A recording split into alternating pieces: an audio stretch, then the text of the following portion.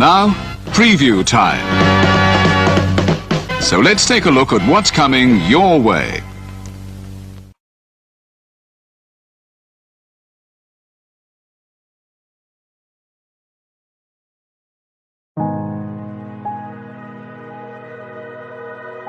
Gary Hebert, the man, the myth, the legend.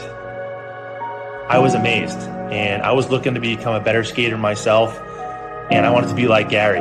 When you look at a guy like this, he's one of the most talented people in his profession. He's been given gifts by God. It can get frustrating at times when you're trying things that, that maybe don't come as quickly to you as other things. And, you never really felt that sense of frustration with Gary. It was always about improvement and positive reinforcement. Was it really the end? Was that head injury really the end? God has called Gary to continue to be a blessing to others and to be a passionate example. My name is Gary Hebert, and this is the World Academy of Hockey, otherwise known as the Inside Edge. I would recommend anybody that have a chance to come to his hockey school. I think it'd be well worth it. It'd be rewarding to all the kids and anyone he coaches, from whether it's an adult, a professional player, to a little kid like a Mike or a Squirt. Gary, from day one, has been instrumental to my hockey career. I started out as a potential Division III player, and Gary brought me single-handedly through high school and into a top Division I prospect. I owe it all to Gary, the biggest legend on and off ice there's ever been. Listen, watch, learn, be confident, and have faith. Those are the answers I was brought to. Yet, I only now am really learning how truly important those 5 things are. Through preparation, through appropriate thoughtfulness and thinking, we can learn to untie the typical knots between our ears that drive us into underachievement and underperformance. And lo and behold, we can learn things to fulfill our God-given potential. Gary has the innate ability to make people not only better players, but better people. The life lessons they learn from Gary are incredible. You can always remember leaving that rink knowing as a player I got better, or I had something to improve on to get better. And I think that's what you excelled on as a coach, is giving us the knowledge to know what we needed to do to get better. There's coaches who know the game, but can you communicate and create passion in your kids and in your players? And Gary's able to do that. Gary's got great knowledge and the great hands, but more importantly, his ability to connect with people and care for them. His communication skills, to me, really stand out and separate him, and that's why he's one of the best, in the world. Gary's a legend.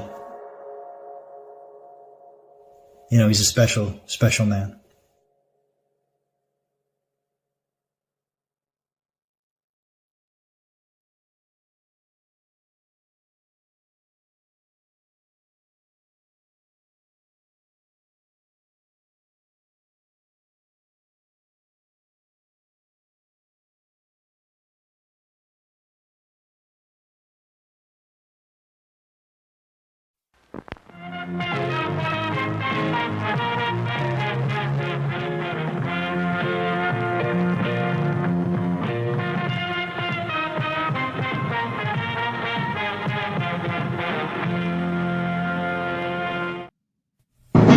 The Jeff Meacham Network's Multiverse of Media.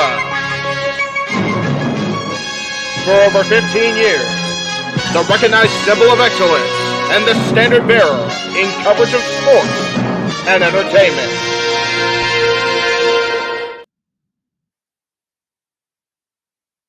What is going on, everybody? Welcome once again to the Jeff Meacham Live Watch the Event Schedule. Hashtag We Gonna Die for 2024. It's Saturday, April 20th, and you know what that means. And I'm not talking about the stuff that starts with a W, that's green. We are here tonight to bring you coverage, reactions, our takes, and overall our thoughts as we bring you into TNA, back where it all began when TNA was reborn. Welcome to Rebellion. And welcome once again, everybody, because you know what this is. I am the Simple Man, the Simple Brand, the voice, the JMN Forever, grateful professional wrestling. Damn it. And my name is Noel Foster. And of course, tonight we are here to give you our coverage again, focused tonight strictly on TNA Wrestling, TNA's latest pay-per-view, Rebellion. We ask that you do not provide any spoilers regarding Rampage and Collision Night, as those will probably be watched later. And if you want to dictate the conversation, don't need to dictate super chat, as simple as that. But I never do this alone, despite the fact people think that I can. I think it's always fun with more than one person on the call. So please welcome my color analyst tonight, the renegade of wrestling, JJ Williams. And he will be on here shortly, which is probably why he gave me the solo shot. So again, folks, we will basically be going here into our preview shortly.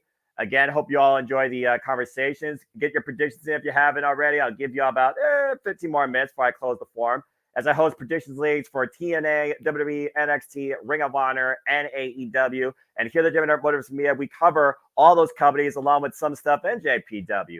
We'll see tonight who is the last man standing between Alex Hammerstone and Josh Alexander. TNA Knockouts World Championship on the line. Jordan Grace defends against Steph DeLander. TNA World Championship on the line. We'll see if the one man can finally beat the system, as Moose defends against Nick Nemeth.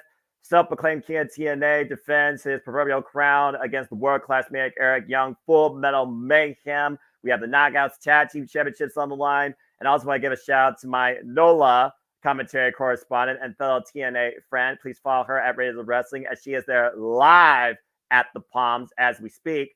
Tatilla, I see you in the chat. And again, my friend, have an incredible time.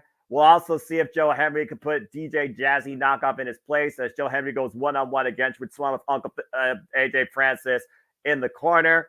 And we also, of course, will see the X Division Championship defended tonight, as Mustafa Ali defends against Jake Something's fifth chance now at the X Division Championship, along with so much more action to come, including the pre-show, which will give us 3 matches. There'll be a championship on the line. Crazy Steve versus Laredo Kid. We have 6-man tag with ABC and Leon Slater taking on the Rascals, Trey Miguel, Myra Reed, and Zachary Wentz. And the Digital Media Championship. Oh, excuse me, I already said that. Botch. Again, I do what I can. The TNA Knockouts for Tag Champions on the line, as Spitfire defends, of course, Danny Luda and Jody Frett against former 4-time TNA Knockouts Tag Champions, Decay. But we'll see tonight truly who is worthy of representing TNA. Nathan, good to see you. Good to see all the early birds out there in the chat. Again, folks, please share this link on all your social media. Share it with your friends. Share it with somebody that you want to bring into this business as a professional wrestling fan. And that's what it's all about at the end of the day. Just enjoy life and enjoy wrestling. Please also notice the ticker down below as we talk about the rules of conduct and the expectations of you all also in the chat. And let's just have a great time. Again, if you want to follow on with the action with us live, you can still purchase Rebellion via Trilla TV, become a TNA Plus member, and go on the subscriber service or your local preview provider. But you also can catch the pre-show with us along for the ride for free on all TNA social media platforms, YouTube and TNA Plus. And it will start here about 7 o'clock. So again, we will wait and see as we just kill some time. Pop, good to see you. Great friend and supporter. Of course, JMN Multiverse of Media. If you haven't already checked out this week's content, I encourage you to check out Inside the Mind of Renegade, Statboy Sports Bar, The Greg Cherry Show, Meech's Musing. Also, check out City Predicting, of course, both Dynasty and TNA Rebellion. And please stay tuned after TNA Rebellion tonight, where we will continue the Saturday night fun into the weekly Saturday night shenanigans that are Open Mic Night. Okay, I think that about covers everything. So, again, folks, we have several titles on the line tonight. We got several grudge matches. And, of course, this is TNA Rebellion. It is the second biggest pay-per-view of the year for them, arguably, based on its history. And, of course, it's the second of their big 4 pay-per-views before we head down the road to Slammiversary. Of course, after this, the next time we cover TNA will be for Under Siege and Against All Odds. Date and venues have already been determined. In the JMN Live Watch Along event schedule, of course, after we do tonight's TNA presentation, we'll be back here tomorrow covering AEW Dynasty as we get ready for the next WWE PLE, which is Backlash, along with so much more, as I think these are the last shows we're doing for April, pay-per-view PLE level. But, of course, we're also covering NXT with Spring Break-In, so stay tuned for more on that. So that being said, if anyone has any preview, thoughts, comments, if you think you know what's going to happen when the lights go out and who may show up or return tonight, whether it's male, female, knockout, former champion, first-time comer. Love to hear your thoughts.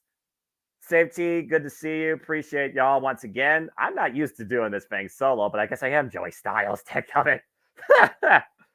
Of course, again, we are here at JMN Multiverse of Media preparing for TNA Rebellion. The kickoff show starts in about 20 minutes. So, again, we're just shooting the breeze. Also, smoke weed every day if you choose to do that with Snoop Dogg, proverbially or not. Happy 420 day. I understand that. RVD will be in action on Rampage. That being said, I think I talked enough for the time being. So let's go ahead and get the Renegade spots towards TNA Wrestling.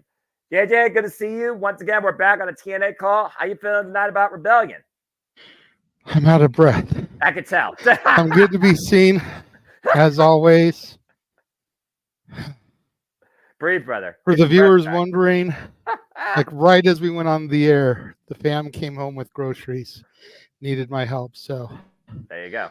I had to run down, handle some business real quick. So that's why I'm out of there. Give me a couple of minutes to get things, a little bit of air back in my lungs. Get some water. I'll be normal renegade. I got drink right here. Okay, good deal. Everybody, give it up for the Renegade of Wrestling. Always working. He's always ready. But I am looking forward to this show. As I said on Simply Predicting, I feel like it's the first show in a long time that I've really been invested in when it comes to TNA Wrestling or even Impact Wrestling before the name change. Right. You know, there were some times, you know, before Dattila joined the team, when I had to call things and I just knew absolutely nothing of what was going on. Like I barely knew the talent except for the few old faces that were either back or still around. It was difficult. Right. But ever since getting back into TNA with Hard to Kill, watching every week, sticking around, I've become invested in some of these characters, and I almost know we're at that point where you and Dattila want me to get. Yes. I'm almost there, like Tiana and the Princess and the Frog. But I'm not quite there yet. I admire the effort, though, continuing to try and believe. And I'm definitely going to, of course, do my shtick when he's on the screen as soon as the music hits. I've got my Cheez-Its ready. I told you it's Simply Predicting. I bought these just for the show. All right. You know, when we do WWE, I've got my Prime. I've got my Slim Jims. I got my Snickers. Now when it comes to TNA, I've got my Cheez-Its. And I have naturally favorite cheese sandwich crackers. Brought to you Those aren't even real Ritz Bits, man. Yeah, you over here the other day hating on me. You got the generic kind. You got the Wish Ritz Bits. Well, when you go to Aldi's, you want to talk about groceries. How's that for a segue for you? My mom went to Aldi's, and Aldi's, you know, does third-party brands. They don't do the natural, but these should be just as fine. And I might open these. If nothing else, product placement, just go along with your gimmick. Okay. I've got to get this question out there. Since you mentioned Aldi's, I had no idea you knew about Aldi's, had Aldi's. Why does Aldi's not sell their own brand of nuts called Aldi's Nuts? I don't know, actually. You would think that would just write itself in jokes. Seriously, like marketing. Play off the old school joke, D's Nuts.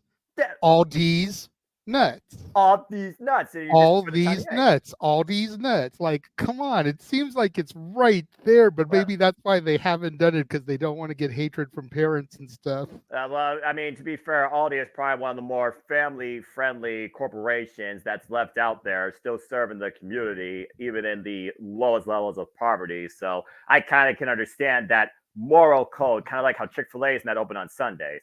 With that being said, anyway, let's go ahead and switch gears now into our preview talk ahead of TNA Rebellion. Of course, we know we got the 0 hour coming up. We got 3 matches, and this is one of 2 matches concerning a championship. We got Crazy Steve defending the Digimon Championship against Laredo Kid for the 2nd time.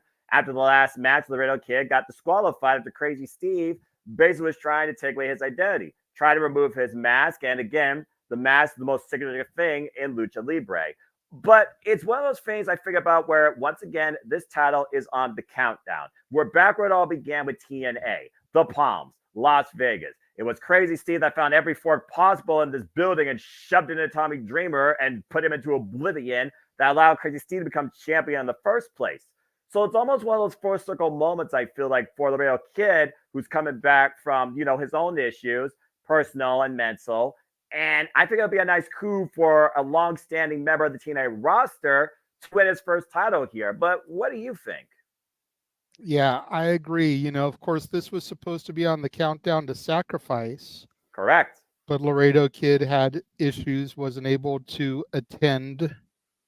I forget if it was travel issues, if it was illness, if it was a little column A, little column B. I think it was both, maybe he was ill and that's why he couldn't travel, type of thing. But I have a feeling that we're having this match here on the countdown because he was originally supposed to win it at the countdown to Sacrifice. Yes.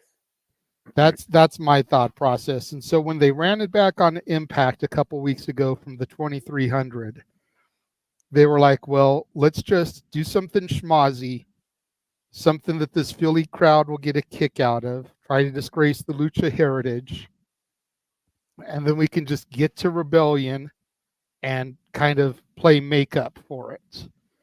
And I think that's pretty much what the people booking TNA now, whoever it is, whether it's Tommy Dreamer, whether it's somebody else now that Coach D'Amore is gone, I think that's their mentality is let's just get this back to a pay-per-view and we'll make it happen like it was supposed to happen last month. Yeah, it's one of those things where I don't want to say it was a missed opportunity, but maybe it was one of those like delayed opportunities. And again, Crazy Steve's been on this whole proverbial tirade being the angel of death. That's what it is. Thank you. The angel of death, and talking about how no matter what, he will always defend this in every match he's in, and nobody, no human, no living being can beat me. And Crazy Steve so far has overcome the likes of PCO and Rhino, and thanks to freaking AJ Flop, Joe Hendry. But it's one of those things where I think Laredo Kid, he has more of a story behind him, but it's also one of those things where I think if Crazy Steve can explode his emotions again, Crazy Steve can escape with the championship, despite the fact he's part blind. But I can still see Crazy Steve escaping with the win. Yeah, anything could really happen in this one, and I think people would be satisfied either way. Yeah, I think so. All right, what else do we have here on the docket? Oh, here we go. Six-man tag team action. The long-standing rivalry of the ABC versus the Rascals, now accompanied and in full capacity with Myron Reed. ABC title on side Lita Slayer for the first time ever. Great prospect out of the UK that was signed with TNA last year after the Turning Point tour. Of course, ABC and the Rascals no strangers to each other regarding the TNA World Tag Team Championships, the history there, the controversy that they stole them.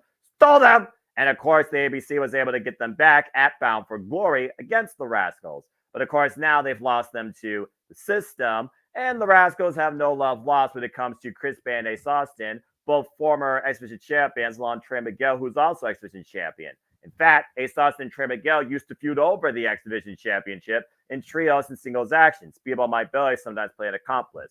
But the thing here I look at is team mentality. We looked at lately what Chris Sabin and Ace Austin have been doing. Is it more about the team or is it more about themselves? Is a fallout inevitable? While the Rascals, they're back to their foolish ways, but they're always there for each other, and they do smoke weed every day if you used to see their treehouse gimmick. And now Myron Reed is in play, who used to be, you might know him as Wes Lee, the original set of the Rascals.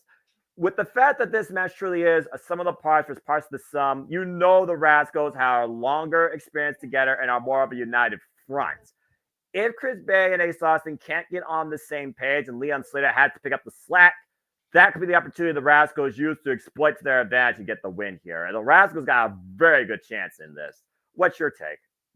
I completely agree. I've been seeing the distancing, I guess you could say, of Ace Austin and Chris Bay here in recent weeks, kind of as we've been seeing almost a parallel between the way Sabin and Shelley were starting to go their own way We've kind of seen Ace Austin and Chris Bay kind of mirror that. And I could kind of see this being the proverbial nail in the coffin, so to speak, for the ABC. I feel like the Rascals' victory here is as easy as 1, 2, 3. And then they'll smoke weed and celebrate us. It's 420 Day. Happy 420 Day, by the way. Yes, I'm aware of it. Shout out to former TNA World Champion, the whole effing show, Rob Van Dam, and also former member of TNA. But yeah, it's just one of those things where I think right now, like you said, Hard to Kill was the rebirth of TNA. Rebellion is the evolution of TNA without Scott D'Amore in play. And I think a lot of it starts with literally this match right here, where I think a team might go their separate ways. But we'll see. I'm starting to wonder if each of the big four for TNA is going to be at the Palms. If that's going to be like their home base for their big four. Their YouTube shows, the monthly specials, that may be the proverbial traveling circus, if you will. Right.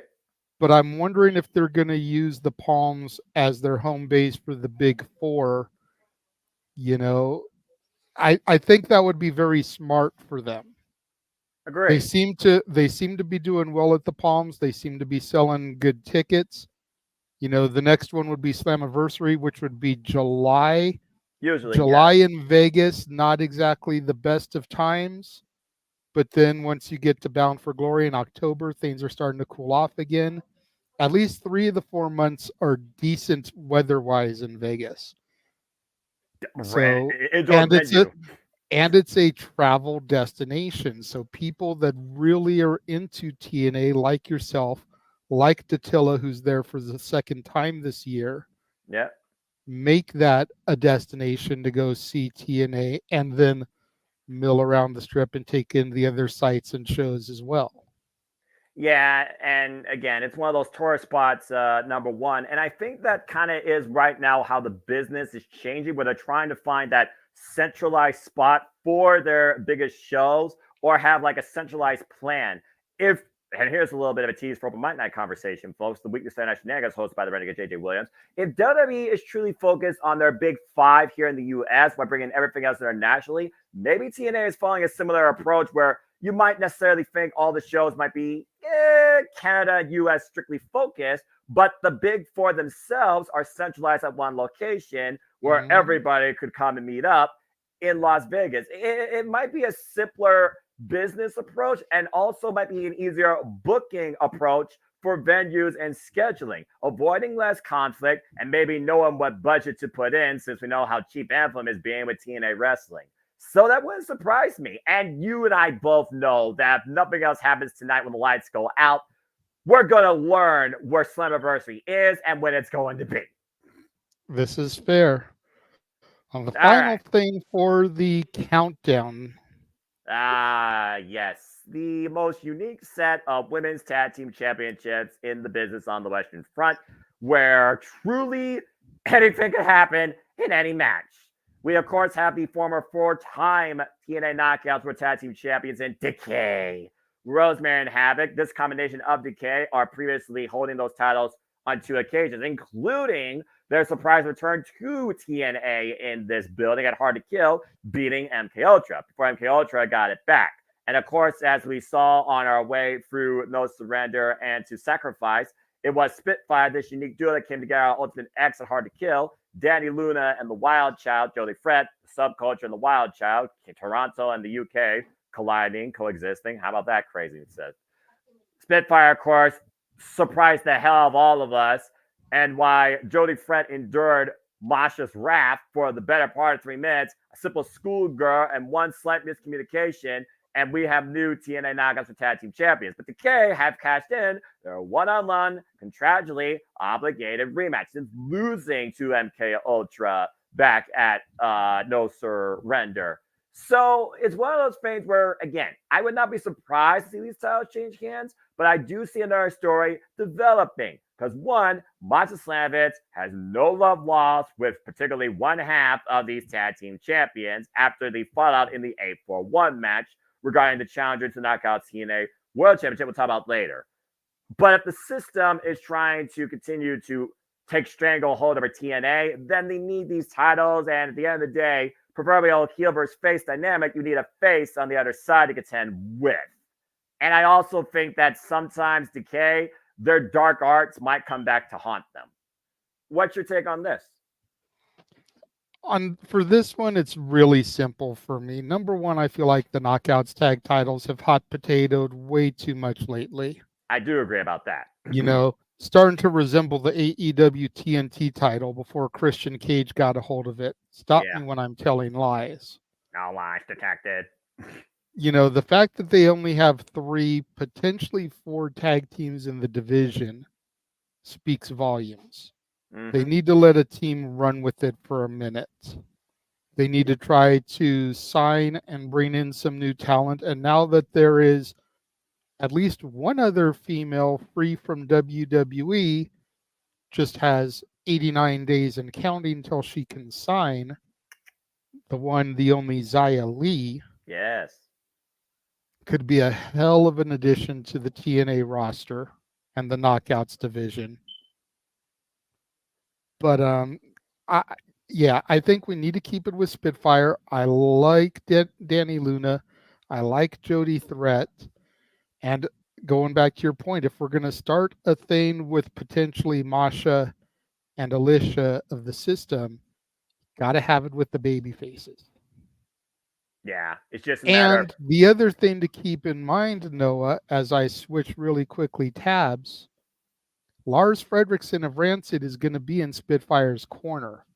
I don't think that they're going to have them come out with Lars from Rancid, a huge wrestling fan, well documented. If people don't know, go back and watch the CM Punk DVD that WWE put out back in 2012.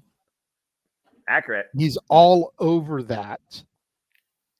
You're not going to have him be a part of this match and then the team he's affiliated with lose. Unless he's going to turn heel and join and align with Decay, but what's the long-term story there?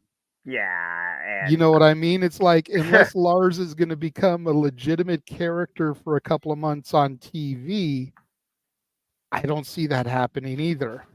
Yeah, I don't either. And again, folks, that is the countdown to Rebellion, which will be coming here shortly, starting 7 p.m. Standard Time on TNA Plus and also on YouTube. I have the YouTube feed up. You guys go to TNA Wrestling. I do too. Live in 4 minutes on my end. Yep, over 200 waiting. There you go. And again, folks, you could join along with us in our call, watch along coverage for the 0 hour for free on YouTube, following TNA Wrestling on YouTube's channel. Looks like we got a message here from the man whose name's not on the marquee, Jeff Motherfucking Meacham. Very sorry I was unable to be a part of today's event. Best of luck to everyone at TNA. A much love and appreciation to Japanese Network team. Hopeful to be in studio for Might Night. Jeff, we love you, bro. And as always say, praise for passions. I hope you and your family are doing well. I hope everybody enjoys our coverage, our takes, our previews, everything here. As we got about a few more minutes, let's go ahead and dive into the main card because, again, we have, I believe, 4 championships on the line. We got some serious grudges, and I think, honestly, those grudge matches, both of them have future TNA World Championship challenge implications. We also don't know what's going to happen when the lights go out, and we know Steve Macklin is looking to unleash mayhem. But this right here is something in itself, the X Division Championship. It's definitely something. Yeah, right? No pun intended. Shout out to my brother, by the way, Paul Mead. Good to see you, brother. So Mustafa Ali, of course, Dwayne Atkinson, good to see you. Won this title, of course, against Chris Sabin, Hell Sabin, former 10-time X Division champion, in the main event, of course, at No Surrender. And Mustafa Ali's accolade is as big for the X Division since 2005. He's been able to grace the cover now of PWI. And Mustafa Ali has been on this worldwide campaign to find somebody to make him doubt himself. And so far, whether it's Hiromu Takahashi, whether it's Amazing Red, whether it's everybody right now that has been as a champion, he has been on this constant crusade of form momentum with no signs of, I feel like, lack of confidence. But you can say the same about Jake Suffin since coming back last year to Impact Wrestling at Slammiversary. He has overcome the odds in multiple affairs and scramble matches, and of course earned his way towards this match out of a 6-way scramble. But here's the thing, and this goes back to politicians being crooked. Mustafa Ali talking about the X division needs to have limits. Jake Something is not what the X division needs. Dude, I need to remind you about people like Bobby Lashley, Samoa Joe, Abyss held this title. Brian Cage, Willie Mack, are you kidding me? It's the #1 title in the business that's anybody can freaking carry this championship. Surprised Jordan Grace hasn't carried it yet, but that's a whole different conversation. Case in point. That being said, JJ, what's your take on this one-on-one encounter and Jake Something's 4th chance to finally win something in TNA Impact Wrestling?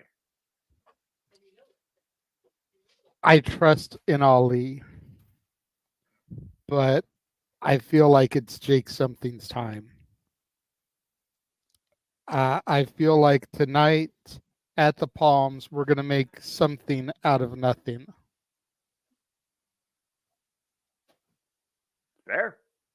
I mean, again, the X Division title is one of those titles that anybody can win at any time. Jake Summit previous contended this against Rakit Raju, Josh Alexander, and Trey Miguel. He's also hung with TNA World Champions, IWGP World Heavyweight Champions, and has truly come into his own. He is that hybrid athlete, that anomaly. But Mustafa Ali, we know that he has already gotten the campaign support and favoritism of the GYV.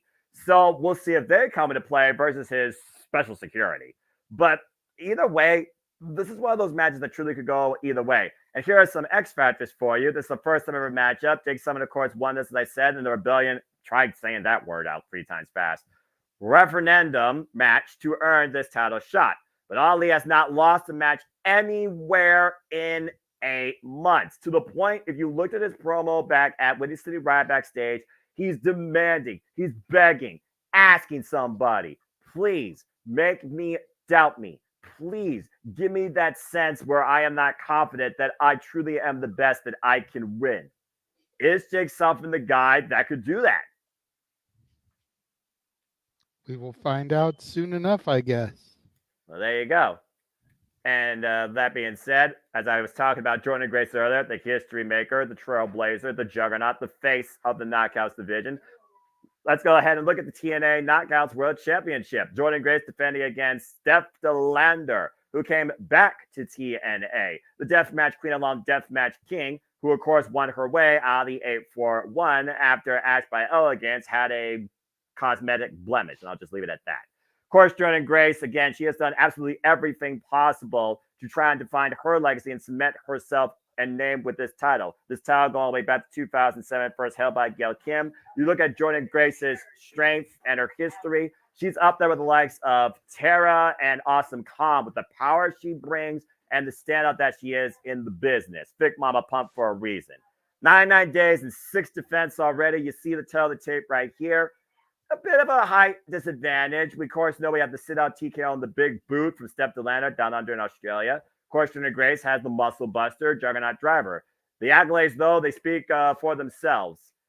It's one of those things, JJ, where I look at Jordan Grace, and right now in this business, not just in TNA, the value of her as champion and her title stands unopposed. I mean, again, she's already presented TNA and represented this title in the freaking WWE Royal Rumble.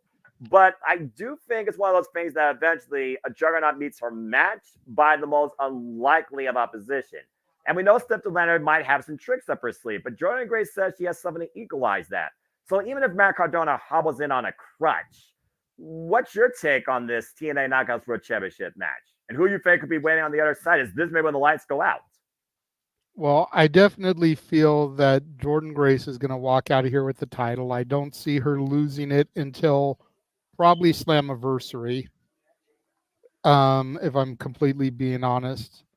We talked a little bit about this on Simply Predicting. I feel like Jordan Grace's ace up her sleeve is going to be her husband, Jonathan Gresham, who's been promoted and teased the last 3 weeks with vignettes. That's right. Talking about the masks he wears. And the mask he doesn't want to wear anymore. I'm not sure who Steph DeLander could have in her corner, though, if she doesn't have Cardona. You know, the only name that would make a little bit of sense to me would be Brian Myers, because, you know, you think about the major players. You think about the edge heads. You think about Hawkins and Ryder, Cardona and Myers. But with him being involved in the tag team title match, the system later on in the evening, I don't see how that would, be something that's able to happen. So I'm more interested to see who she's got up her sleeve in this match as opposed to who even is going to win or lose.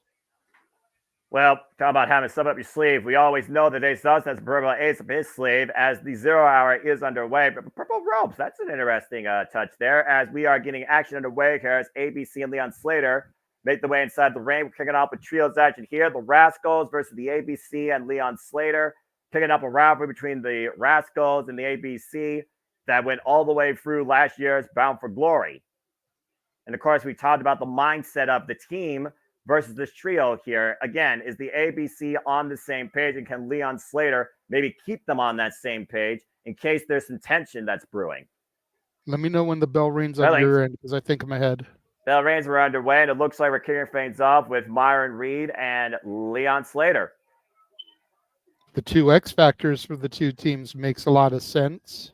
But again, Myron Reed has that history with Trey Miguel. I mean, they literally trained with each other. They faced each other. I even talked about it. I saw Myron Reed and Trey Miguel go one-on-one against each other in 2018 in Chaos Wrestling. And speaking of which, Tad to Trey, Toledo represent. Again, I'm unbiased. Trey Miguel and Myron Reed are also former tag team champions in Insane Wrestling Revolution. Continental tie up here. And again, we are on the countdown to Rebellion, literally just underneath an hour away. Still coming out on the countdown. Division Media Championship on the line. Craig Steve versus Laredo Kid. And the TNA Knockouts for Tag Team Champions on the line. Spitfire's first defense in their run against former four-time champions Decay. Oh! Nice great back heel kick. And spring back elbow strike connects. Leon Slater right now with a hot start.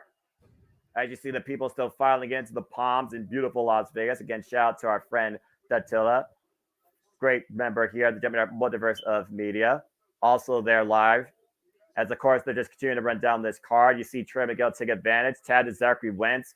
And we've really seen Trey Miguel adopt this new attitude of tomfoolery and shenanigans ever since Zachary Wentz came back to Impact Wrestling last year. And it was after Trey Miguel basically lost the X Division Championship. Ooh, not even a cover there. Now a cover. Gets a 1 count. Going for a quick cover again. 1 count again. And Zachary Wentz just continued cover attempts here, JJ. You got to stay on top of it. If nothing else, you're going to make your opponent lose some of their breath, having to continue to push your body weight off of them.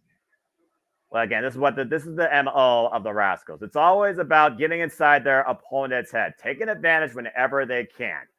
All right, Reed up on the shoulders now as we are 54 minutes and 47 seconds away. Oh, wow! Guillotine leg drop there across the second rope by Myron Reed.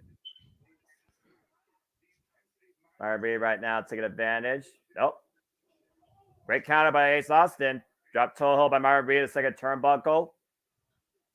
And now the tab to Trey. Ace in desperate need to make a tab to either Chris Bailey on Slater.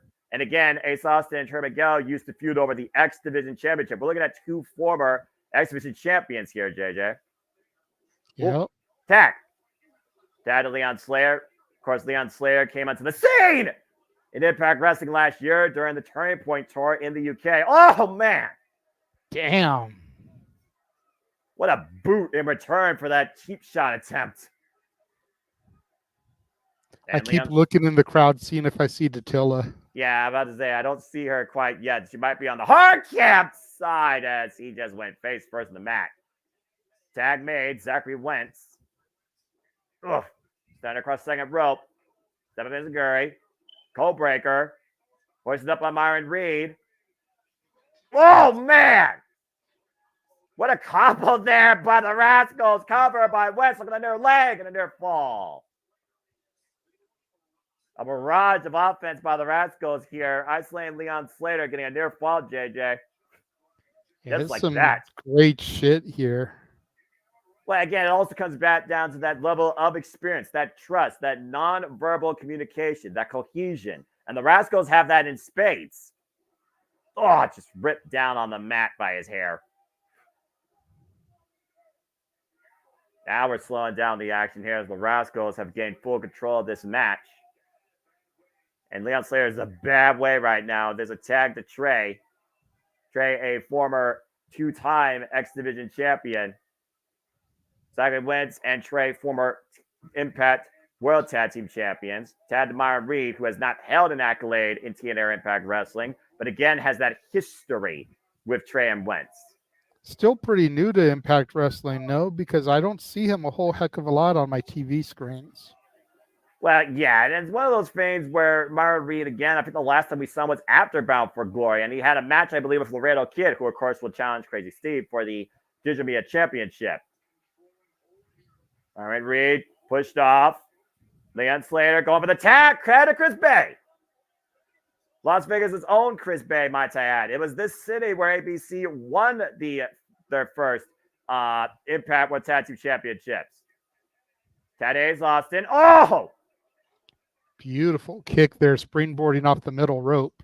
Combination now by the ABC. There's the leg trip up. Oh, man.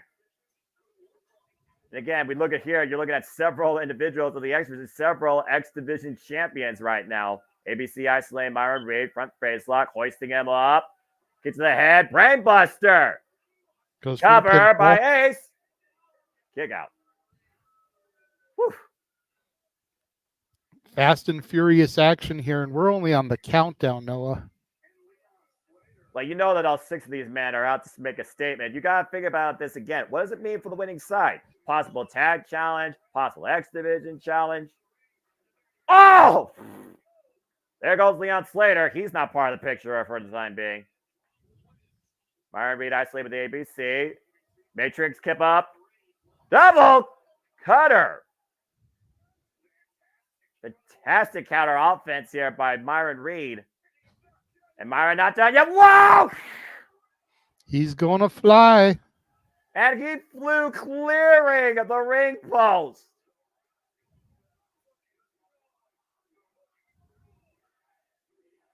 TNA chants raining out loud and proud. You love to hear it. Wow, Leon Slater! Anything you can do, I can do better. Again, what usmanship, JJ. Only here in TNA. Good Lord. There's a reason why TNA is called Total Nonstop Action. Yep. Now Leon Slater going to the top rope. Myron Reed tossed inside the ring. The 2 legal men. Leon Slater looking to dive. What's he looking for here? 450. Roll through. Myron Reed gets out of the way, though. And here come the Rascals. Wait a minute. ABC, though. We might have a standoff here. 3-on-3. And this is where it starts breaking down. Usually. Sounds about right. Yeah, it just matter what gives here right now. Myron squaring up against Ace. Leon squaring against Trey. Oh, man. Second went squaring against Chris Big. Kicked down to the knees. What the heck is this? Hoisting up Trey. What the? That was very innovative offense. Spectacular work by the Rascals with that triple drop kick. Trey getting a full revolution ahead of his. Now Myron. Oh, man! Jesus. Over the top rope, hooked him for a cutter onto the floor, throwing him into the ring. Trey Miguel, Trey Miguel perched up. Massive Meteora. Swanton. Shout out to the Hardys. Myron Reed. 450 connects. The cover by Reed. The Rascals. Whoa. Ace Austin at the last possible nanosecond. Yeah, man, that was truly a last-ditch effort. I thought the Rascals had it there. I think the Rascals thought they had it there. Oh! Trey gets caught with a head kick. Wentz, though, with the rising knee strike. Ace trying to take the better of the Rascals. Now Big coming in. Brock Spence with the forearm, looking for the 1. There's the 2. On a finesse, the fold. There's only one thing left. Trey the outside, though. Myron Reed. With Big out of the corner. Catches Ace with a super kick. Chris Bay, though. Spinning Sobot. Front face lock. Bay looking to hoist Myron Reed up. Wow! Turn around and do a jawbreaker. A stunner off the second. Wow, man! Out of Cutter. nowhere. Out Cutter of that mid- would make Randy Orton proud. Yeah, that wasn't represented by RKO. That was just ABC. Now Leon Slater to the top rope. The ABC right now, letting Leon Slater go for broke. Swanton bomb splash. Leon Slater ABC with the win. Wow. Very well done here by the ABC.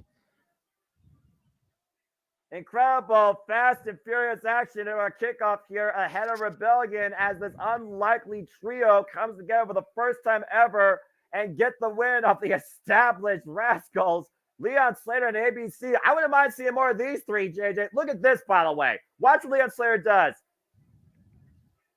It's Swanton, and then he flips it almost into a 450. Yeah, it was a Swanton 450 splash combination. That was incredible. We're just scratching the surface again. What TNA is going to offer us here tonight at Rebellion. Congratulations to the ABC and Leon Slater. Woo! As of course, we have Tom Hannafin and Matthew Wayward on the call live there at the Palms. Always good to see my favorite duo, arguably, right now in professional wrestling. And of course, you mean it's not Vic Joseph and Booker T? Nah, Booker T needs to bring a little bit more than just saying, shucky ducky quack quack. But Booker T has his moments. Of course, we're here also here at the JMN Multiverse of Media. Noah Foster alongside the Renegade Wrestling JJ Williams. As again, we're just preparing for what's ahead this whole entire night at TNA Rebellion. And I'm already 0-1. Damn it. Me too. Okay. But again, this is TNA where it's meant to be more unpredictable, and yet you're still okay. I'm not mad at that result because that was a great damn match. Absolutely. Let me ask you this, Noah. Go for it. Explosion. Do you feel like it's taken a turn for the worst here in recent weeks? It used to be you'd tune in, you'd get a match, you'd get some kind of retro match that tied into whatever pay-per-view is coming up, and then you'd get another new match. Now you get like 40 minutes of filler and one match. Yeah, it's one of those things where, again, I think it comes down to budgeting TNA Wrestling, which is what Anthem has been doing versus what Scott D'Amore was trying to expand and invest in. Yes, there's one great match, and yes, you get one callback and you get Gia Miller, but besides that, it looked like to me that it's still going to be more than that. I was expecting a knockouts match or another match each week along with the retro and the Gia thing. And now it's like, we're just going to do a random thing from the vault in TNA history that has no context with today's ongoing. Then we do Gia. Then we do a match that may have some nuances with talent of recent memory or something similar in match theme. And then you get one match. It feels like to me that Explosion has taken a step back, and I don't necessarily like it. Okay, I just wanted to make sure I wasn't being too hard on it because I was really enjoying Explosion there for a while. It was giving me an opportunity to see people that weren't on Impact on a weekly basis. Right. And then it went to being one match, and it was like, why am I even bothering wasting my time with this? Yeah. As we have Gia Miller, speaking of her, standing by here with the former Top Dollar AJ Francis and Rich Swann, first class. Of course, Rich Swann will be taking on one of your favorite TNA talents, a man whom you most definitely believe in, a man who Dattila most definitely believes in, 252 pounds of pure motivation, Joe Hendry. Damn right. It looks like AJ Francis came with his own entourage.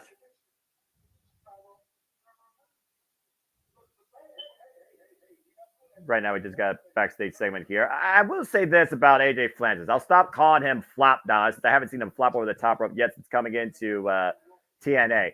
He definitely has, come in from the outside and has made his presence known inside to the point now he's influenced Rich Swann to tag alongside him in this new team called First Class. And Rich Swann kind of has needed a bit of a reset. It has not been a good year lately for Rich Swann.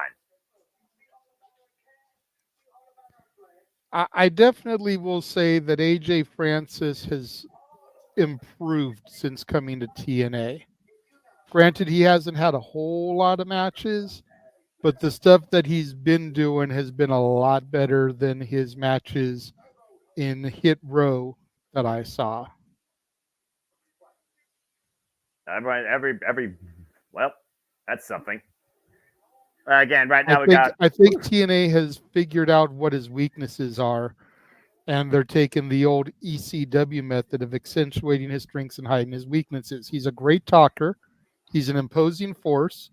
He makes a decent manager, a good heavy for Rich Swann. Let Rich Swann do all the dirty work. Let him do all the wrestling. If you need to throw him in a tag match, bring him in, do some heavy power moves, get the tag back out to Rich Swann. Let Swann carry the load.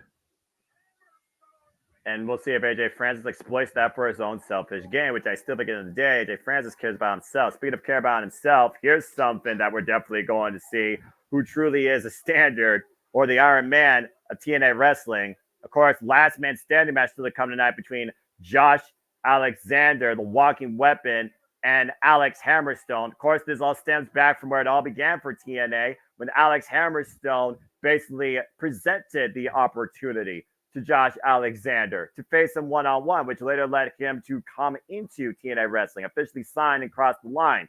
We saw the fallout, though, after he fought dirty and beat the walking weapon at Sacrifice, taking a very piece of his identity, though Josh Alexander has said that doesn't define him. And while Alex Hammerstone has been using that as a proverbial message and symbol to everybody, Josh Alexander will not be intimidated or be insulted in his own home. We're going to see who truly is the last man standing when this thing's said and done. Last man standing still to come tonight, later tonight, Armored Battle, along with so much more. But coming up next, Crazy Steve defends the Digital Media Championship against Laredo Kid for the second time. The very title that Crazy Steve won here at Hard to Kill, he very well might lose it here tonight. Because this is personal. So what is this? Is this Joe Gacy versus Dragon Lee? Like, what the hell? Well, again, Joe Gacy has his own mental trip, and Crazy Steve, he's just more a guy that literally has lost his mind after Decay fell apart, and they no longer was long by his side. Again, Laredo Kid initially had this title shot, Sacrifice, didn't happen. Title match happened last week at Impact, ended via disqualification, and Crazy Steve's been the TNA champion now for 98 days. I just hope that Crazy Steve doesn't have a fork in his pocket, or they got every fork out of that building.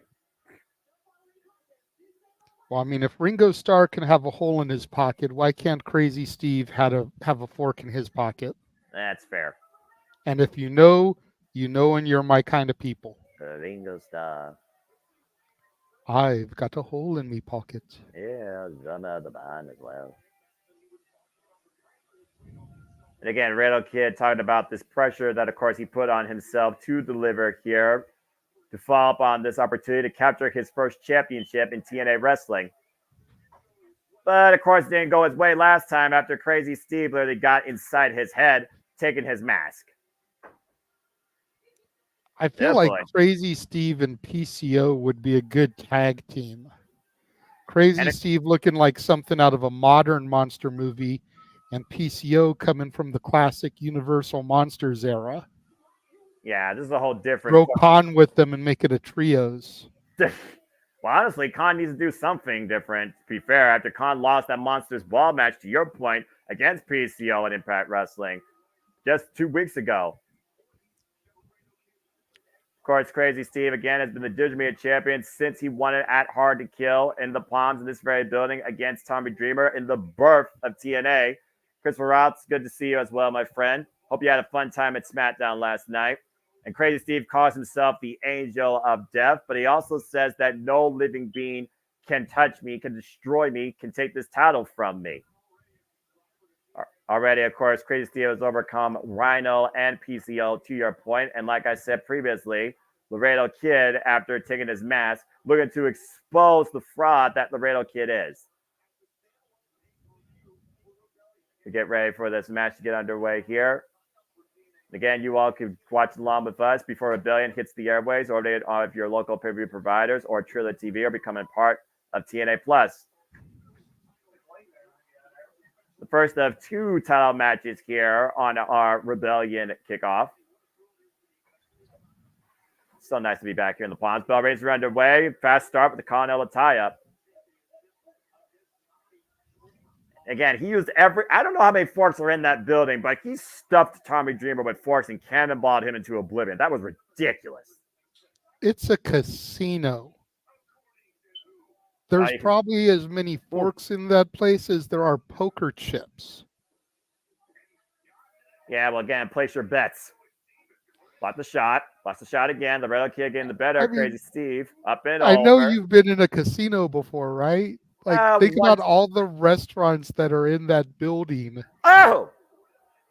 Rail Kid with some great forward offense here. Runs up through with the drop kick. Rots Crazy Steve. Now goes for the cover. Hook on the near leg. Far leg, 2 count only.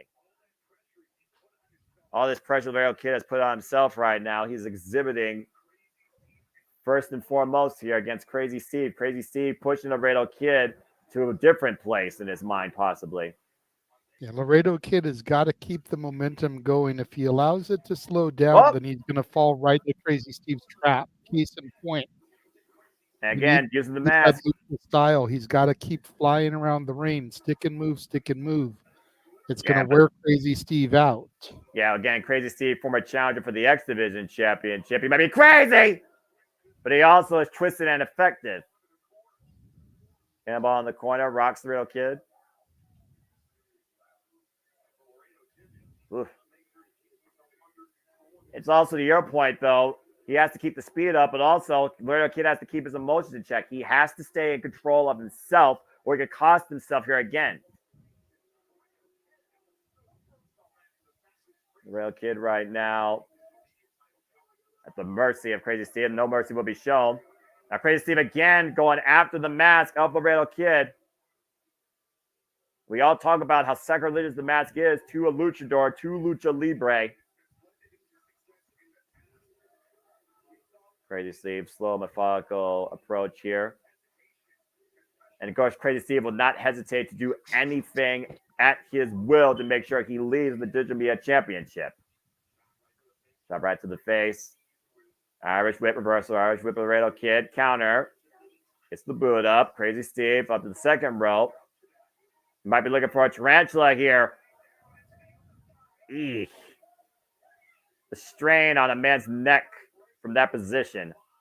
Seriously. Of course, as we know, JJ, he has no 5. Laredo Kid up and over on the apron. Springs the second with the moonsault to the outside. Nice. Laredo Kid, of course, has to get Crazy Steve back inside the ring. Tyler can only change hands via pinfall submission inside the ring. Referee gets count up to 3. Of course, referee Paige, I'm sorry I forgot your last name, who's been part of TNA now for a better part of, honestly, the last few months. Oh! Vicious net breaker. Cover now, Crazy Steve. Didn't even hook a leg. And again, at this point, it's Crazy Steve just continuing to get in the head of Rail Kids. Crazy Steve looking for the win at this moment, JJ.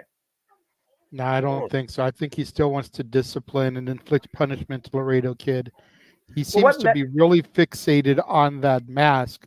If he focuses on it too much, that could be his undoing, his demise. Yeah, and we never know what's going through the mind of Crazy Steve. And again, one point when he sat down and interviewed Tom Hannigan, he said that, Tom, you're going to tell everybody. You're going to tell them my story. Back elbow strikes up by Rail Kid, who again is trying to rearrange his mask after Crazy Steve once again tried to take advantage of it. Now taking a bite out of Rail Kid, hung up in the tree of woe. Line pressure right now for Laredo Kid to try and find escape, and does so. Oof. Just avoiding the cannonball. Great core strength there by Laredo Kid. Able to get away from that corner, now falling in with the clotheslines. Oh, man. What an enziguri. Rock and Crazy Steve hoisting him up. Michinoku driver. Cover, center of the ring, and near fall. Ooh. Laredo Kid looks like he's got some frustration written on his face. He needs to keep focused here. He needs to keep the pressure, JJ. I was just about to ask you. The Laredo Kid was at his best shot. Take a look at this on the replay. Ooh. Heavy impact on the back of the head and neck. Michinoku driver of sorts. Crazy Steve has been punished psychologically, mentally, and physically his whole entire life, so we know how much Crazy Steve can endure. We don't know necessarily how far Laredo Kid can endure. Oh boy. This looks bad. Crazy Steve going up to the top rope, looking to hook Laredo Kid. Possible superplex attempt here. On top of him and go! Huge superplex there. Both men down. Crazy Steve's got the back of his head and neck there. Can't even cover off that. Take a look at this. Oof. You always wonder who gets the worst of a superplex. Cover here by Crazy Steve. Finally gets a 2 count, though. Oh, jeez. Crazy Steve literally foaming at the mouth like a rabid dog. A Crazy Steve might be looking. Uh-oh. Overhead kick. Whoa. Up. Looks like Rail Kid got second life. Going up top. Top here against Crazy Steve. What the hell? Body shots. And again, going back after the match. Rail Kid having another. Taking a bite out of Crazy Steve. Does his own medicine. Avalanche Spanish Fly. Cover. Laredo Kid has done it.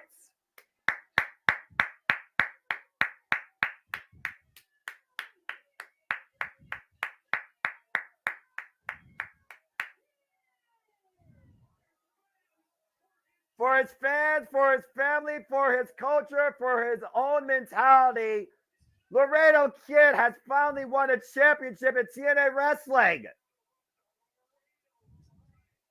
The Laredo Fly up the top rope, JJ. Laredo Kid has beaten Crazy Steve. Such a gorgeous maneuver. And what a beautiful achievement. Laredo Kid is the new digital media champion. Congratulations. And again, first title change tonight. First title match with a title change. Is that a sign of things to come? Oof. As once again, now we get another video package for now the Knockouts World Championship, where we will see the juggernaut Jordan Grace defend the richest prize in women's professional wrestling in TNA Wrestling, the TNA Knockouts World Championship, against the Deathmatch Queen, the returning Steph DeLander. And again, this match all came about after the 8-4-1, where 8 become 4, 4 became 1, and a new surprise return arrival in Steph DeLander took advantage of this opportunity with an assist. Let's call it as it is, with an assist from Matt Cardona. I didn't see anybody get involved, Noah. Matt Cardona, radio silence to Roseman, Steph DeLander capitalizing with the TKO.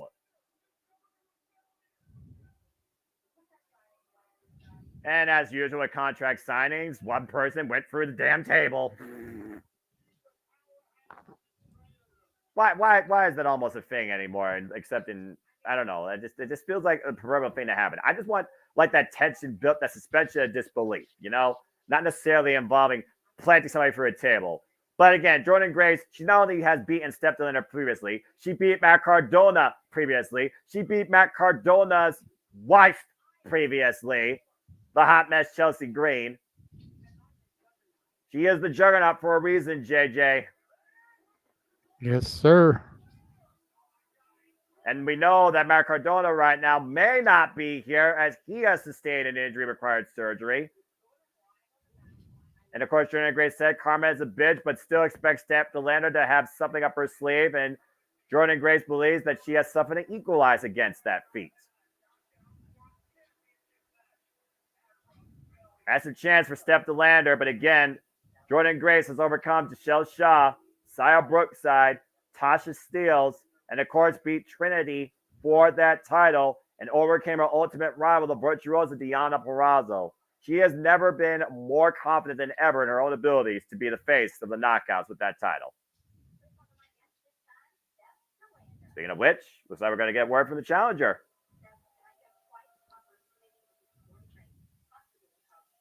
Probably new TNA.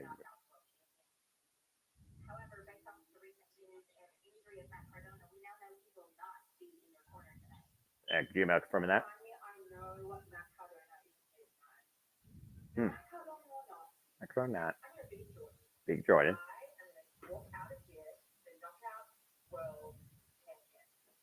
Huh? Certainly confident.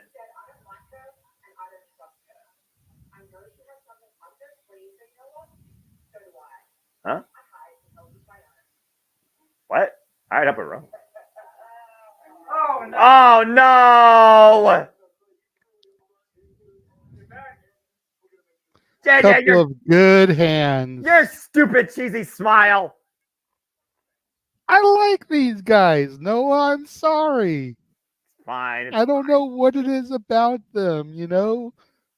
They truly are what they say they are, a pair of good hands. They're good workers. I look at them the same way that I look at Cool Hand Ange and Daddy Magic in AEW. Little on the goofy side, but a solid tag team that deserves more than what they're getting right now.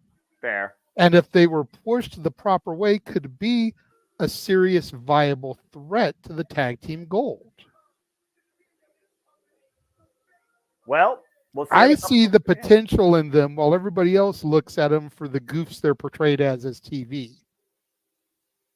And I think the best comparison I can draw is Cool Hand Edge and Daddy Magic, because it's the exact same thing over there.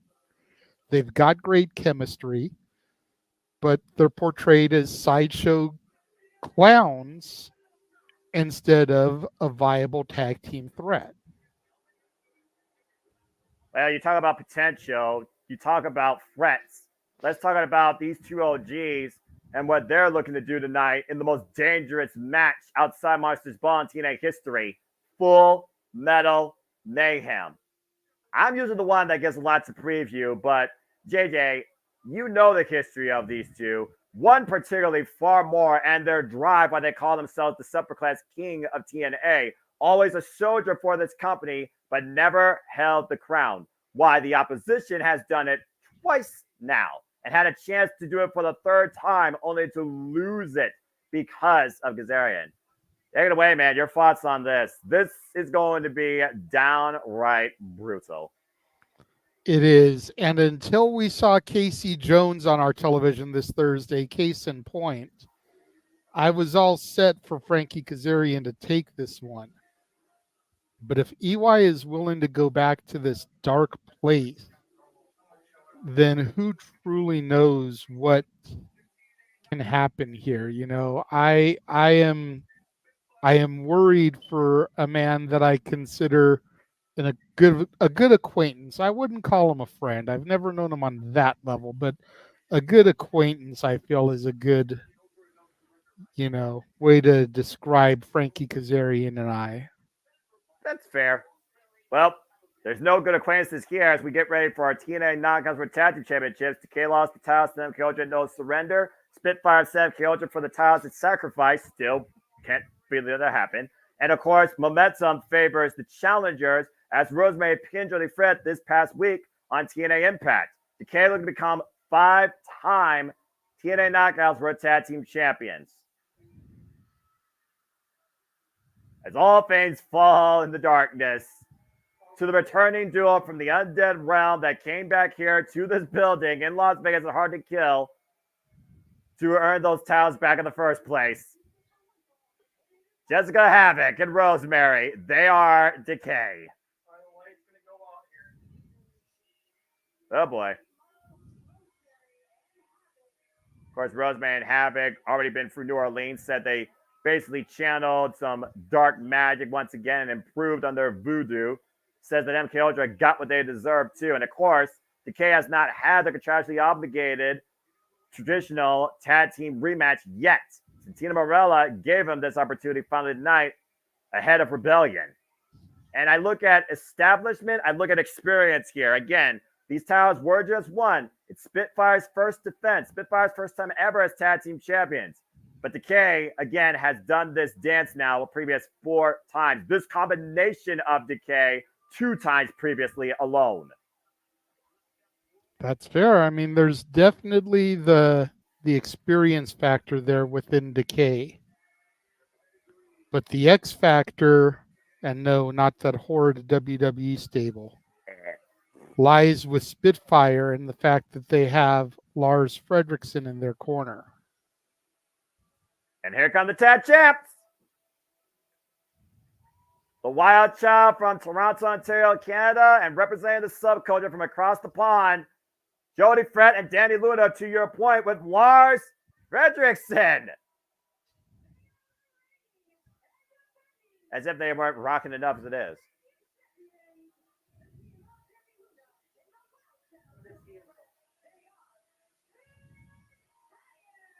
What a fitting name for this duo, full of energy and full of power, Spitfire. But also the song right now being played off the album The Old Firm Casuals, Nation on Fire. What an endorsement, by the way, though, by Fredrickson, though, for the TNA Knockout World Tag Team Champions currently, JJ. Of course, people know Rancid, Punk Rock. They might also know that, of course, they're the band that, of course, had the theme Destination Unknown for one Ruby Soho. Yes, sir. Jody Fred and Danny Luna, of course, came together after a show of respect and colliding against each other during the Knockouts Ultimate X at Hard to Kill and decided to become a tag team. And a couple of fans in the night with some titles. I like seeing that. There you see those beautiful TNA Knockout World Tag Team Championship straps being held by a referee, Dale Spencer. Okay, so I just confirmed the Old Firm Casuals is another band fronted by Lars Fredrickson himself. I figured he so had that's more than where one. the music tie-in is there. Yep, and of course they are. That is the theme that you just heard, by the way, for the current tag team champions. Bell rings are underway as Rosemary looks to kick things off against Danny Luna, the powerhouse of subculture. And Danny Luna, by the way, is the individual, folks, that beat Alex Windsor for the Rev Pro British Women's Heavyweight Championship. She is the current Rev Pro Women's Champion. Oh! Good explosive power there with the suplex. Danny Luna, though, we didn't really get a chance to see what she could do with this team, though, JJ, after the assault by MK Ultra at Sacrifice. Oh, no! Rosemary looks like she's hungry here. Now, again, what satisfies a demon's appetite? I don't want to know. Looking for a big exploder. Again, counter. Power in favor of champion Spitfire. Like elbow strike, though. Now Rosemary might be looking for her own tarantula. We saw that earlier on from Crazy Steve. Whoa, whoa, whoa, whoa. Oh, hey, he's not a competitor. You leave Fredrickson alone. Just getting into his face there. But you got to figure, as a professional wrestling fan, he's probably eating that up too. So probably. I don't know how punk rock and demons coexist, but that's a whole different conversation. Fireman's carry, pushed up in the ropes, blind tag to Jody Fret. Ooh, good combination. It's one of those things you can tell that Spitfire is still figuring themselves out as a tag team. Cover, lateral press, gets a 2 count.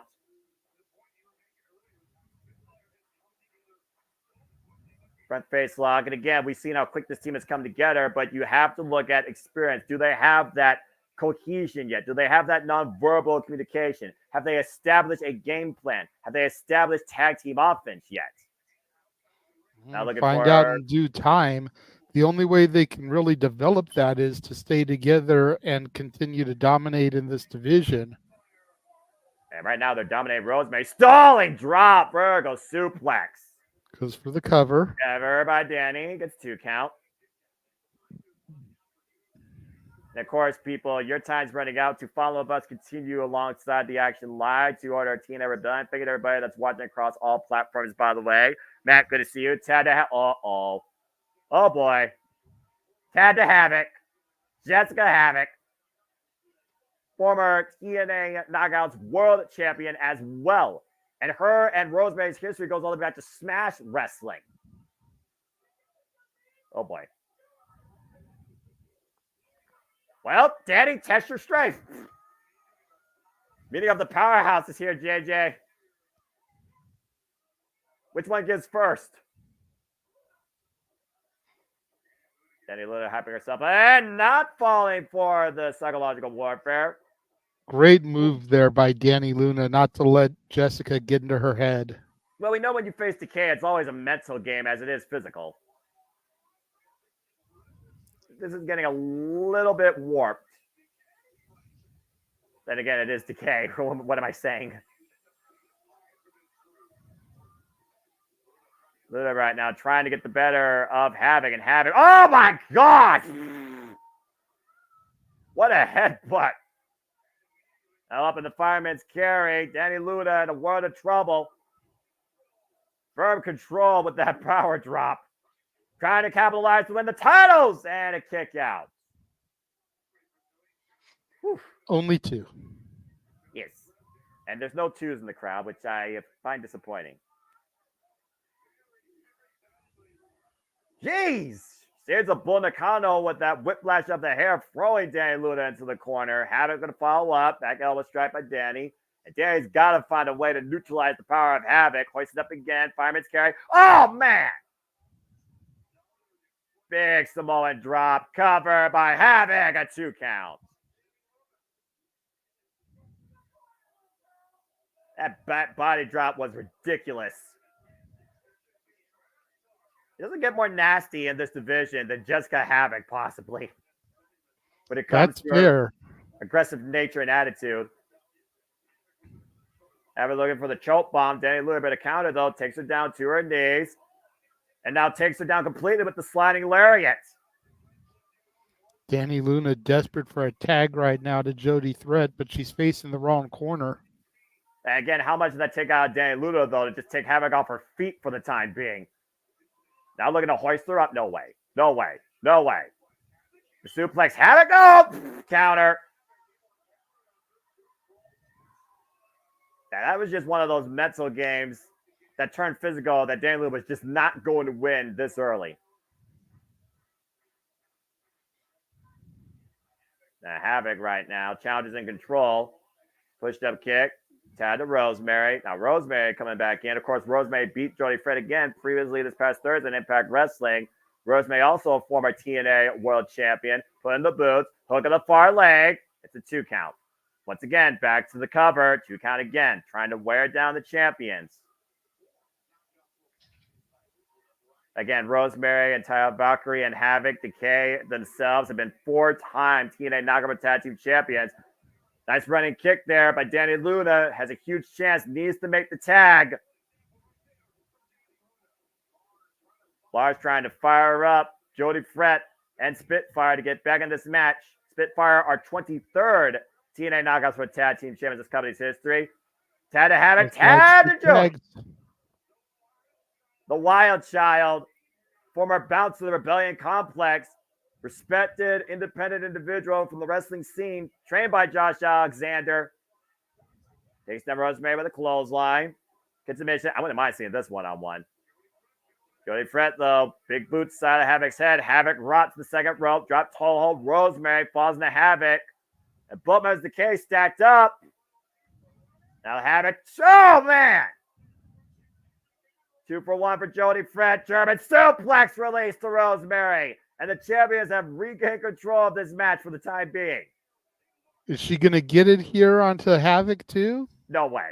No way. Havoc's just too strong, JJ. Neither one of these individuals right now are nearly strong enough on their own with Havoc completely Never right now. say never, Noah. Never say never. That's a fair point. Tad made a Danny Luna. Looking for the tope. Oh, brought Havoc a little bit. Now Jody looking to follow up for the tope suicida. And Havoc once again rocked against the barricade. But Havoc is still... If you had never seen the footage 5 million times in your life and were just watching WrestleMania 3 for the very first time, would you be able to imagine Hulk Hogan could body slam Andre? there's no reason either one of these women can't German suplex or vertical suplex Jessica Havoc here. And right now, Rosemary trying to take advantage. Rosemary from the outside. Jody Fred's still a legal competitor, I believe, for her team. And all three women now on the outside of the ring. And what's Jody Fred looking for here out of the corner? Oh, meeting of the minds by Decay. And Jody Fred right now looking to fly off the top rope in Las Vegas. Taking down Decay. Jody Fred right now. Take a look at this, JJ. Jody Fred probably no straight into heights if she's probably been up in the Toronto Needle. Danny Luna still legal. Cover on Havoc. It's a 2 count. Well, I mean, it is 420 day. I'm sure everybody's going to get high at some point during these matches. The Spitfire needs to put pedal to the metal right now. Find that gear needed. Oh, backbreaker by Havoc today, Luna. A spear fall by Rosemary. And a cover by Havoc and Jody saving the title. Brutal no sell there, Noah. That made to Rosemary. Side step by Jody Fred. Jody Fred falling up. Clothesline of Rosemary. Up and over the outside. Fred caught herself, though. And Fred, once again, looking toward the high-risk district. How fitting in the city of sin. Going up to the top turnbuckle. It's Jody Fred. Oh, man. Havoc able to follow up, though. Jody Fred taking a one too many risks. And Havoc, oh, no. From the second rope. Come on, Lars, do something. You're right there. Grab Jessica's boot. Something. Get involved. He is not. What is the sunset? Flip. Powerbomb denied. Danny Luna, though. Hold on now. Wait a minute. Now Havoc caught by Luna and Jody. Oh, look at this. Teamwork Havoc makes up. the dream work. Ah! Massive power bomb by Jessica Havoc. Was that enough here, though, for Spitfire? I forget, it's Rosemary legal or Havoc. I think Rosemary is legal, to your point, Paul. Decay right now. Now look at this. The setup here. Joey Fred, Danny Luna. Go! You asked if they had any tag team maneuvers. And Spitfire with the win off the Fireman's Carry sit-out powerbomb. Spitfire. Looks like they answered your question there. A hell of a first test, by the way, for our still TNA Knockouts Red Tag Team Champions. You see Lars right now endorsing our victors, Spitfire, Danny Luna, and Joey Fred, still TNA Knockouts Red Tag Team Champions. Great action here, concluding right now as we continue our way, counting down to Rebellion. Congratulations to Spitfire. Decay left in the shadows, and Spitfire shines through the darkness tonight and hits the jackpot in Las Vegas. Whew. You can see how much that took out Jody Fred and Danny Luna right there. Big moment for these two, though. Definitely. Masha Slamovic with chain in hand. Again, no love lost against Spitfire or Danny Luna. Wait a minute. There's Alicia Edwards. And it looks like Masha may have taken up Alicia on that offer. And Slamovic does have a contractually obligated rematch, of course. After MK Ultra lost those titles. Uh-oh. Jody Threat saying, come on, let's go.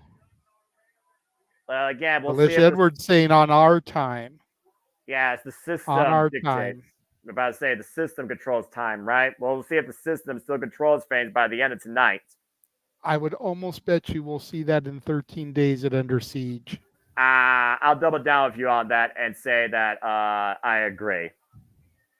Speaking of the system, though, does the system still rule things in TNA as we look now towards the one match we haven't talked about, JJ? Let's talk about the main event. It was at Hard to Kill where Moose beat Alex Shelley and the system took control of TNA. And the Wanted Man made his arrival and his first impact since coming to TNA Wrestling. No longer Dolph Ziggler, but still here to show the world that he is still that damn fucking good. The Wanted Man, Nick Nemeth, looking to become the new TNA World Champion. For the first time in this professional wrestler's life, can Nick Nemeth beat the system? That's the question, JJ. Take it away, man. Your thoughts and your preview and your take on this. I feel like this match is happening back in Vegas for a reason. We saw Nick Nemeth debut here at Hard to Kill, and he's getting his first title opportunity in the same building. I don't know how I feel about him getting the title opportunity so soon. He said he was going to run through former champions and climb the ladder, and he hasn't really done that yet. But at the same time, he didn't make that call. The people in charge did. That may have been something that was going to be happening under Coach DeMore, and with his removal, the current management may want a recognizable name like Nick Nemeth to be the face of their company. So I see the Wanted Man walking out after collecting the bounty, if you will, and becoming the TNA World Heavyweight Champion. Face of the franchise, the face of TNA versus the Wanted Man, the show off, anything less than perfection in his own warfare. Moose, Nick Nemeth, TNA World Championship. Still to come tonight, our main event. Like you said, huge opportunity. We talked about it before. TNA, Hard to Kill. It was TNA Was Reborn. TNA Rebellion. Do we once again show the world what TNA truly is about and what it can become? Moose of the system, the TNA World Champion, Nick Nemeth, the Wanted Man. Current, might I add, IWGP Global Heavyweight Champion. As we continue to run down the card, again to come tonight, SVG Championship, Mustafa Ali defends against Jake Something. Jake Something looking to show Mustafa Ali there's a reason why this division has no limits. And what the hell? Who the hell is this? Oh, this is ridiculous.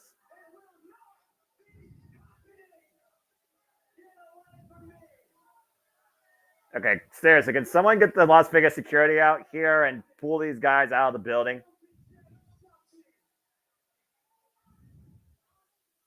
I understand we're in America, we have power of assembly, but this is ridiculous.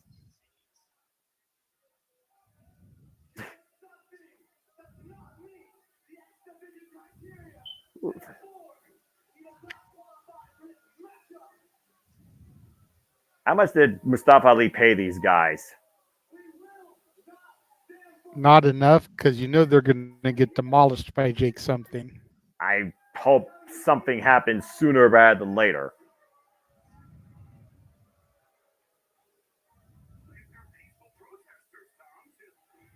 Peaceful protesters here. Now, wait a minute. Cody Deaner. Man of the people. The people's choice.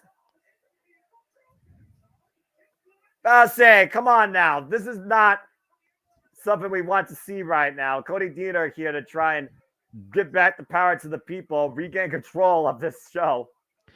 I mean, in all fairness, they're not doing anything wrong. They're just sitting there. They're not attacking people. They're just, like you said, it's a peaceful protest. But if you bring and you insert violence into a peaceful protest, more often than not, the protest turns violent. Well, peaceful or not, nobody gives a damn about their stand.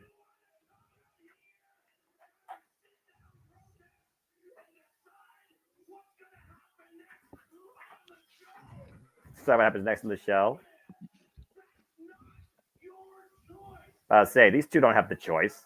Cody Dieter speaking sense here. That's true. It's not even Cody Dieter's choice. It's the people's choice. See, this is what people power is. Learn something. There's something, Johnny. We don't mention that name here. So what's our choice? People has Microphone issues. But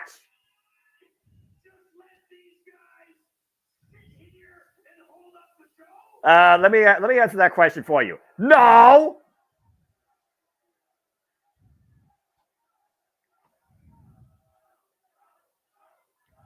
Absolutely not.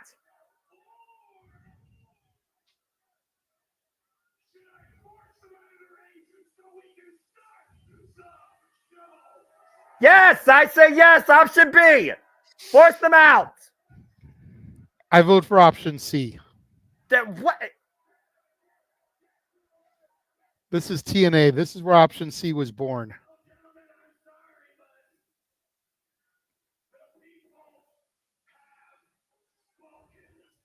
Yes, we've spoken. Get these idiots out of here.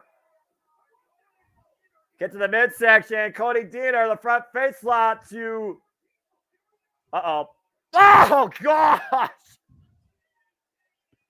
The Dieter DDT into the nether regions of Protester B. Hell yeah, I'm ready for TNA. Is everyone ready for Rebellion? I think he said it better than I could. JJ, why don't you go ahead and say that classic phrase?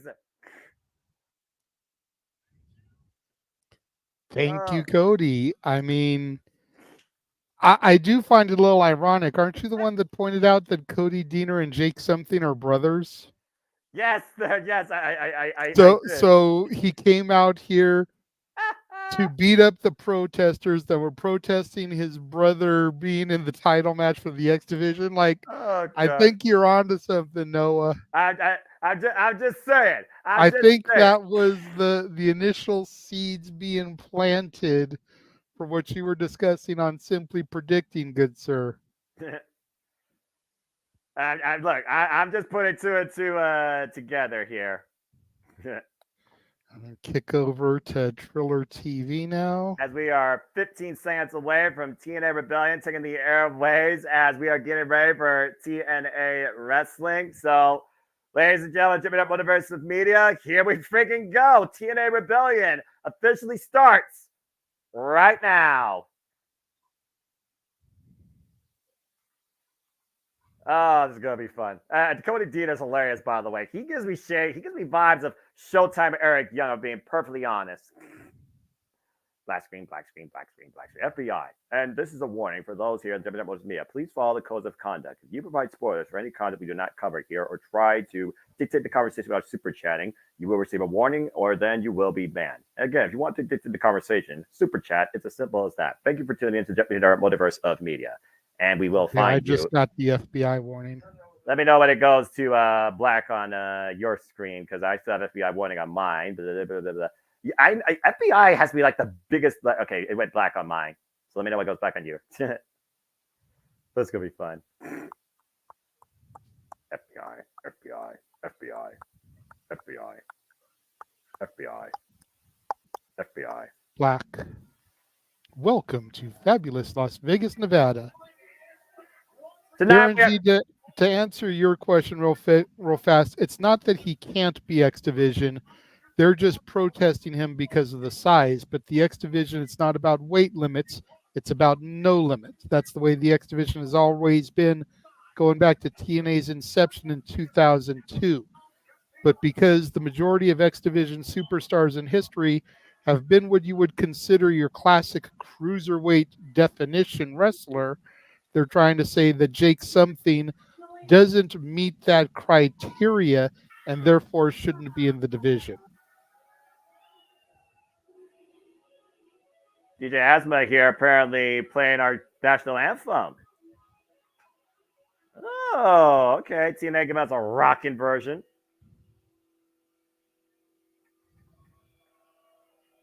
I like this.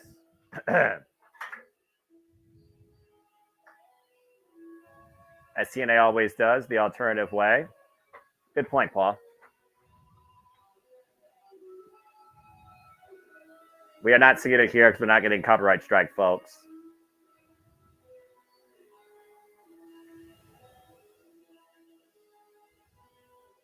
TNA always has to rock, right, JJ? Absolutely. This is cool. I don't think they even did this at Hard to Kill.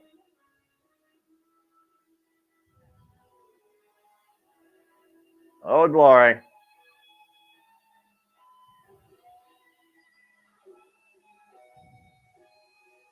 It's one of those things where, again, the national anthem, just like professional wrestling, defines us all under one nation, under one business. Very cool. I love me electric guitar riffs. Apparently, DJ Ashba has played with Motley Crue, Drowning Pool, Guns N' Roses, and believe it or not, Neil Diamond. Respect. One of these things just doesn't belong here. Well, that being said, still tremendous rendition of our national anthem. And hello out there to everybody as we get ready for TNA Rebellion. USA, TNA, this is professional wrestling. And we got our cold opener here. As is tradition.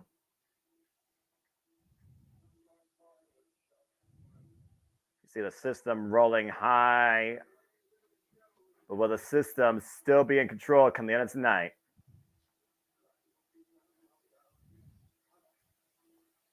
A lot on the line. Yep.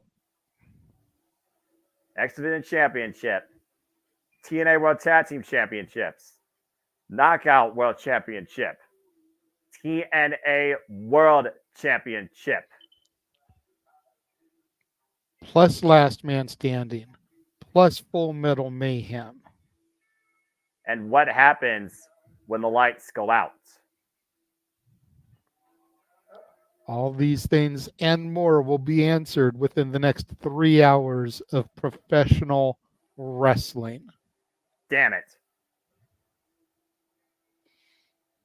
Gotta say, I'm a little bit sad off topic here. I keep seeing the banner in the background as they show the strip for the Beatles Love Show at the Mirage. I've found out here recently that it's going to have its final show July 7th of this year.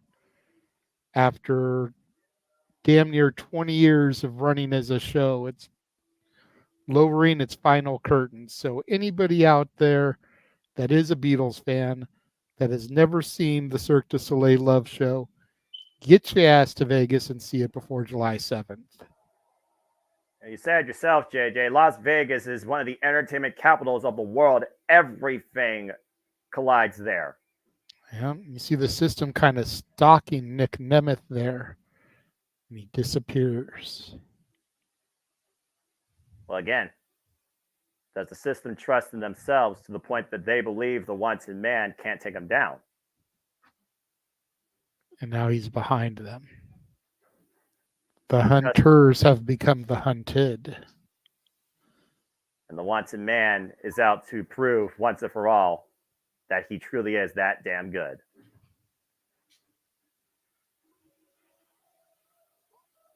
Welcome inside the Plows virtually once again, everybody, where TNA was reborn as we continue to evolve here at JMN Multiverse of Media. Live watch event schedule has to be gonna die for 2024. Welcome to the show and welcome again to the second pay-per-view in the TNA wrestling cycle. This is Rebellion. And hello, everybody. My name is Noah Foster, the Samantha brand, the voice jammer for Great Professional Wrestling. Damn it, alongside Renegade JJ Williams as we kick things off now with the X Division Championship. Bring us in, Jay Chung. Jay, are you ready to go tonight? I am, sir. Gonna see if something can actually become something here today, and that something is champion. The signature championship that has defined TNA Wrestling for the better part of 20 years, that has been defined by no limits as Jake Something looks to finally accomplish something in his TNA career.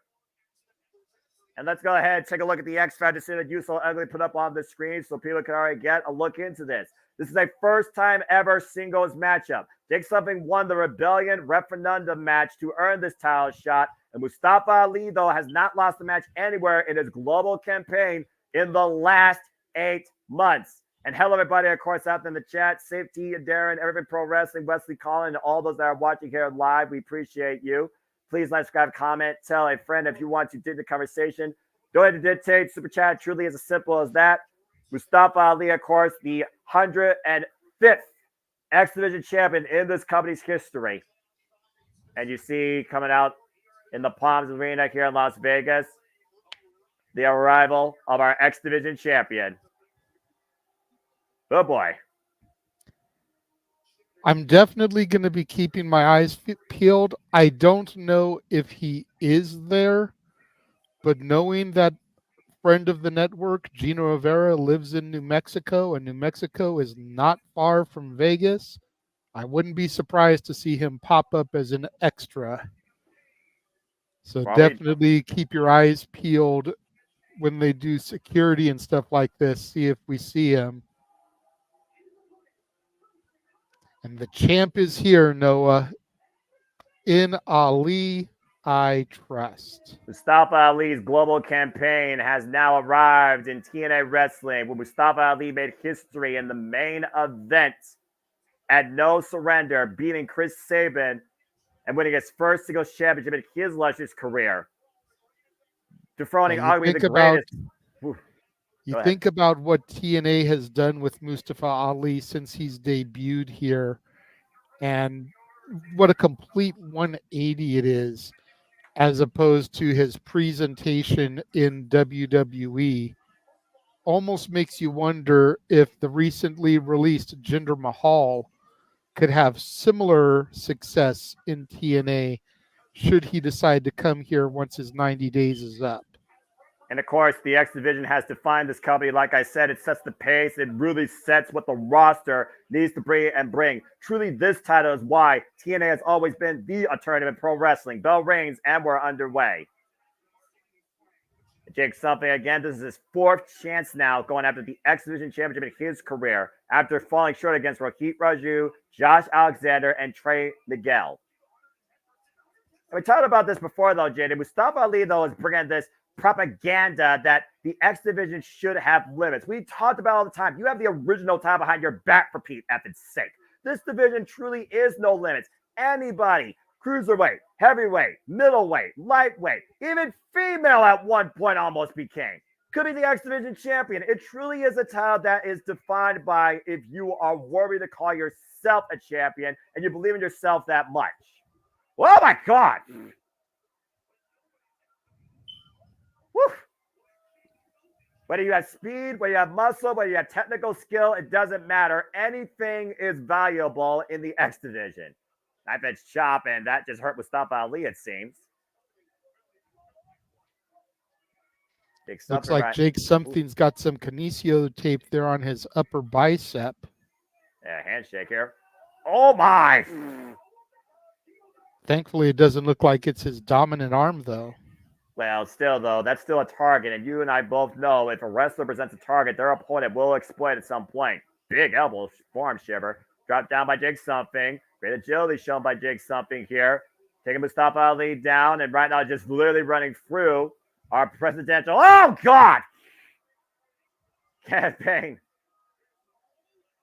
Jake Something rolling in the early going here, JJ.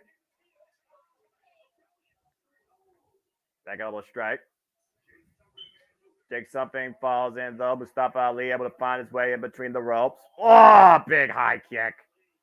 Mustafa Ali, who's been in the ring with the likes of Amazing Red, Mustafa Ali, Speedball Mike Bailey, Chris Sabin, and so many others across the wrestling landscape in his last 8 months of his unstoppable campaign. Whoa! Single leg drop kick in the corner. Rocks Jake Something and Mustafa Ali looking to follow up. Kick right to the jaw again. Might be looking for the hat trick here. Jake something trying to get back. Oh my God! Turned inside out there by Cover. something. Yeah, that was something of a clothesline for a 2 count. Whew. Let's just talk about this real quick. We talk about no limits. Mustafa Ali said it needs limits. We've had people the likes of Brian Cage, Willie Mack, Bobby Lashley, Abyss, Samoa Joe, who I might add, held the title 5 damn times to find what truly was the limitless potential of the X Division.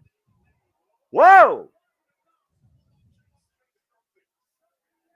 Sent up and over to the floor. Jake something right now looking to capitalize and trying to get breath back in his lungs. Mustafa Ali, of course, hiring the services of the Grizzly Young veterans. Ooh. Ali moves at the right opportunity. Jake something hitting those steel stairs. But again, Mustafa Ali's greatest asset right here might be speed. Oh, man! Catching Jake something with a DDT on the other side of the ring. Great scouting by Mustafa Ali. And of course, we know titles can only change hands via pinfall or submission inside the ring. We've already had one title change tonight, one successful defense. And again, the X Division sets the pace for the entire night. Sliding underneath the turnbuckles, though, Jake Something got caught on the way in and dropped face first to the floor with the DDT. And again, how hard is it to keep Jake Something down? That's also one of those greatest strengths to the resilience of Jake Something. Mustafa Ali rolling in with the net breaker. Jake Something rolling to the outside, though. Great athleticism there by Mustafa Ali. Yeah, great rolling net breaker. And you see Jake Something right now grasping the neck alongside that exposed arm with the knees. Oh, no! Another one. This one on the steel stairs knocks down the lighting rig there onto one of the techs in the ringside area. Yeah. Ali, ever the nice guy, making sure she's okay.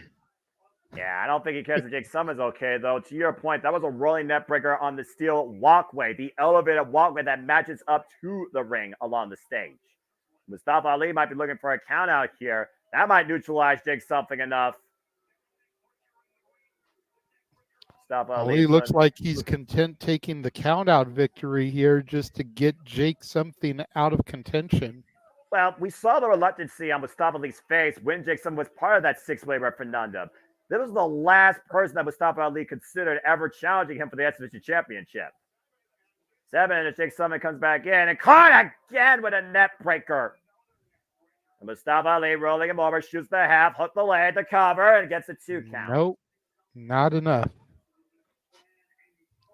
But clearly the plan's in play here. It's not the arm, it's the neck Mustafa Ali is attacking. Slowing down the pace right now, wearing down Jake Something in the middle of the ring with the chin lock. We talked about the great run Mustafa Ali's had over the last 8 months, though. Jake Something hasn't lost his last match, though, in his last 8 encounters. Up and around, looking for the nail detail in the corner. Jake Something, power coming into play. Now looking to hook up Mustafa Ali. Ali gets out of the back door, though. Dive and shot to the back of the head and neck. Up and around again. Jake Something looking counter. DDT! Again, forward pressure downward on the neck. There's a cover. Inside leg hook. 2 counts. Woof. Take a look at this, JJ. Yeah, I love this move. I don't care who does that. Up and around the world DDT. And then to your point, with the fact that Ali has been targeting that head and neck, great move there to add further punishment. Now Ali right now, once again, reminding the people to believe in Ali we trust. Standing moonsault connects. Cover. 1 count and uh-oh. Something set up immediately. Oof. Up kick, and Jake Something might be feeling something that Ali might be regretting. Jake Something fired up here. Look for the clothesline again. Mustafa Ali. Look to kick over to Harris with Jake Something. Able to counter, though. Hoisting up Ali. Sit out power bomb. Whoa. Curbing the spine of our champion.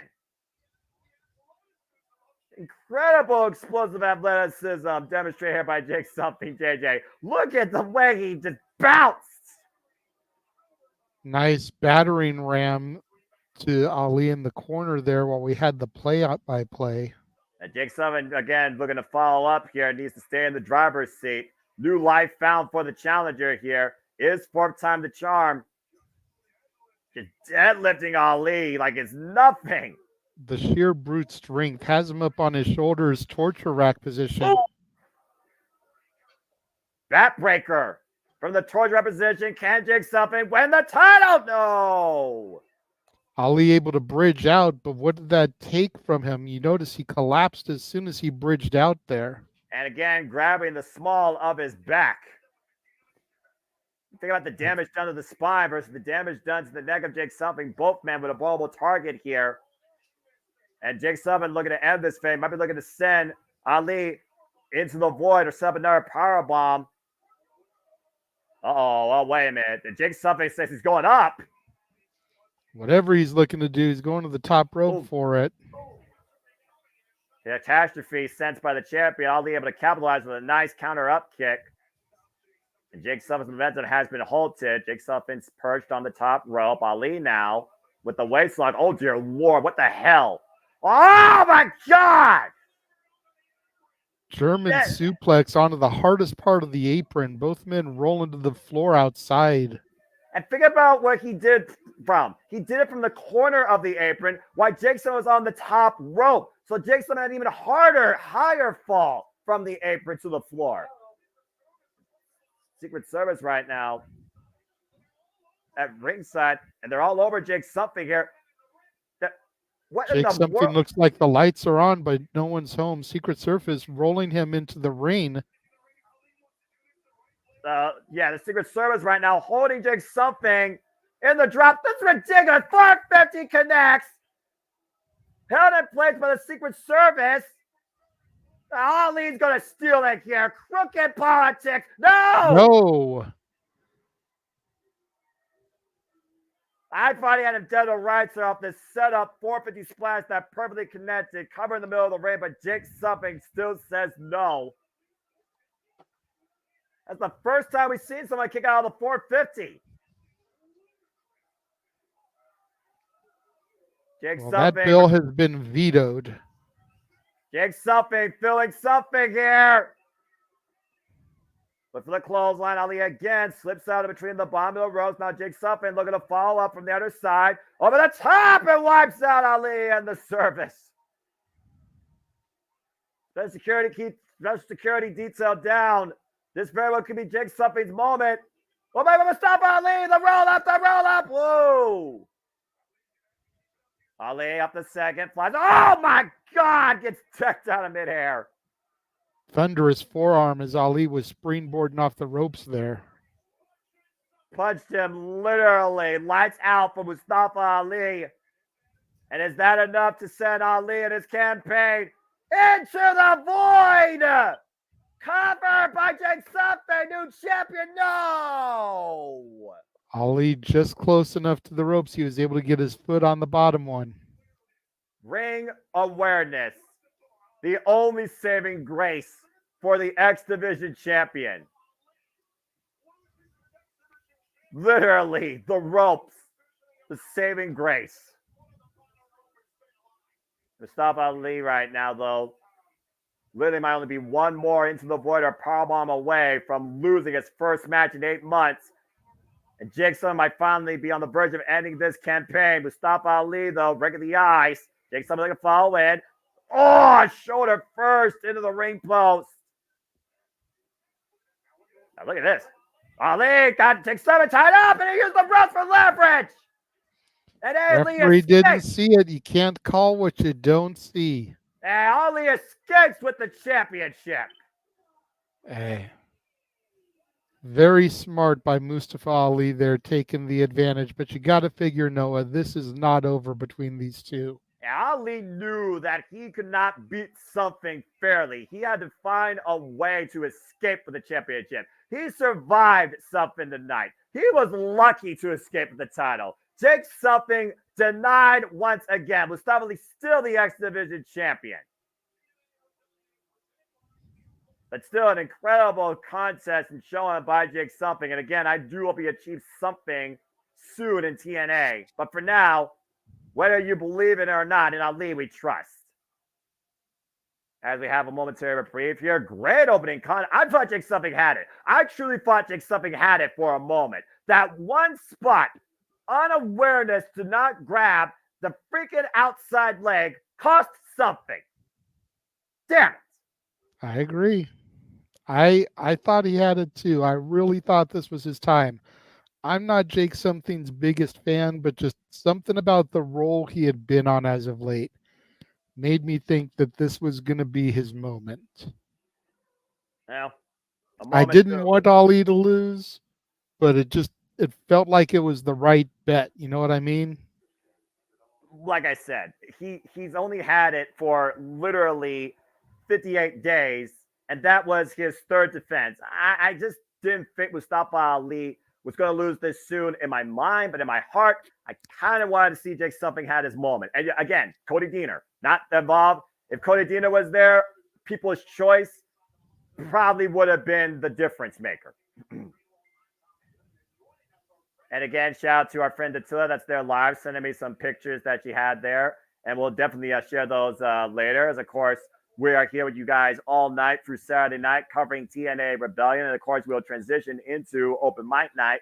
Again, JJ and I are happy to bring you all in tune with all things wrestling, all things Festival Wrestling here as part of the JMN Live Watch event schedule. Thank you all for tuning in. Thank you to everybody that's tuning in across all platforms. Appreciate you all in the chat. And again, if you want to get the conversation, go ahead and to Castellini Studios. Super chat, simple as that. Of course, Impact Wrestling, TNA Wrestling, being presented in many different languages, many different platforms all over the world. French commentary also on standby as we get ready for our next match here. And wow, we're going with this one already? Talk about it, JJ. Oh, no. Okay, they're just running through the card. That's fair. I was going to say, man, that would too be soon to shocking. be doing that. My guess is they're going to go to Rich Swann and Joe Hendry. Yeah, it wouldn't surprise me. But again, we have Last Man Standing, we have Full Metal Man, we have the Knockouts World Championship, the TNA World Tag Team Championships on the line. And of course, in our main event, can the Wanted Man, for the first time ever, beat the system as Moose defends the TNA World Championship against Nick Nemeth. But coming up here shortly, Joe Hendry will go one-on-one with DJ Jazzy Castoff, Rich Swann, who's in his corner, AJ Francis. Of course, this all stemmed from AJ Francis coming in from the outside 3 months ago. Oh, man. Of course, right, we saw this video package before. Of course, you all know the story. AJ Francis arrived in TNA, and Joe Hendry welcomed him and reminded him exactly who he is. Also gave us the greatest parody rendition of I Am since I can remember. Once again, reminding AJ Francis who he truly is. But Rich Swann was a guy that didn't buy into AJ Francis's hype. Talking about he was first class and going alongside him, you have a seat alongside me. For a little while, it felt like Rich Swann and Joe Hendry, they were on the same page. But if you look at Rich Swann's run lately, a lot of what AJ Francis has said has spoken true. Ever since Rich Swann lost against one of the good hands even, and felt that Joe Hendry took his last winning moment from him, Rich Swann finally snapped and turned his back on what I thought was a former friend and found different motivation alongside AJ Francis. Oh, man, this still annoys me. Not going to lie, this guy, this team, it still annoys me, but the fun that Joe Hendry has had at their expense has thoroughly entertained me. I mean, the Fresh Prince of Bel-Air parody that he did a couple weeks ago was just priceless. Genius. Freaking genius. I'm just waiting for AJ Francis to DJ Jazzy throw Rich Swann. That's all I'm waiting on. Seriously. AJ! I love this guy. He's brilliant. Swann going he is quite entertaining. Exactly. Come on. How do you not like that smile?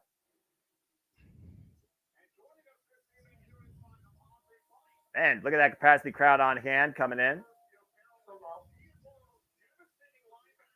We got some NFL All-Pro linebackers here. Sean Merriman Lights Out Sports TV. Interesting. Again, the stars are out.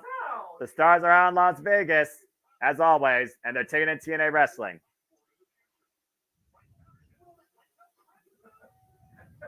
Oh, Lord. Well, let me get my Cheez-Its. And I have my generic Ritz Bits, but I'm going to remain in my decorum and just focus on this match for what it is. That's why I have my Cheez-Its. I am focusing on this match for what it is. Didn't realize how short Rich Swann was till he stood next to AJ Francis. Right. Well, AJ Francis, I mean, let's call it what it is. AJ Francis is kind of a giant. Okay, and Rich Swann says not just about the tag team match with Joe Hammy, it's about Rich Swann's latest run in TNA Wrestling. Let's not forget, JJ, Rich Swann was involved in the very first match in the rebirth of TNA against Steve Macklin, and he lost. To my knowledge, I don't think Rich Swann has won a match yet in TNA.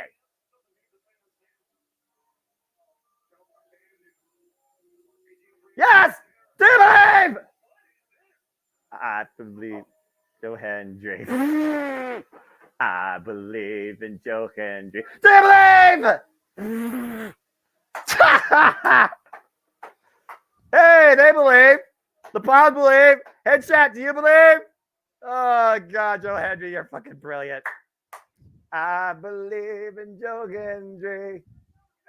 Oh, man. This is the greatest video I've ever seen. God damn it. Hey, that's the most talented Rich Swann AJ friends ever looked together. Look at the masses being swayed by the motivational one himself. Joe Henry has arrived at Rebellion. Oh, man. Oh. By the way, Joe Henry's theme song, I Believe in Joe Henry, will soon be released across all music providers.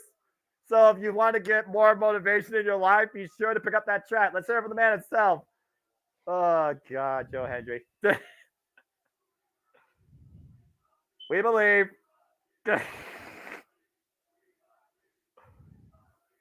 Oh, man. I'm sorry. I'm trying. God. Yeah, exactly. Joe Henry made you famous.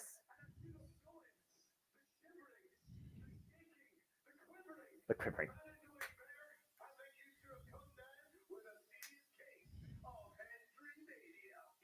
Yeah, I'm running wild, brother.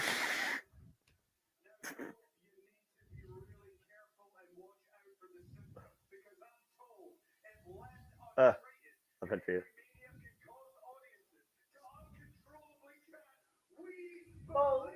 I believe! And JJ finally believes! Yes! We all believe in Joe Hendry! Suck it, King!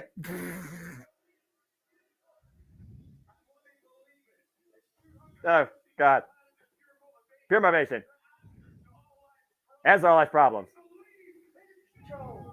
Hendry! What's up, Cleaver? Good to see you. Oh, man. I'll be sending the link out for open mic night tonight as soon as this goes off the air, so probably around 11 p.m. your time. Just watch your Facebook messages for it, brother. All right, as we get back to the match, Joe Hendry and Rich Swann right now. First, remember, 1-on-1 encounter. Ooh. Rich Swann, former X Division champion, former TNA World Champion. Joe Hendry, longest reigning digital media champion.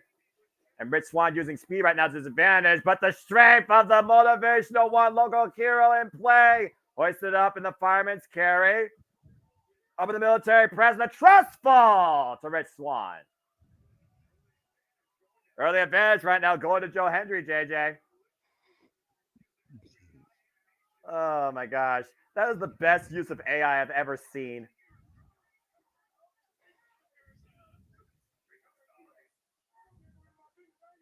Yeah, watch out for drop tall hold, distraction by AJ Francis. Joe Hendry sent shoulder first in the ring steps. Oh my gosh. Albert Swan trying to capitalize. Still haven't seen Dattila yet. Again, Dattila, hope you're having a great time there live. And just so you know, Dattila, JJ believes. We finally have made him a believer. Oh my gosh. Rich Swan right now taking advantage of Joe Hendry on the outside here. I'm trying to do my job and I'm still laughing. I'm sorry. I know. It's fine, Noah. It's okay to give in every now and again. Yeah. And it's not like this is Full Metal Mayhem. It's not like this is Last Man Standing. If there's any match on this card where you can have a bit of a sense of humor and get the haha, it's this match.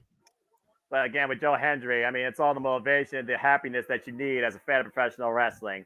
A Spinal Tap up to that cheap shot by AJ Francis, though. Rich Swann back in control. Again, the palm supporting the energy Joe Hendry's providing while they're trying to boycott first class back in the freaking comfort class.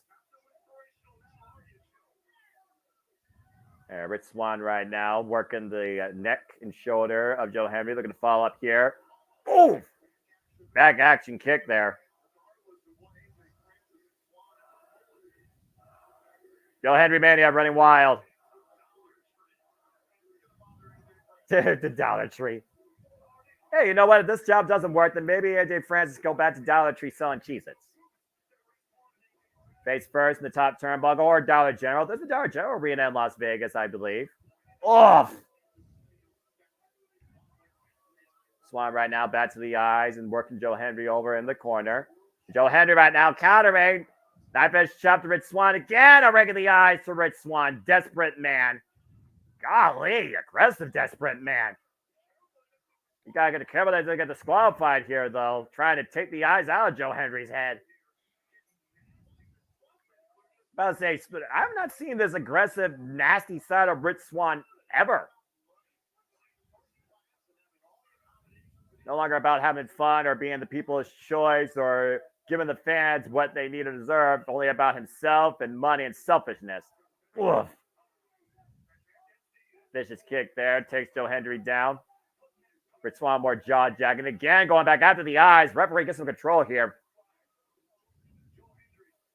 Joe Hendry, of course, previously had encounters with the likes of Moose at, of course, TNA. Oh, hard to kill over the Digital Media Championship. Also overcome the likes of Matt Cardona and Brian Myers in his career. Huge kick to the head of Joe Hendry there. Cover with a leg and a kick out by Joe Hendry. It's something of Rich Swann I haven't seen in a long time that I'm seeing tonight. And we got AJ Francis to fame for that. And whether or not that plays to his benefit or his deficit still remains to be seen in the long run here.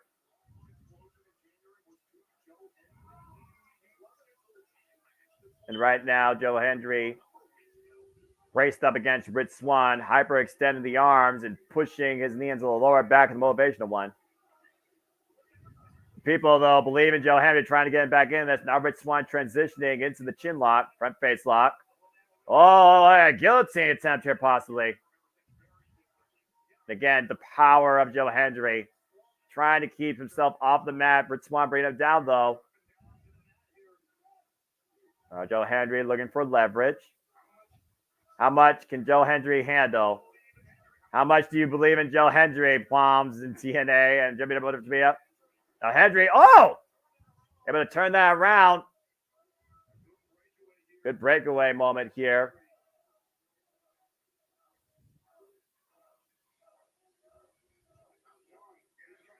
Trying to recapitalize. Big clotheslines from Joe Hendry. And one for AJ Francis, knocking him off the apron. And good. Knock off the big dinosaur. That's what you need to do. Look at her. Oh, no. Joe Hendry feeling something. Whoop, what happened? There it is. Hendry, oh, come on. The official didn't see it. And what's AJ reaching for? Is that a chain, a medallion? Uh-oh. What is this? The wait a minute! That NFL player stopping Francis. I mean, again, who wants to roll aside AJ Francis? This guy is nothing but a ratings killer. He's not motivated. Whoa. JJ, what's happening, JJ? He's about to get physical. Wait, this isn't sanctioned. That's a big dude. It's a swerve. The Francis. It's gonna be a swerve, Noah. I sense it a mile away. I feel the worst here right now. And Page trying to get control here. AJ Francis fended off for now. And Joe Hendry right now just trying to get back up to his feet.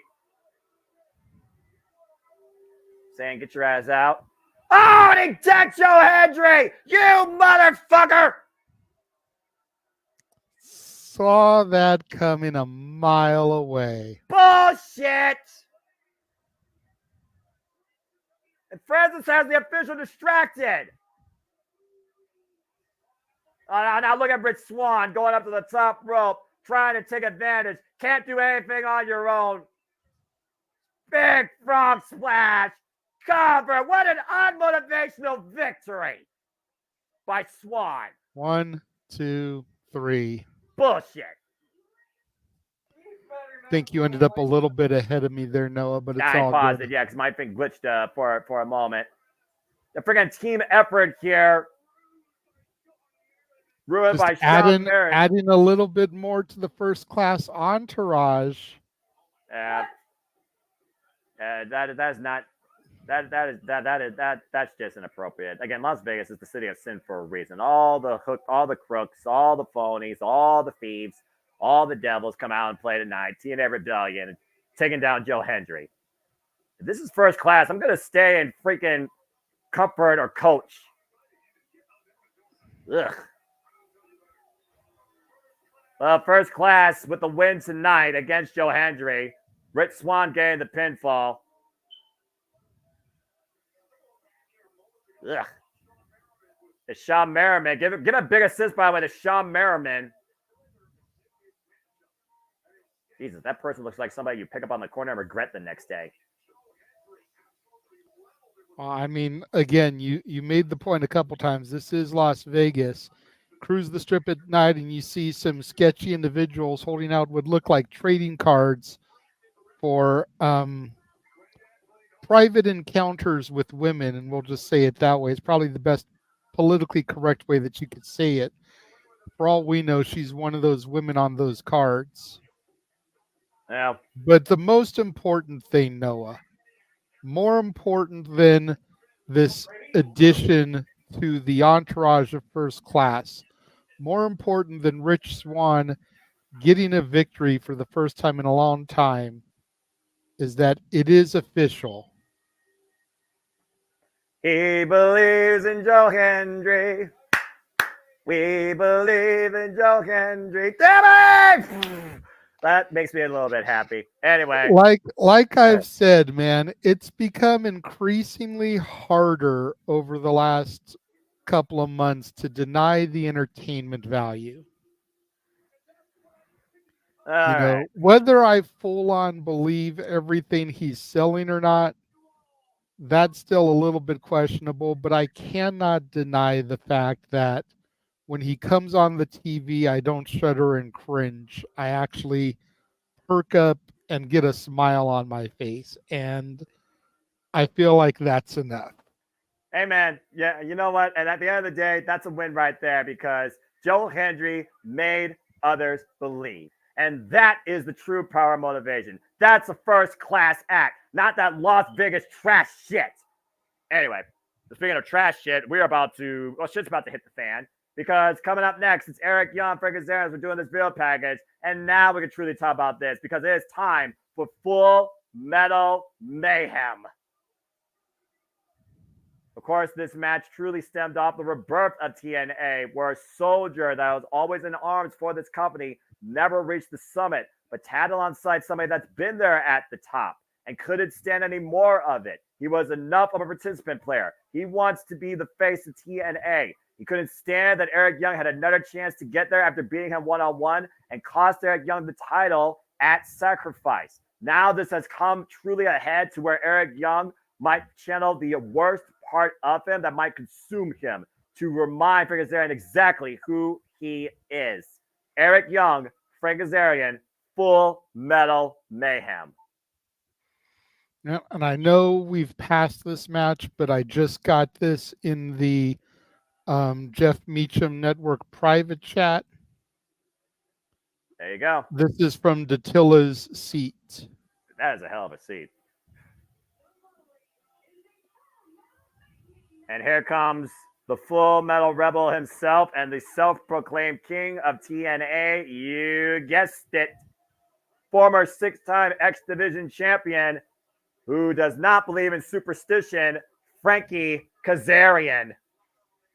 Hey, Razor Ramon walked under the ladder at WrestleMania 10 and he won. I'm just saying. Well, again, though, Frank Kazarian looking for the biggest win here after telling the people you now have a reason to hate me after saying that he is in it for himself to be the face of TNA Wrestling. Calling himself the king of TNA, but what's a king without their crown, JJ? Oh, boy. And what Eric Young would get in tonight.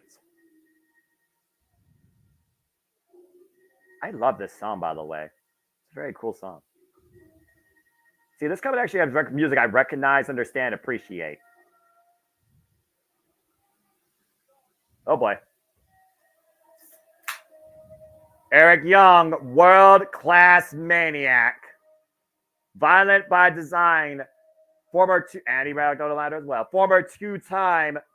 TNA World Champion, former TNA Television Champion, TNA Tag Team. Eric Young's held every title presently in this company. Former drinking champion. Paul, really?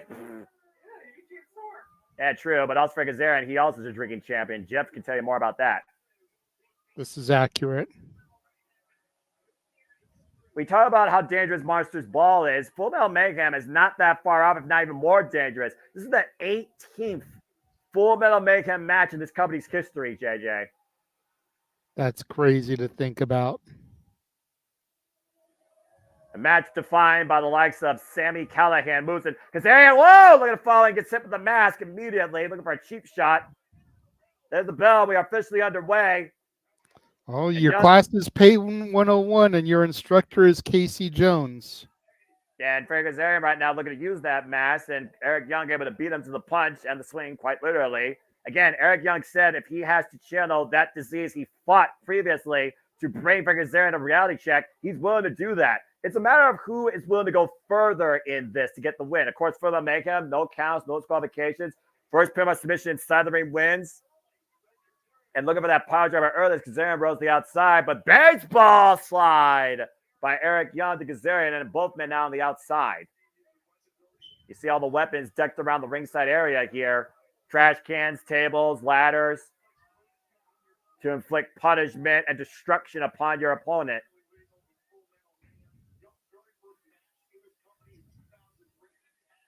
And to think about the history of these two, JJ, these two go all the way back to 2003. Their first match was a trios match together. That's crazy. And this is their second ever one-on-one match against one another. Oh, my! Good grief. Just flapjacking that ladder onto the face and chest of Frankie Kazarian there. And building a bridge over troubled water. And Eric Young, of course, has every right to be angry at Frank Kazarian, as much as Frank Kazarian had every right to be angry at Eric Young based on the fact that Frank Kazarian felt he wasn't getting ahead, tagging alongside Eric Young. Kazarian using the ladder, dropping Eric Young to the outside, now bringing that ladder inside the ring, or at least closer to it. Oof. Eric Young, though, who's literally gone back from the dead last year at Slammiversary, once again brought back to life, returned to TNA, while Frank Kazarian came back to TNA at Hard to Kill. and said that he is here once again redefined his legacy. Frank Kazarian only had one chance ever at the TNA World Championship against Josh Alexander at Overdrive in 2022, and he failed to capture the title. Uh-oh. Now hooking up Eric Young from the apron. Might be looking for an Eric crash or fade to black for the table. Eric Young able to capitalize and counter. And Eric Young might be looking to hook up Kazarian. Oh, boy.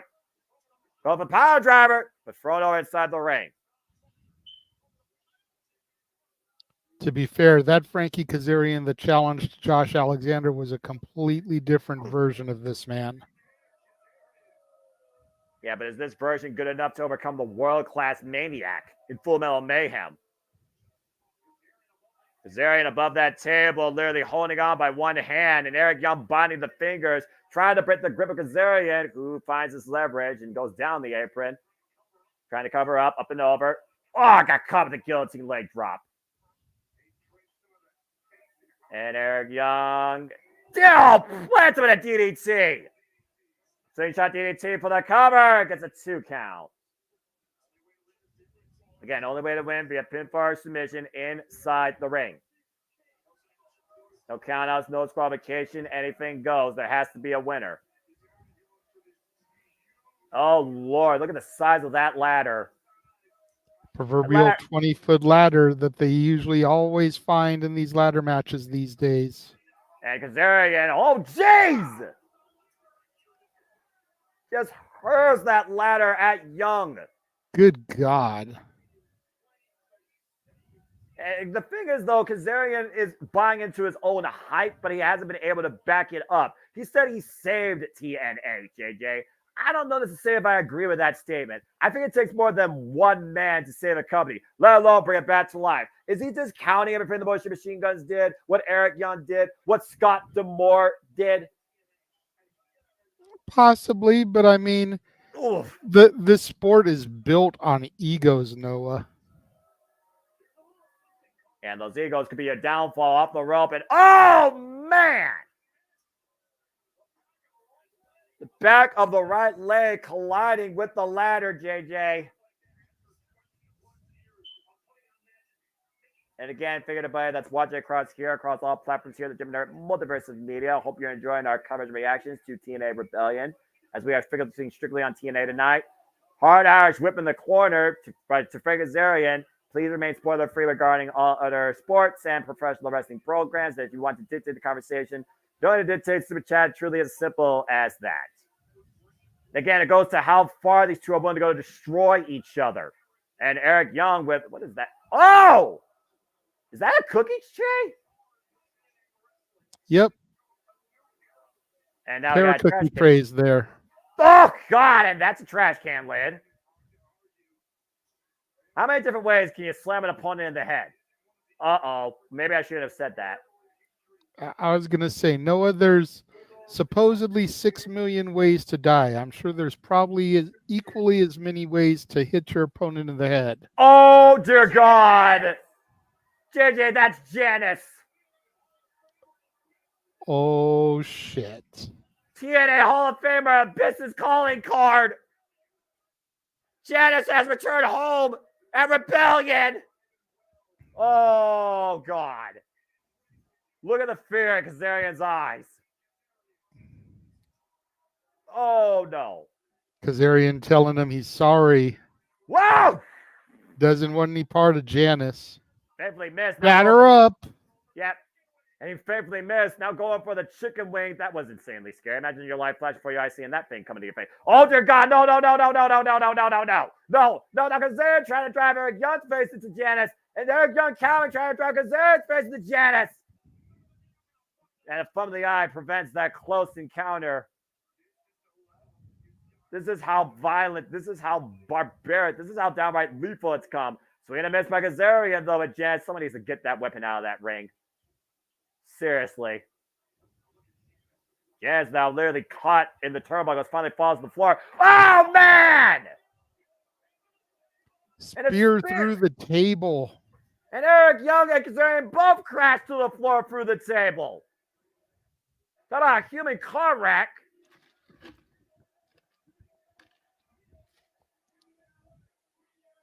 TNA chance raining out, and both men barely moving. Look at the way that Kazarian flies for the ropes and drives Eric Young down first through the table. That table exploding. Frankie Kazarian right now, first to stir, trying to get back up to his feet. Desperate times call for desperate measures. And decency went a long way out the window a long time ago when these two decided to sell things in Full Metal Mayhem. And Kazarian now goes for the cover. Hook off the far leg. Kick out at 2.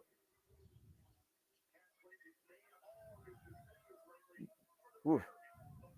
And it's one of those things you talk about egos. Frankie Kazarian saying he did everything for the betterment not of himself, but for TNA. Again, how does this make TNA better versus just trying to make yourself better?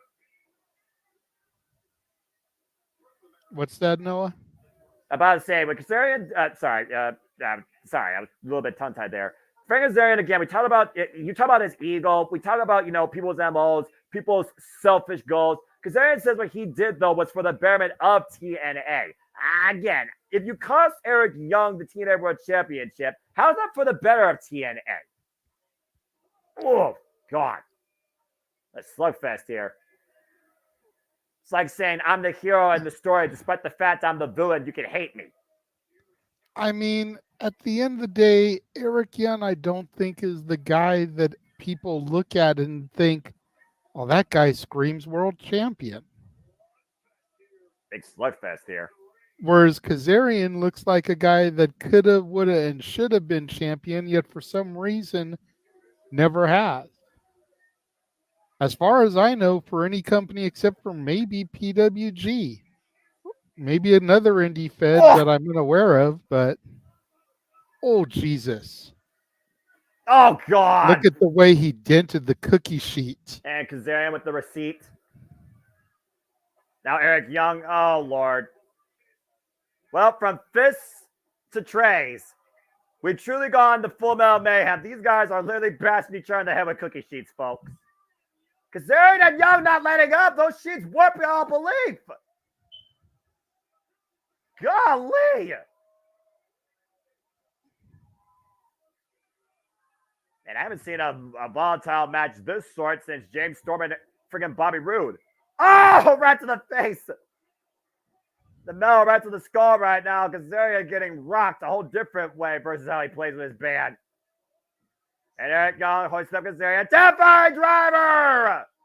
And celebrate the cover. 2 counts. Sheesh. Heart still beats for the Full Metal Rebel, JJ, after that freaking onslaught. Yeah, it's going to take a lot to keep Kazarian down, man. But you also if I've learned anything in my years of knowing the man, I know that. But you also know how much Eric Young is willing to endure and how many times he'll die and live.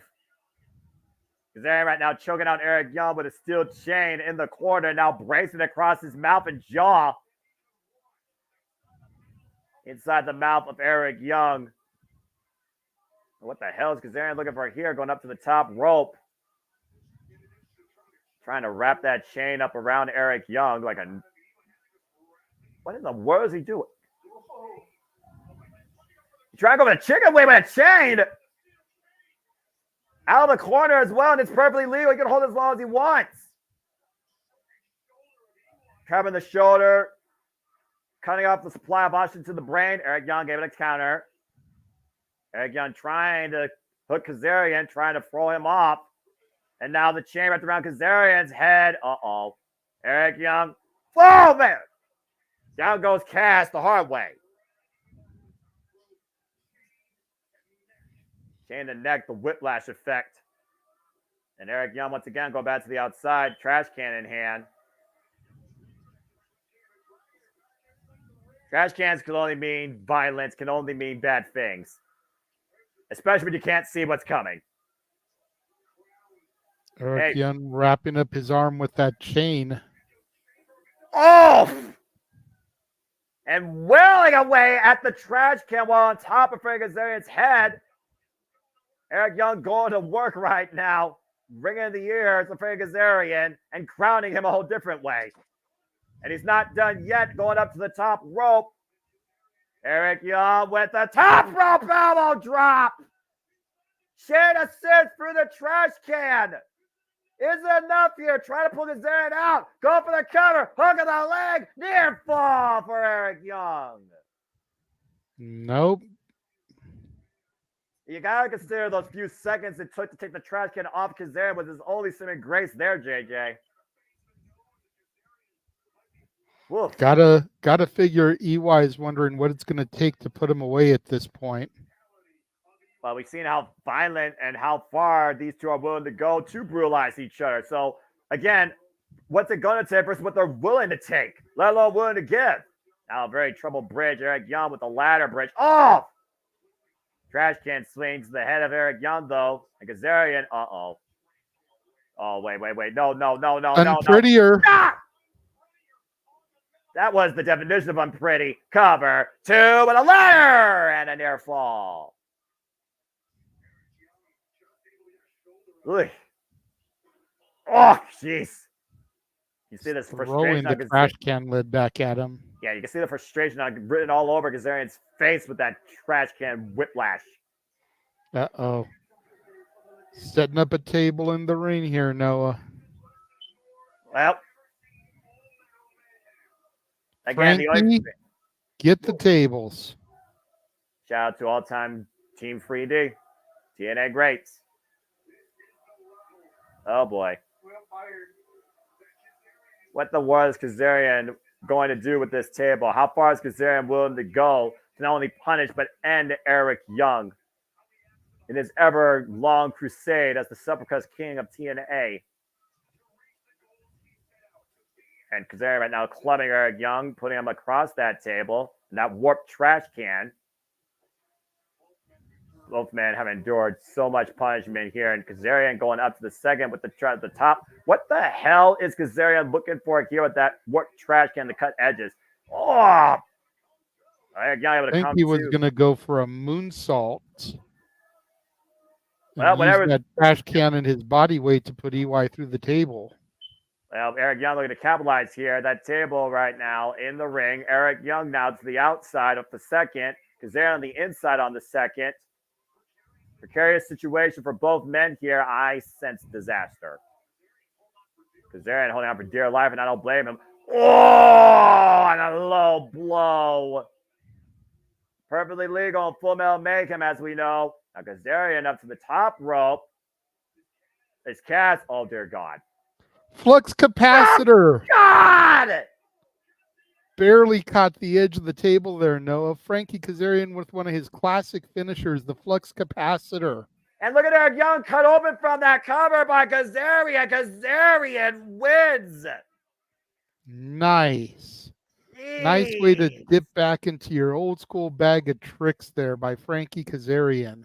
And the TNA OG with a throwback to the past, eliminated Eric Young in Full Metal Mayhem. That was one of the most violent finishes I've seen. Eric Young cut on impact. Take a look. Again. To your point. He didn't quite get the rotation. That was part of the problem. Exactly. But Eric Young still got the blunt end of that table, and it cut him open on impact. That's how personal this got. It didn't matter how it executed. It mattered it was affected. And regardless, the Full Metal Mayhem, the winner is the Full Metal Rebel Supercross King of TNA, Frank Kazarian. Yeah. Well, still the coming out, of course. Still so much more action. Many more titles on the line. And we'll sell another grudge here soon enough. Tommy Dreamer out to check on Eric Young. To go backstage to GM Miller.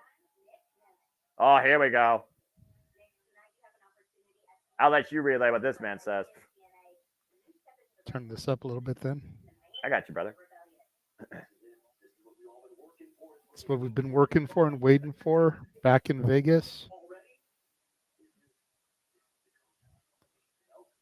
Done a lot in the past. Tonight's special. His dad is here. His family is here. Oh, boy.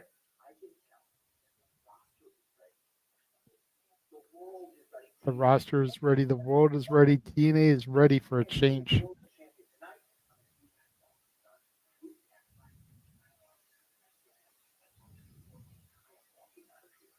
He's walking out of here, the TNA World Champion.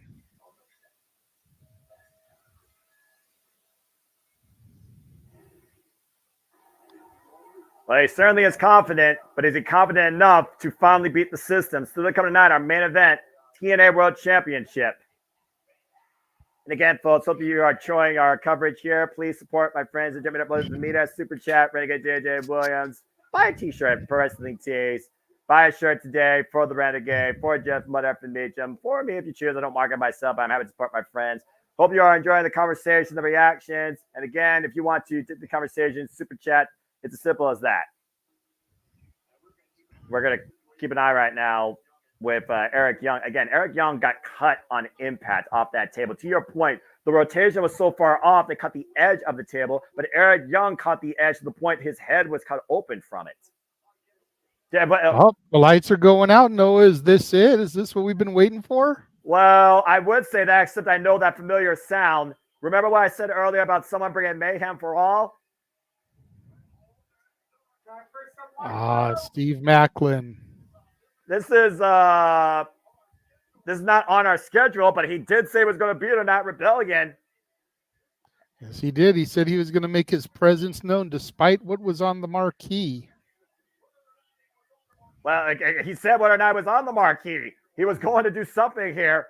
Mayhem for all. The question is, who is he here to tag him and bag him? Got something in his hand. Oh, boy.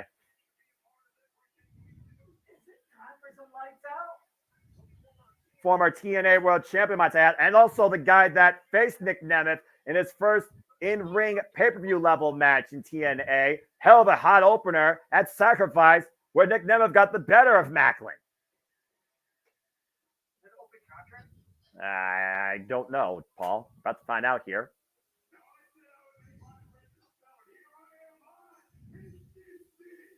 Yes, you are the Punisher in Sin City. Feels like it just goes with each other.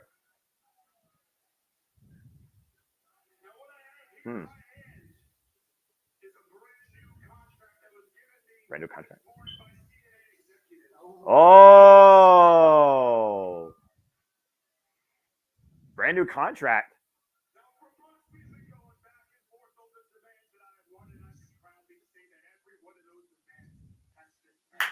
That's good. That's good. But there is a but. Uh-oh. What do you want? Well, yeah, we are.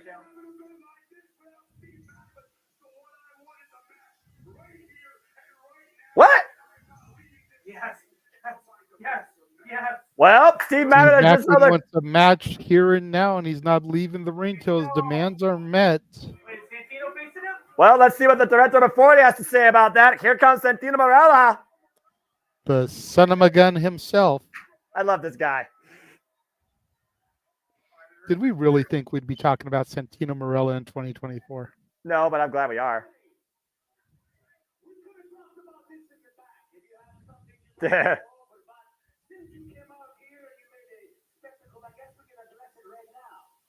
that doesn't make sense. Like you saw my gun.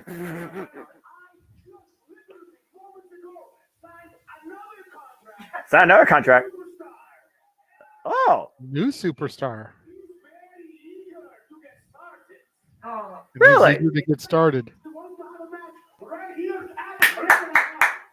All right. Okay. Yeah, why wait? Why wait?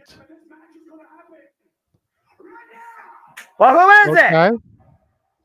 Who is it? Huh? Huh? What? What?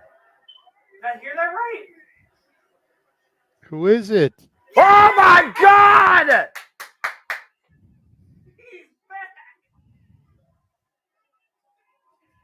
Mike Santana! He's back home! LAX! What the fuck? Mike Santana! Former four-time TNA World Tag Team Champion! been 5 years since we've seen this man in TNA. And he's already got a t-shirt for him. The return of the realist.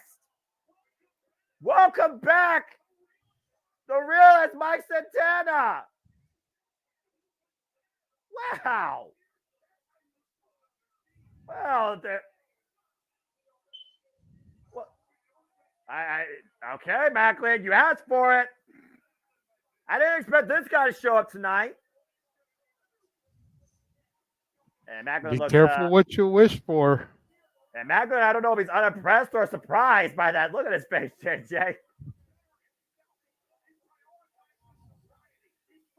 You think about Mike Santana, a guy that went out to make himself better, get over his previous demons, build his sobriety, build his own identity. A man that is proud and powerful in who he's become and who he is, has come back home at Rebellion.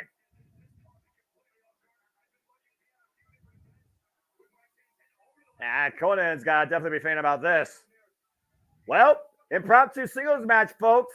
It's Steve Macklin versus the newly signed and returned Mike Santana.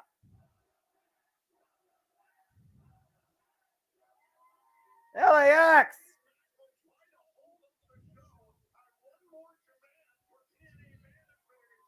Well, I guess at this point, Simpson and Steve Macklin has also re-signed with TNA. Demand met. There's the bell, and this match is officially underway. Santana and Macklin. I did not think I was going to call that. Oh, ever. Oh, now look at these two just slugging it out here in the Palms of Las Vegas. Knife edge chop. And right now, again, I would say Macklin is one of those proving grounds matches. He's the Punisher. He's the gatekeeper. Oh, Jesus. Hell of a collision there. Clothesline by Santana. Macklin has made people remember his name and know exactly who he is, especially if you watch that Immersed special.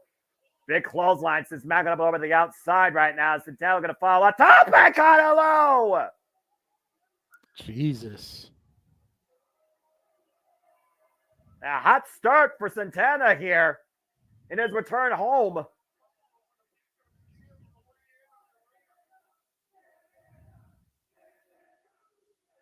Santana chance raining out. Fight or die.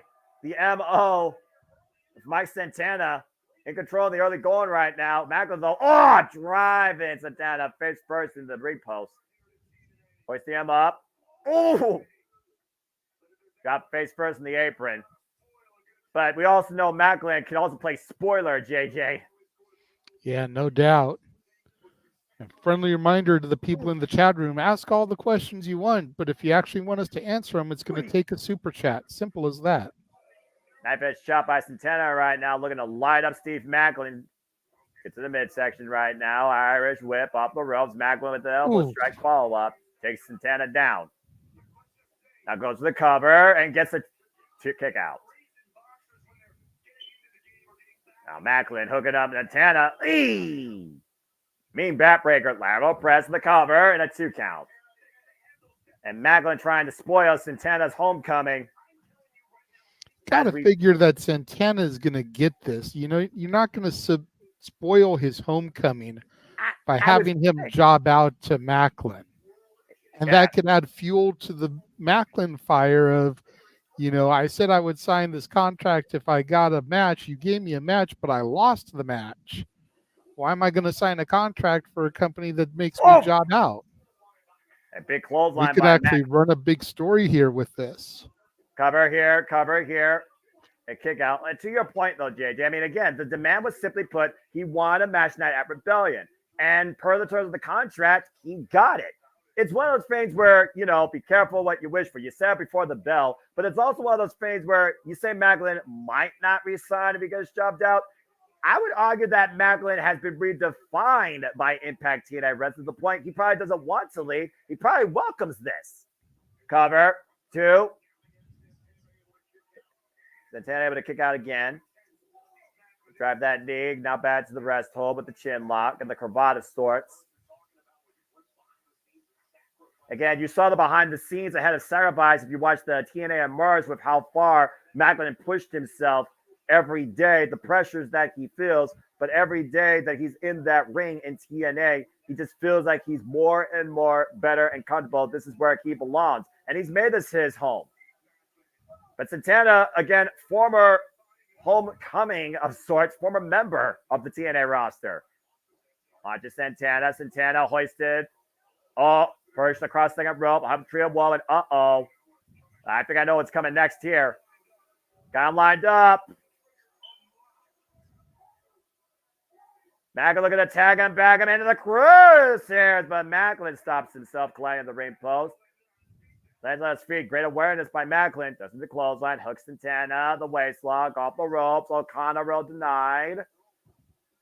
Backwards roll. Oh! Rolling buck 50. That rolling cutter.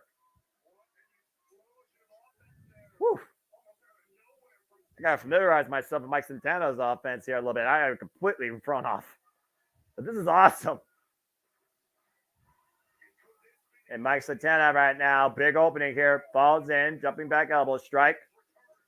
Sends Macklin to the other corner now. Macklin gets the boot up, but Santana scouts it. Oh! Kick right to the side of the head.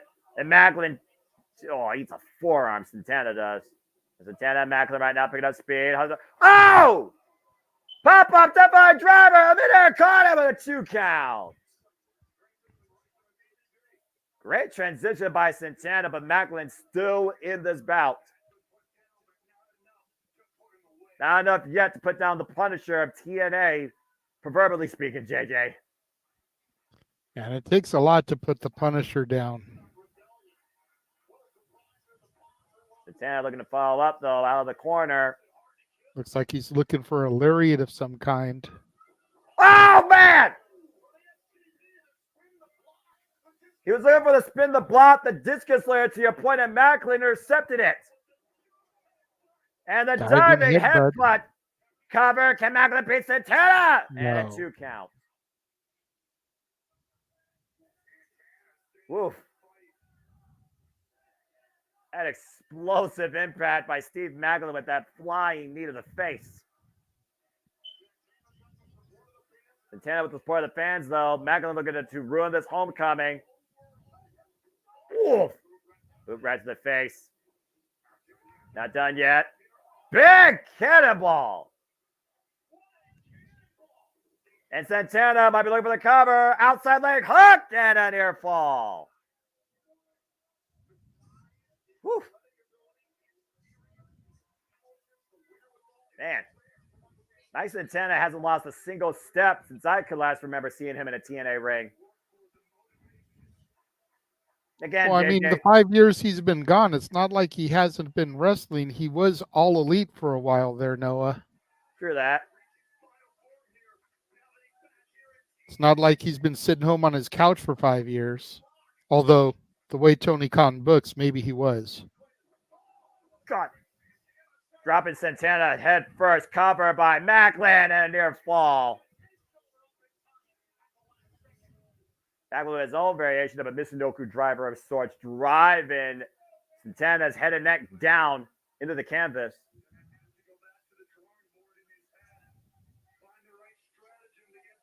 Again, what strategies does Macklin need to employ to give a sour note to this homecoming to Santana? Falls in, clubbing shot, back of the head. Placing up Santana now to the top rope. Steve Macklin once again looking to put Santana in his crosshairs. Now Macklin, is that enough? Here goes for the cover. Hook of the leg and a near fall. Barely does Santana get that right shoulder up.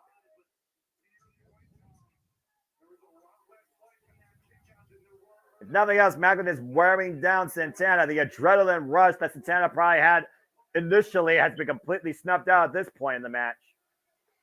Well, yeah, I mean, you're going up against Steve Macklin. He's not a slouch. And absolutely not. Flat the knee. Single leg kick. Big boot by Santana. God, just ran the block. Cover 2. Welcome home, Santana.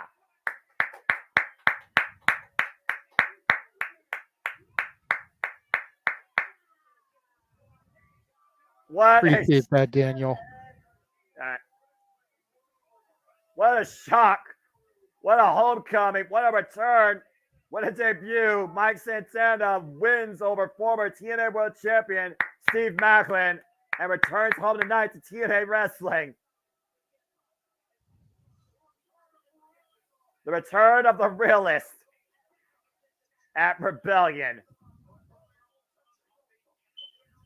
Whew. Of course, as we saw earlier tonight on Rebellion, as we get a moment here to take a look back at some of the action that we already saw, it was during the countdown to Rebellion that the TNA Knockouts for Tag was on the line. Spitfire overcoming Decay, but clearly Spitfire might have a new opposition. It was that move right there, the burning hammer to the sit-out power bomb by Spitfire that allowed them to put Decay down. Plant Rosemary for the 3 count. But clearly Spitfire might know who's next in their crosshairs, as Masha Slamovich, vengeful, spiteful, might have aligned with the system's Alicia Edwards for a common goal to regain and for Alicia to finally become a TNA Knockouts World Tag Team Champion. As MK Ultra lost, of course, that still makes me sad. And the system right now backstage with Gia Miller for a tag team championship matchup next.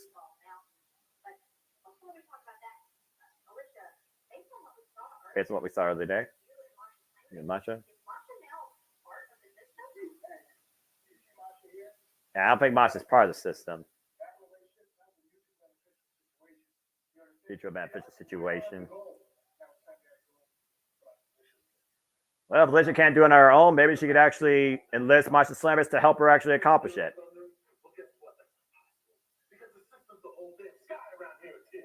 System right now decked out with all the gold except for Alicia Edwards. Of course, Moose will lead by example or will fall as he defends the TNA World Championship. Whole family at ringside here tonight. Big pressure.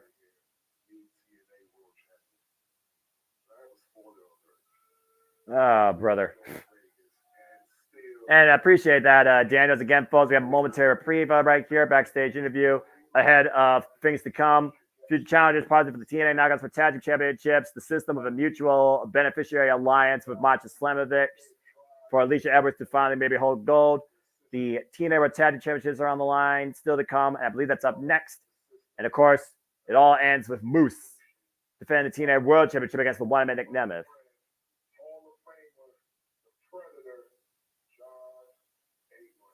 John Abraham. Yeah, it looks like Moose has his own support system here. And I'm not just talking about the system. It was some person at Hard to Kill, D'Angelo, whatever, that helped Moose, of course, beat Alex Shelley. Looks like Moose may have an insurance policy. The system kicks into high gear. Finally, as the system defends the TNA World Tag Team Championships.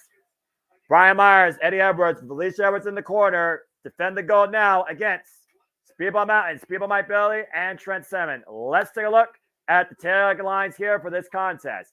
Edwards and Myers beat the ABC for the titles at Sacrifice. Santino made this match after the system attacked Trent Seven and Speedball Mike Bailey last month. The system has defended the titles, though, against the Moisture Machine Guns this week on Impact successfully, and so we have come to this point. Why it's been the system versus TNA since TNA Wrestling returned to our screens.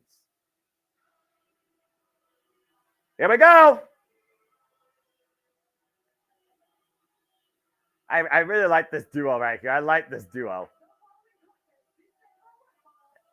Jay Chug, of course, giving us our introductions. Whew.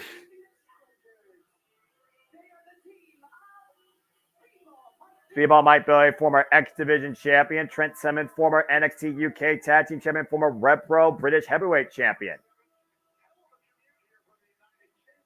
I can only imagine the commute from the UK to freaking Sin City, though, for Trent Seven. Good grief. And who did he hold the NXT tag titles with? Oh, that would be, of course, the big, strong boy, Tyler Bate from Dudley. British Strong Style, of course. one half of the New Catch Republic now. Almost lost. became number one contenders to the tag titles last night on SmackDown. Damn it. By the way, the subtle off-topic note, Nick Aldis is the best GM right now in WWE, taking no shit from nobody and putting a clown down under in place. Don't disrespect Triple H. Anyway, Speedball Mountain, of course, not the first tag outing. They've been tag team partners ever since Final Resolution last year, the first time they faced, of course, Brian Myers and Eddie Edwards, and beat those two in tag team action. And of course, as the system has taken over TNA, Speedball Mountain's done everything possible to take the system down. And we'll see tonight if the system works. Yeah, boy. Let me just say, I'm kind of digging the purple ropes on the ring here tonight. The same, actually. It's a very unique touch because when you think of TNA, you don't think of purple. You think of red and yellow. And speaking of red, there you see those newly minted red and silver TNA World Tag Team Championships held by the system. Eddie Edwards, Brian Myers, two great tag team specialists in their own rights if you recognize the major players of the American Wolves. But the X factor here is Alicia Edwards. Every time Alicia's been in their corner, the system seems to work.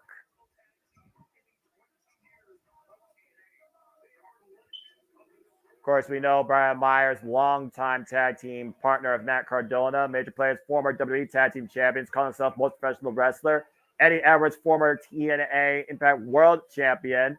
And of course, former Impact World Tag Team Champion alongside Davey Richards, of course, in the American Wolves in a different era of TNA Impact. Alicia Edwards now set her sights on tag team goal with a mutual beneficiary relationship with Masha Slamovich, and we'll see if Alicia finally gets her first piece of gold since being part of TNA since 2017. There you see the beautiful TNA World Tag Team Championships hoisted up, titles held in the accolades of America's Most Wanted, Beer Money, Team Free D, and of course previously the ABC. The reigns were underway. Amongst many other teams. Yeah, about Bad Influence, Motor City Machine Guns. Which of course they beat this past Thursday. And what was their Team last match? Canada, the 3 Live Crew. And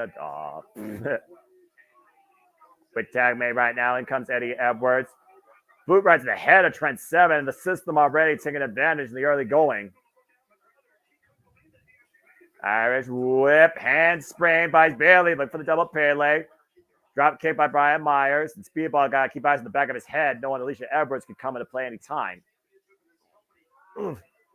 Love watching this kid in the ring. This was one of the first guys that really got my eyes onto the new version of Impact Wrestling, TNA Wrestling, Speedball Mike Bailey. Former X Division champion, of course, also took Josh Alexander to the limit, their 60-minute time limit for the TNA World Championship, as Speedball Mountain lighting up Eddie Edwards right now, trying to crash the system.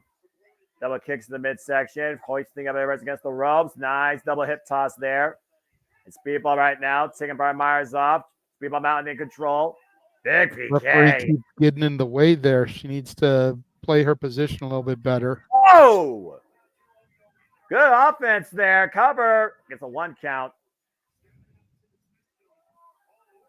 Speedball Mountain stepping up to the system right now as the system looks to maintain their control over TNA. And again, to your point, Speedball Mike Bailey is arguably one of the greatest, most booked, most active, most honorable professional wrestlers you will see in that squared circle. Wrestled every style, every person, every company possible practically. And ever since coming into TNA, Speedball Mike Bailey has redefined what it means to be total nonstop action. Oh, DDT! Give me Speedball versus Ricochet, or even Speedball versus the young OG from NXT, Javon Evans. Javon Evans, formerly out of Deadlock Pro Wrestling, for those that don't know, by the way, which is how I recognize him, even if I think WWE names are still stupid. Great match, though, accepting the open challenge of Dragunov. And there, Alicia, again, coming into play, and Brian Myers taking advantage. Again, the cheat code, the X Factor, the freaking secret weapon, the plot point that the system needs to remain in control. And Trent Simmons' knees are into the steel ring steps. I still say that if it wasn't for Alicia Edwards, the system would not be champions, period.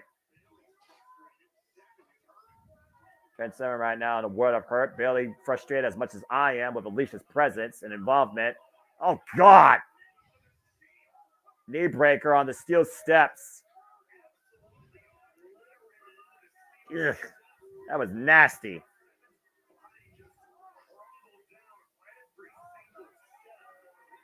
And right now, Trent Seven in a world of trouble. Eddie Edwards controlling him on the outside. The system, the 68th tag team champions in this company's history. Tag. Incoming Brian Myers. Just stomping the leg right now that was exposed against those steel ring steps, softening it up. And of course, without those legs, it's extremely hard for Trent Seven to follow through on the 7-star lariat and the Birmingham hammer. System right now neutralizing Trent Seven's offense here.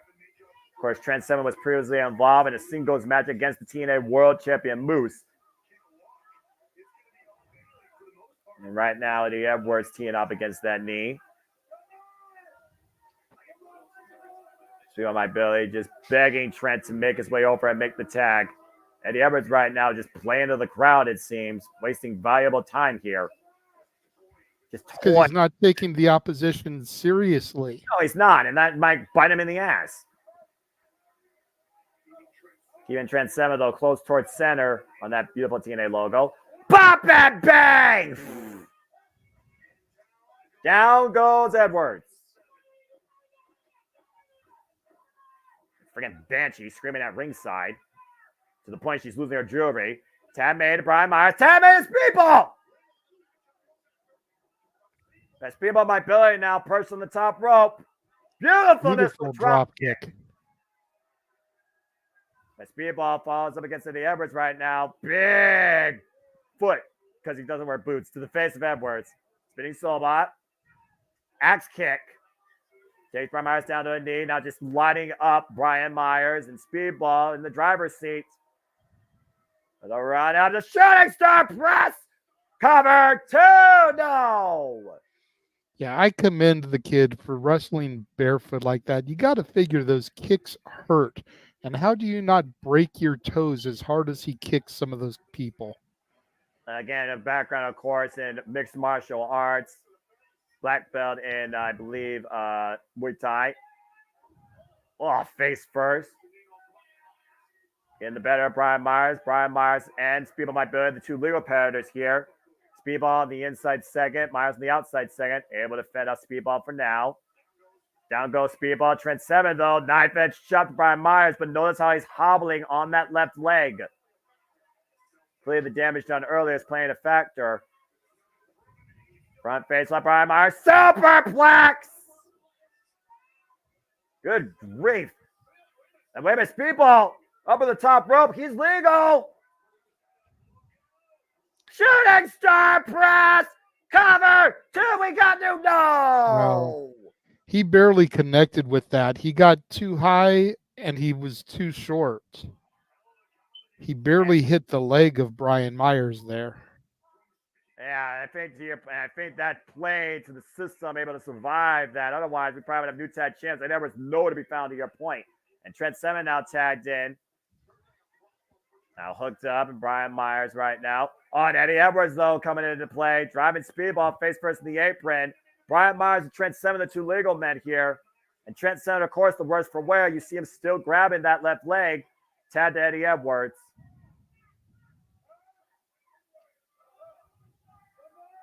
Eddie Edwards, once again, taking his opponent likely.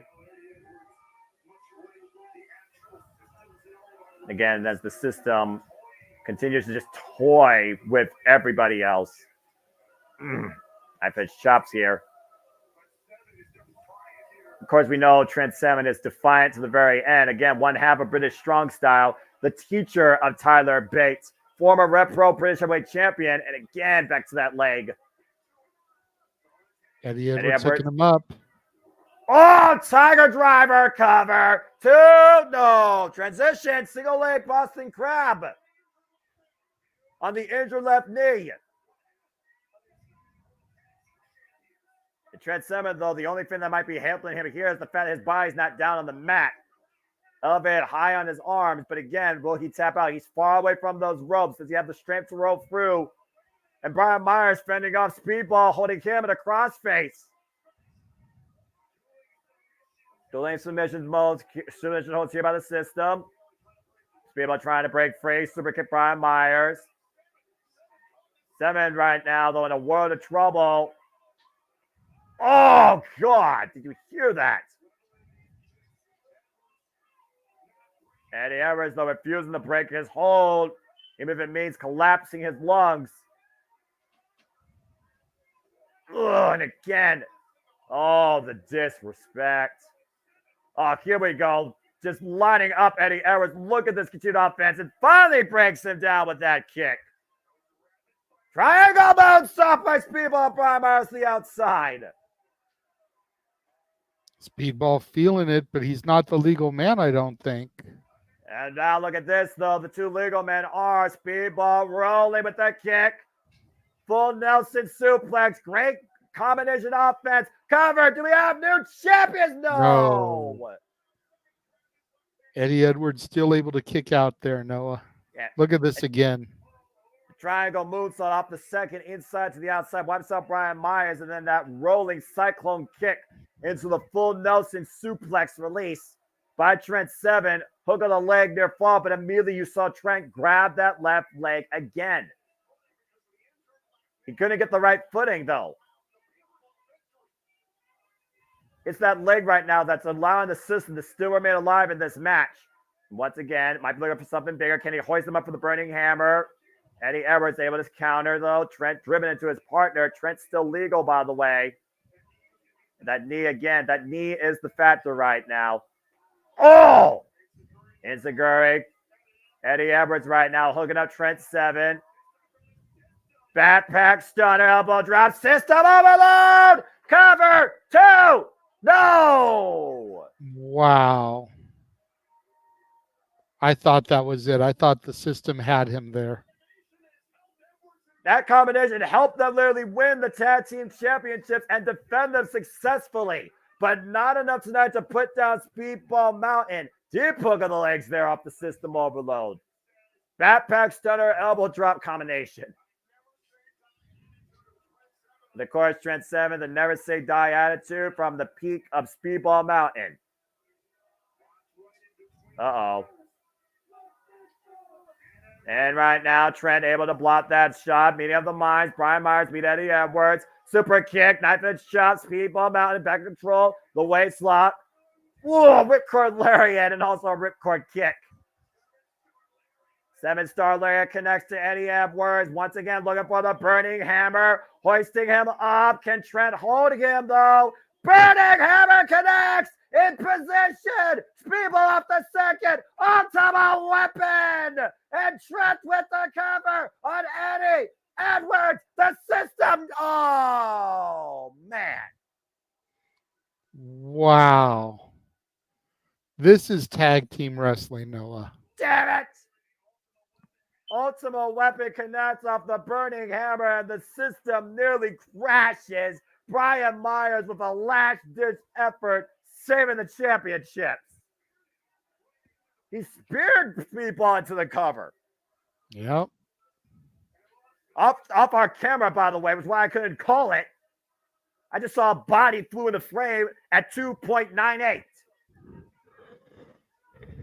TNA World Tag Team Champions on the line. A lot of pressure right now on the system, especially. Oh, man. That spear didn't work that time. Face first in the second turnbuckle. Now Speedball on the apron. Brian Myers, though. Oh, caught him out with a spear. That spear connected shades of his old mentor, Edge. Perfect opportunity capitalized by Brian Myers. Both men down the outside, though. Take a look at this. Oof. Did you hear the impact? The wind just knocked out a Speedball Mike Bailey. And that might have taken Speedball Mike Bailey out of this match, JJ, quite literally. Now 7, again, still the legal man in this match alongside Eddie Edwards. Both men lining each other up. Uh-oh, wait a minute. Make a wish! Yeah, pop handle. Hook him up. Let's go for the bitter end. Shades of Pete Dunne. Forearm smash. It's Brian Myers. Massive uppercut. 7-star lariat. Ducks underneath. Brian Myers. Roster cut. Busted Knee Party. And the system works again. Damn. I think that's the best match I've seen of theirs since becoming champs, Noah. And arguably, that was match of the night so far, without a doubt. The system still works at Rebellion.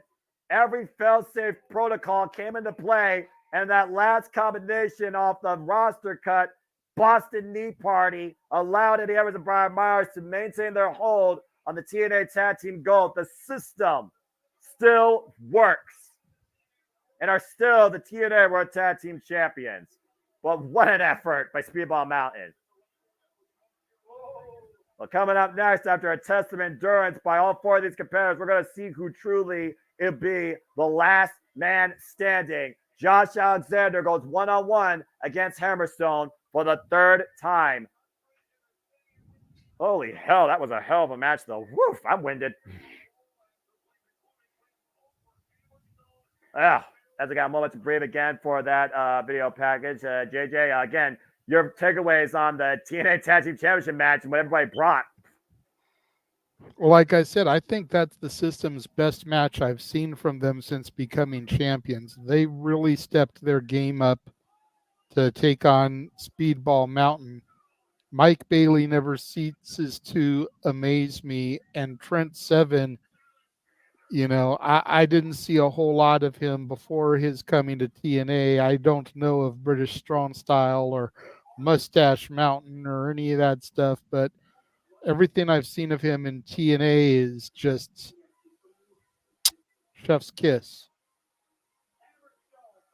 Oh, man. Well, while we have this moment during the video promo, we hope you guys have been enjoying the watch-along coverage we're presenting here today. And if you'd like to see the stuff that will be coming up here in the not-so-distant future on the Multiverse of Media, check this out.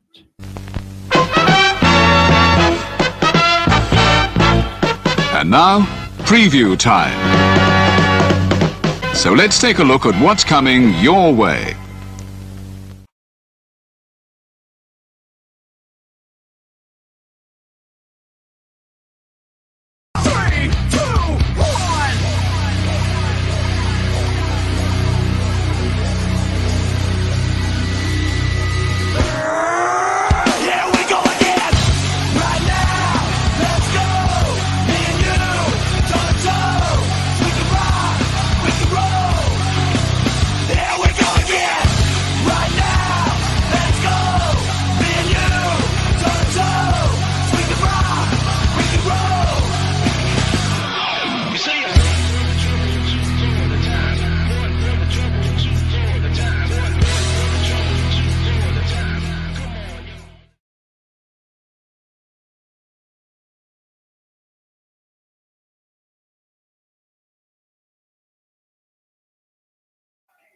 All the wrestling, all the wrestling, all the wrestling, all the wrestling, all the wrestling, all the wrestling, all the wrestling, all the wrestling, all the wrestling, all the professional wrestling.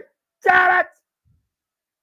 As we go back inside the Impact Zone, it's time for a heavyweight test of endurance. Who will be the last man standing? Get ready, folks, for Josh Alexander versus Hammerstone 3. Again, JJ, it all began at this building. TNA Wrestling's Rebirth, TNA Hard to Kill. Hammer Zone presented this opportunity, and Josh Alexander collided for the first time ever. Josh won. Oh, man. Well, never mind. We're just going to get right into it. The bell has rung. This match is underway. The only way this ends is if you keep your opponent down for a count of 10, and Alexander is teeing off against Hammerstone in the corner. All the mind games, all the mental manipulation, all the physical abuse towards his friends and towards respected opponents like Tommy Dreamer, like Tracy Williams, might come back to bite Hammerstone tonight, JJ. And Josh Alexander, without his headgear, you know, as simple a thing as that is, you got to wonder if that's a mind game here being conducted by Hammerstone.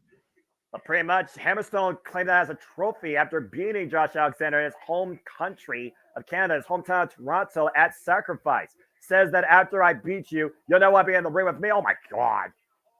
Slammed down hard. And ever since then, Hammerstone's been wearing it like a proverbial trophy, like a headpiece of his own, and using it as a mental statement, putting on anybody he's put into that torture rack, including Guido. Now Hammerstone following up and Alexander able to get the boot up in the corner. But Alexander also said that piece doesn't define me. It was just a part of me. What defines me is the letters that I've been representing. TNA. Again, former longest reigning TNA World Champion. Grabbing a hold of Alexander. Now hoisting him up in the military press. Waist slot transition. Suplex release. Hammerstone back up to his feet. Oh, Lord. Right back up. Belly to belly. Overhead throw. Alexander back to his feet, though. Back elbow strike. Oh, man. Big elbow strike. Waist lock again. German suplex. And Hammerstone hoisted up with assistance by the ropes in the corner. Up and over. Goes Alexander to the apron. Back elbow strike. Rocks the jaw of the walking weapon. Now Hammer's still looking to follow up. Wait for that big boot. Alexander scouting it, though. Uh-oh. Oh, Lord. Oh, no. Oh, man! Hammerstone planted where steel meets wood on the apron. Whew. Good God. Jada, these two started like bats out of hell. We finally got a moment, our first 10 count. Well, you got to figure this early in the match, neither man is down for the 10 count. Yeah, but if nothing else, dropping him down back first on the apron, neutralize Hammerstone's continued onslaught for now, and Alexander has a sense of control. Now teeing off against Alex Hammerstone on the outside, to your point. Josh Alexander, well known compared to the likes of Kurt Angle for his technical ability, and of course applies an ankle lock. The Iron Man that has defined the X Division Championship and the TNA World Championship. There you see that headpiece that Josh Alexander wears in the corner. But again, Josh says he doesn't need that to define him. Now Hammerstone, like, oh God, overhead heel from the top rope on the apron to the floor. Crashing goes Josh Alexander. Damn.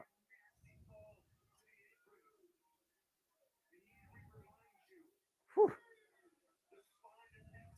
And let's not forget, remember, it was that triple fusion, spinal and neck surgery that allowed Josh Alexander to continue his career in pro wrestling when he thought that he was done. Alexander bringing back up to his feet and Hammerstone falling in, though. Back elbow strike. These two haven't let up 1 inch on each other. No, and they're not going to, Noah. There's too much animosity between these two. There's also too much on the line. Oh, no! Dropped hard across the barricade. Is that Ryan Nemeth? That is Ryan Nemeth. Well, Nick did say he had his dad and family there, so... Let's see what that happens later tonight, how that comes into play. Also, I think that football player that Moose is talking to is also sitting right next to them. The front face lock right now by Hammerstone, teeing off against Josh Alexander. Now going to hoist him up. Oh, no. Look at the strength of Hammerstone. Oh, God. Stalling suplex on the floor to Josh Alexander.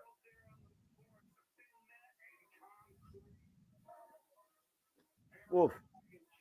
Hammerstone saying, count him. We've already had bloods now with Eric Young. I don't think these two are going to necessarily try and bludgeon each other to the point of bleeding, but the Dams are going to try and break one another. Josh Alexander starting to stir. The refs count up to 5. Oof. You hear the angst in Josh Alexander, JJ. Hammerstone once again going back on the attack on the outside. Alexander right now.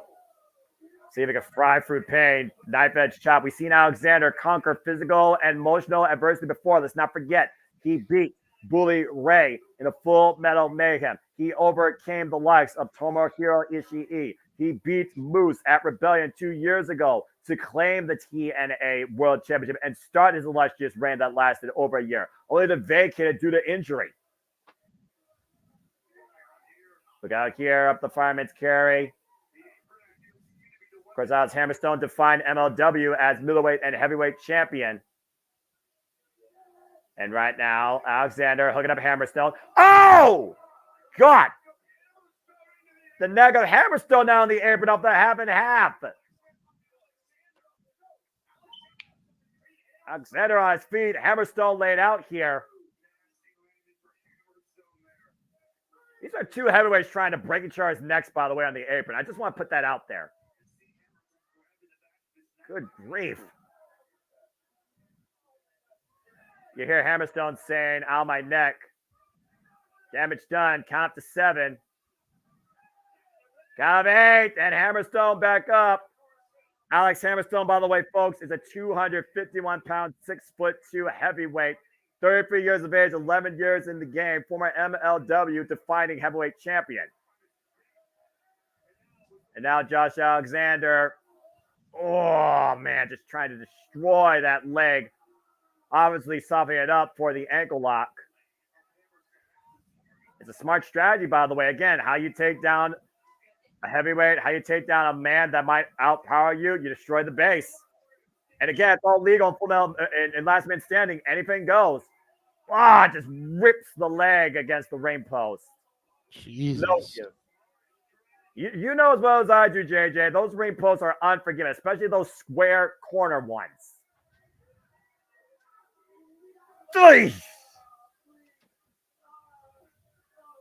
Is Hammer still begging for mercy? I doubt it. When was the last time? I'll just say this. When was the last time you heard Hammerstone sound like this? And To right be fair, now, never. I'm still kind of new to Hammerstone. that's fair. But you're not new to this. Oh, no. That's a classic move right there. Figure 4 leg lock, braced around the still ring post. And again, Josh, if he wanted to, could have held it as long as he wants. There is no disqualification. Josh Alexander, again, folks, 36 years of age, 19 years in the game, 6'1", 240 pounds, former and longest reigning TNA World Champion. This is your definition of a heavyweight slugfest. Hammerstone right now grabbing his ankle, grabbing his leg. Josh Alexander, oh! Using the headgear as a weapon there to lay out Alexander. Again, though, it's perfectly legal. We don't have to like it, but it's perfectly legal. Of course.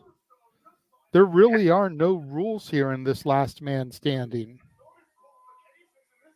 Oh, and Josh is busted open. That blunt It was only shot. a matter of time. I mean, that blunt shot again. And right now, Hammerstone continuing. It looks like it's off the ear, actually. And again, when you're busted open around your ear, it throws off your equilibrium as you lose blood. Eef.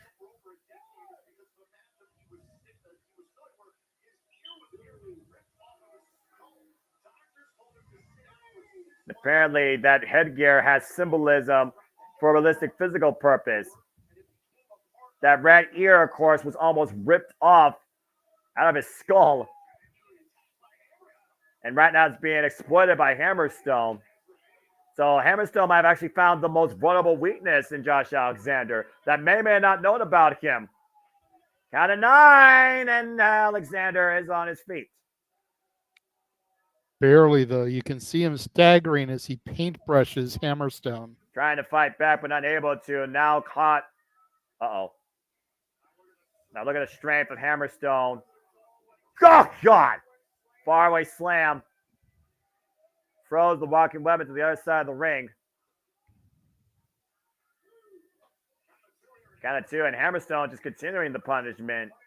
Not even letting the referee continue his count. Oh, gosh. Sledgehammer to the heart. Again, Hammerstone's out to prove a point. Make a statement. Says that it's his time now, that he will be the face of TNA. Arguably, you might be looking at future TNA World Champion if he beats the former longest reigning TNA World Champion here. That's a hell of a point to make. That's fair, but in order for him to be serious contention, you got to have a babyface champion. Right now, Moose being champion makes you really wonder if we're going to have a title change tonight. Pump kick to the head of Alexander as it's braced up against the ring post there. Skull against steel, JJ. A fatal blow, possibly. And again, to your point, is this a sign of things to come? Not just for the TNA World Championship picture, but arguably the environment of TNA. Can Hammerstone neutralize the walking weapon? Count of 5 right now. Somehow Josh is still stirring. At the 7, he needs to get back up to his feet, though. Count of 8. Again, we know the will of Josh Alexander. He will not go down that easily. He will go down in a blaze of glory if it means defending TNA Wrestling. Now, Hammerstone got him up in the torture rack. He did this to Tommy Dreamer. He did this to Guido. He did this to an innocent cameraman. He's done this to countless individuals over the last few weeks, including Tracy Williams. But there's no submission here. It's last man standing. Oh, I just dropped down. Is this the end of Josh Alexander? Is this the end of this last man standing match? Is Alex Hammerstone taking enough out of the walking weapon here? Referee's count starting again. And Josh finds the will to keep fighting into this. Oh, God. Look at that ear, JJ. That is disgusting. Count of 6. Count of 7. Loss of blood right now. You can see the effect on Josh's balance. Count of 8 and Josh standing. Oh, God. It's a pump kick from hell. It almost feels like Hammerstone was insulted about. Oh, wait a minute. The ankle lock. But again, there's no submission. He can tap out if he wants. It doesn't matter. But also, to that point, it's hard to stand when you got a broken leg. Oh! And then figure out the damage that Alexander did earlier with the figure 4 leg around the steel ring post. And also just ripcording that leg against the ring post. Now a relentless assault, stomping away, driving his knee into the ankle of Hammerstone. Boy.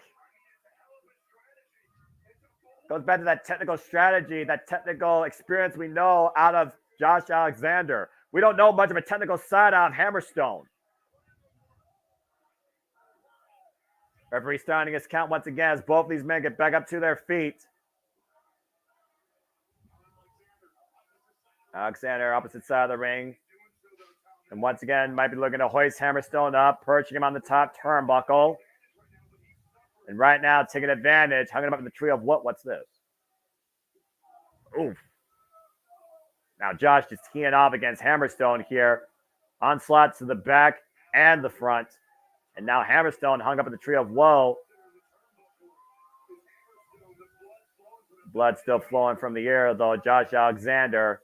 Josh going to follow up. And oh! Cross body in the corner. But look at the way Alexander grasps his midsection. Think about the way the back's been destroyed against the steel ring post. The Argentine backbreaker, knocking the wind out of him. Count of 4.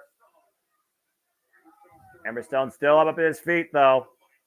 Count of 5 again, though. You see the wind also knocked out of Hammerstone there, the cross body. Hard to fight when you can't breathe. Walking weapon looks like he's setting him up for the C4 spike here. Yeah, but Hammerstone fighting out of it. And again, drop to his knees. But if you see right now, Josh Alexander teeing off against Hammerstone. The ferocity of offense here by the walking weapon. Hammerstone still stirs, though. And what's Hammerstone right now? Or excuse me, what's Josh looking for here? And now, what's Josh got? Oh, no. No. JJ. Oh, no. Oh, no. This isn't even Full Metal Mayhem, but oh, no. It's the only thing we were missing from Full Metal Mayhem. I was waiting for that. It's probably why they didn't do it. Thumbtacks. And last man standing. Someone's about to get some acute acupuncture. Oh, no. Every time I see that, I'm just like, this is just bad. What is in the mind right now of the walking weapon, Josh Alexander? Hammerstone perched on the top I think rope. I know. Oh, boy. Josh right now trying to hook up Hammerstone here. Possible suplex. Hammerstone fighting back, though. Both men on the inside second rope. A shot to the core. You see it rocked. Alexander still fighting back, though. And again, losing his balance. Let's not forget, he's still constantly losing blood from that ear. And that rocks your equilibrium. And a headbutt to that ear by Hammerstone. Trying to throw off the balance. Now hooking up Josh Alexander. Hammerstone. Oh, dear God. The strength of Alex Hammerstone. Hoisting up Josh Alexander. Pendulum bomb and a thumbtacks.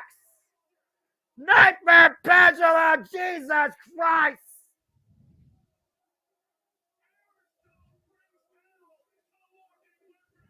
Dear God, take a look at this, JJ.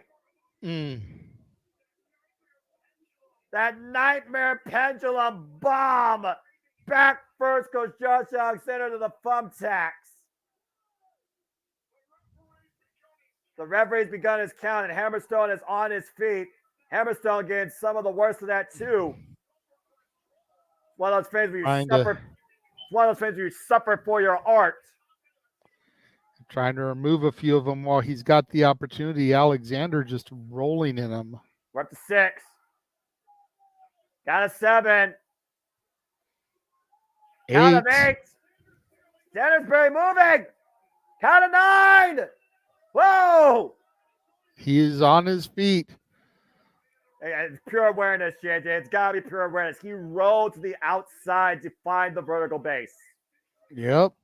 Hammerstone thought he had it. Yeah, instinctually, Josh Alexander beat the 10 count. And Hammerstone thought he had it, to your point. Now Hammerstone just teeing off against Josh Alexander on the outside of the ring. Now bringing him on that steel rampway. We saw that come into play during our X Division Championship match. Oh, dear Lord. Not a pendulum bomb there. Not a nightmare pendulum there. Wait a minute. What's Hammerstone thinking now? Huh? Uh-oh. Oh. The headgear. Well, think about this, JJ. He's put that headpiece on everybody but Josh Alexander. Grabbing a hold of Alexander's headpiece right now and using it again for continued assault on that right ear.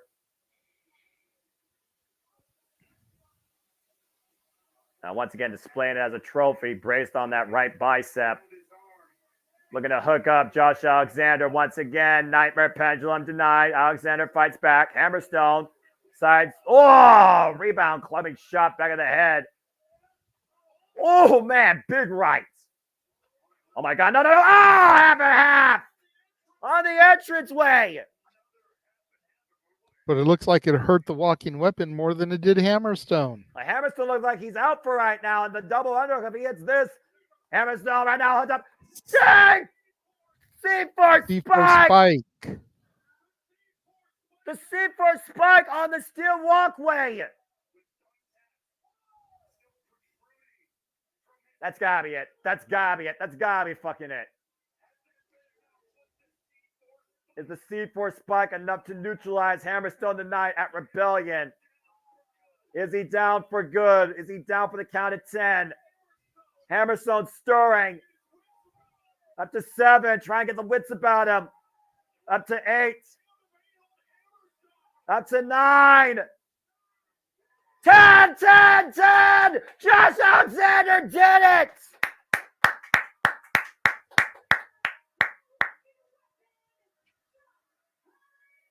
Wait a minute.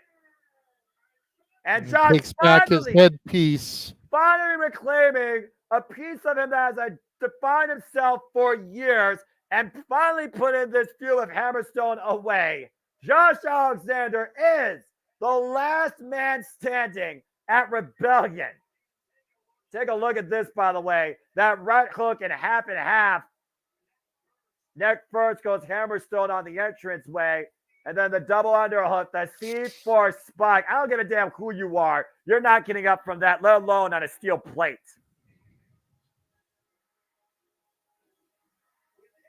Josh Alexander with headgear once again restored and returned demonstrates once again why he truly is the walking, living, breathing heartbeat of TNA Wrestling, the Standard, the Iron Man. Good grief. Oh, got a promo here now for Jonathan Gresham.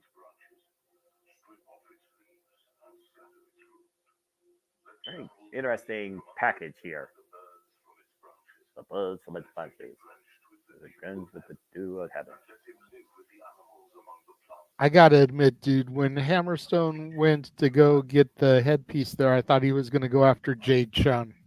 I was scared, actually, to your point. Huh.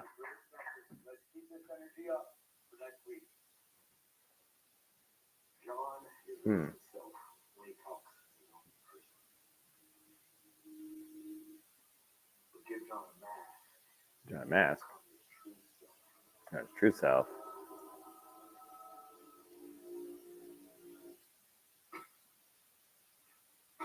What? What the hell? That is correct, boss man. As well as whatever happens when the lights go out. Black ink?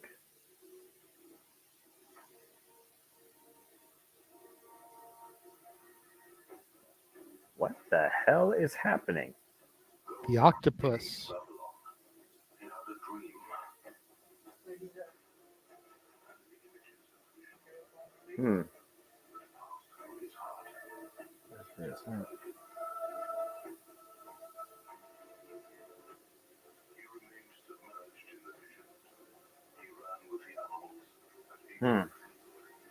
Interesting take into the mind of Alexander.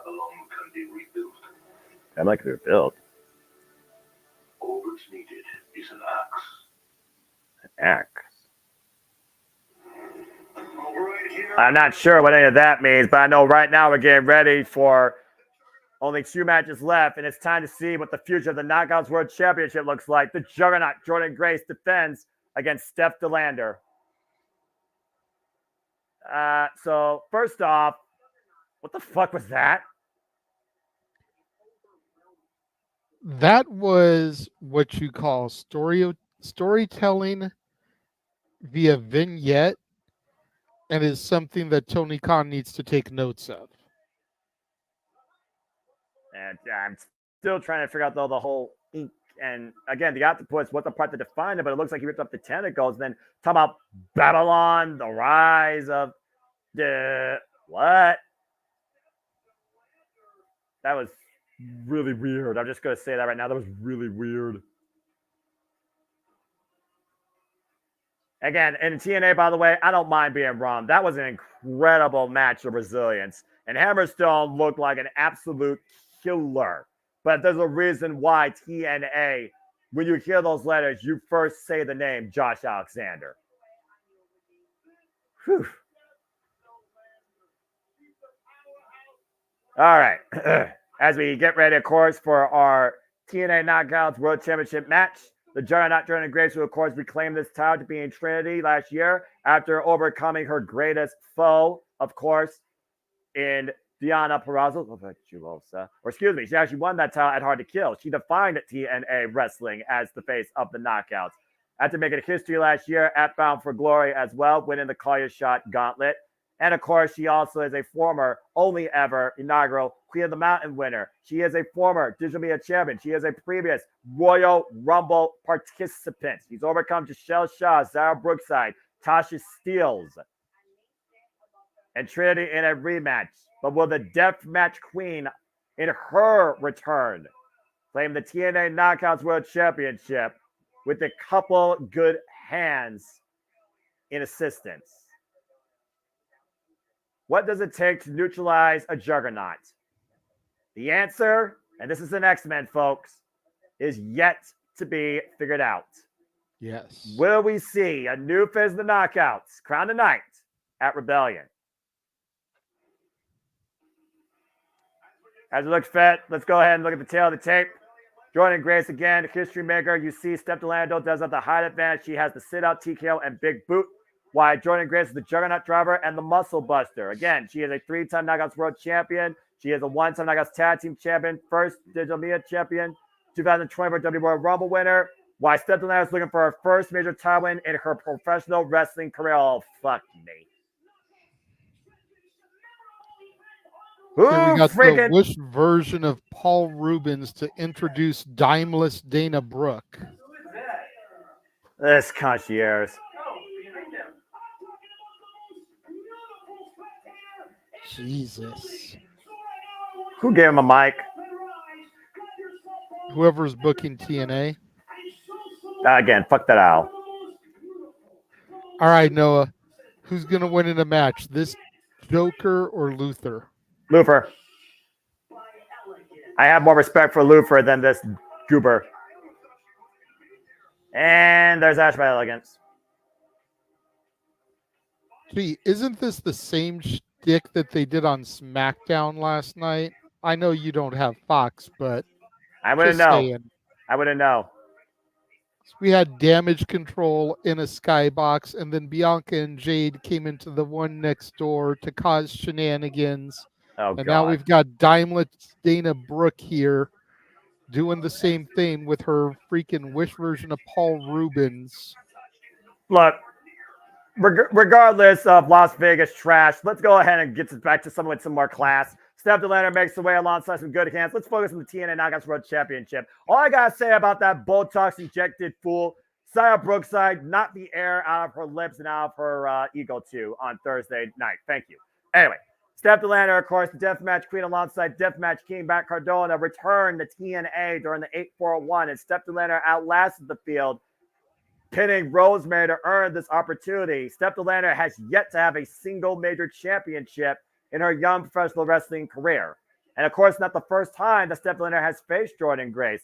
The last time we saw Steph Delando and Jordan Grace in the ring was January 20th last year. And she only had 5 minutes of spotlight time before she got Juggernaut drivered into oblivion.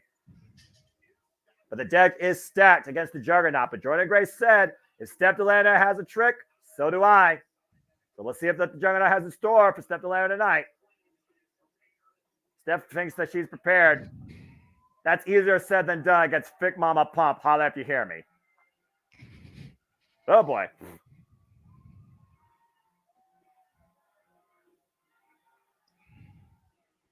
I gotta say, Jordan Grace has never looked in better peak physical shape.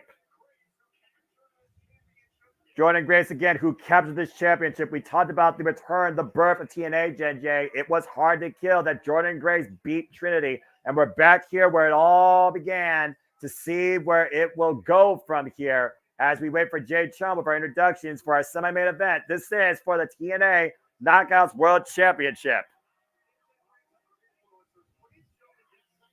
Hey, who's that? Morgan Greenwood, the president of the Las Vegas chapter of the MFL Alumni Association. Interesting. Of course, we also announced that mental health partnership right here in Las Vegas, also at Hard to Kill. All right, well, let's get ready for this match. Jay Chung, take it away.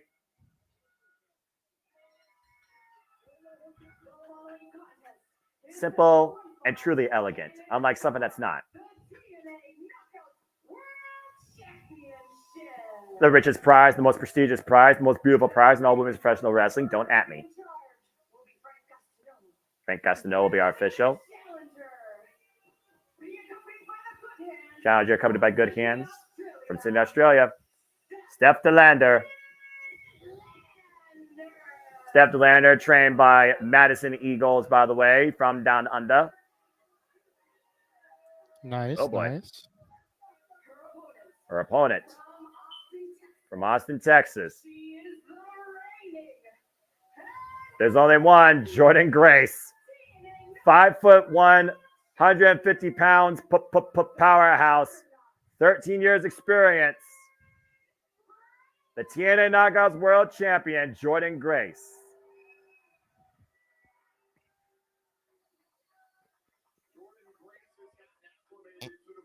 Oh boy, Jordan Grace knows what it means to be under this pressure and to thrive in it and make history, JJ.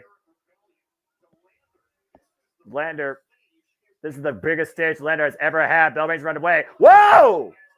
Neither goes in, and Lander right now is using her will against Jordan Grace, clearly at the height advantage we talked about earlier. Step to Lander right now. I don't know if she's hyping herself up or trying to get inside the champion's head. The following up, though, Jordan Grace following up here quickly. The front face lock, looking to hook up Step to Lander. Step right now countering. Size advantage right now coming into play immediately for the challenger. Yeah, definitely. Step to Lander again, deceptively tall here. Jordan Grace looks like a midget compared to the Amazon here. Oof! Big forearm smash. Everyone's the same height, though, when they're down the mat, JJ. And might be looking for the Juggernaut driver early. And Step to Lander able to counter. I'd say way too early for that. Yeah, Steph DeLander had it scouted. Jordan Grace off the ropes here. Oh, God! Nessie landing off the tope suicida, and Jordan Grace continuing the onslaught against Steph DeLander on the outside. Taking back control here after this early going.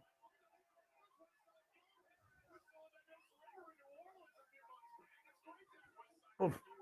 Grimmett face first right now. Again, last time we saw Steph DeLander in the ring with Jordan Grace was January 20, 2023. It was only going for 5 minutes. It was a single open challenge exhibition. Steph DeLander countering the attempted sidewalk slam. Both women on the apron now. Now Steph DeLander hoisting up Jordan Grace up in the fireman's carry. Oh! Trying to use that TKO and instead just stun guns Jordan Grace across the top rope. Steph DeLander, 27 years of age, folks, 7 years in the game. And teeing off right now against Jordan Grace. Of course, Tyler Kalich's hands be a pin bars, which side of the ring. Here's a cover and a 1 count. Yeah, Steph DeLander needs to stay on top of Jordan Grace here. Jordan Grace is the type of competitor that you don't want to give room to get her breath back. Oof. Oof.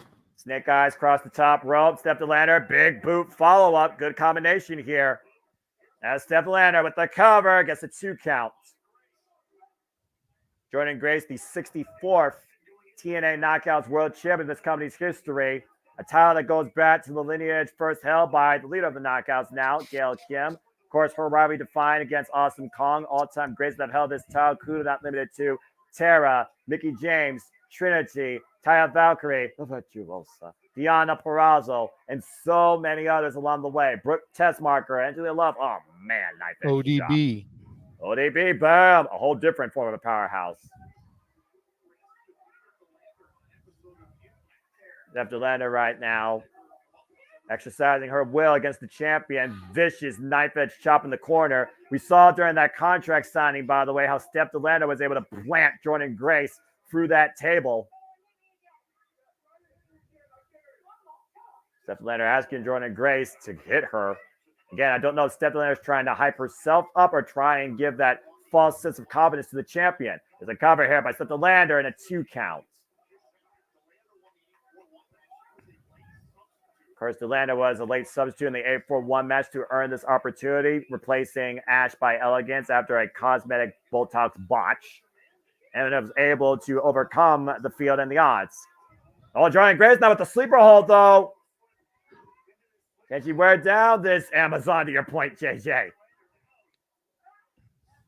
Smart move here by Jordan Grace, keeping Steph DeLander towards center, trying to squeeze life out of her, but just ripped off.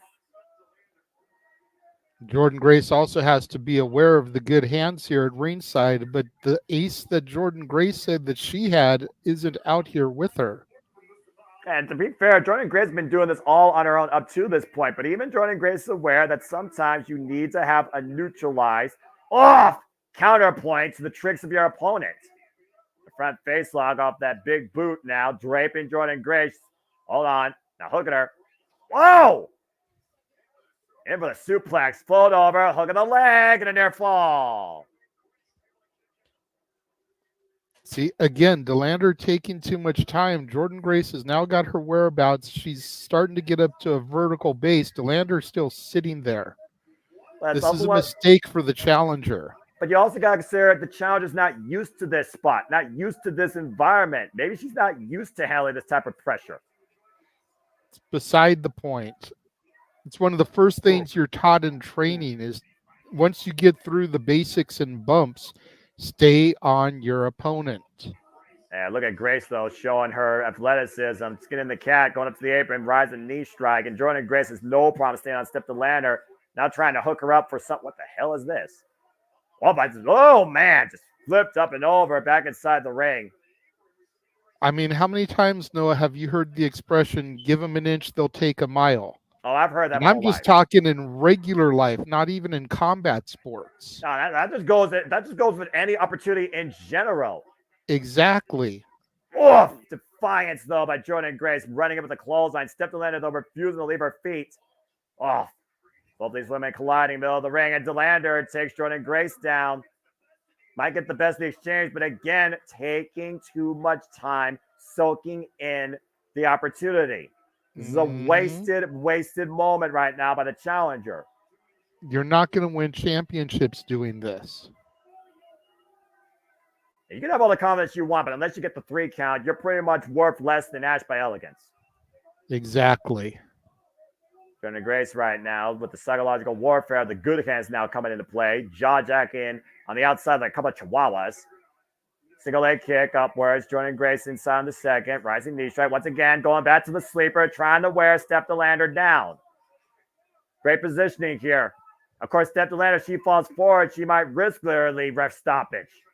Now trying to bat Jordan Grace in the corner. Force her to break the hold. Oh, man. And again, Grace still holds on. Now it's the grapevine. The body scissors. On the lights going out on Steph DeLander's chance to become the Knockouts World Champion. Arm drops for 1. Steph DeLander might be out here. Down for 2. Oh, hold on here. And again, the good has distracted the referee. Steph DeLander was down and out, but Jordan Grace sees what happened here. DeLander has the title. But wait a minute. Whoa. The title. Oh, no. Spinning Batfish just knocked Frank Costello's lights out. Well, that referee's down for the count. Waist slot, German suplex released by Steph DeLander. We got no official now. All hell's about to break loose. Title across the face of Grace. The ref is out, guys. You idiots knocked the ref out unconsciously. Frank Gastineau's down and out. What the hell are they doing? Wait a minute. What are the good hands here? He is now a licensed official. This cannot be freaking... this can't work. The official down. Are you kidding me? Well, wait. There's the lights out. Oh, shit. What the hell just happened? What happened? I can't see anything. What happened? What happened? My screen went black. I can't see anything. What the fuck's going on here? It's PCO! He's not human! And of course we know he's bad blood with the good hands. Where the hell he come from? But that can't be what they've been promoting. Well, Jordan Grace says to grab an equalizer, right? Double choke slam to the good hands. He's alive. But why is he involved in the Knockouts World title match? And PCO wipes up the good hands on the outside. Well, I mean, if Eric Young could be one half of the Knockouts Tag Champions. And now whoa.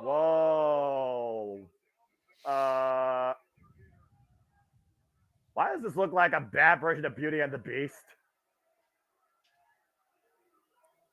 JJ, comment. I'm taking this in, Noah. I'm trying to figure out what PCO is thinking here. He's twice her age. I don't know what to say. Oh, wait a minute. He grabbed DeLander's hand. Oh, got her no! Googled. He got Googled. Oh, my God, no! Come on, PCO. You can't do that. But Khan! And Khan lost. Well, Khan lost against PCO in that Monsters Ball. You knew Khan was not going to stand on after that.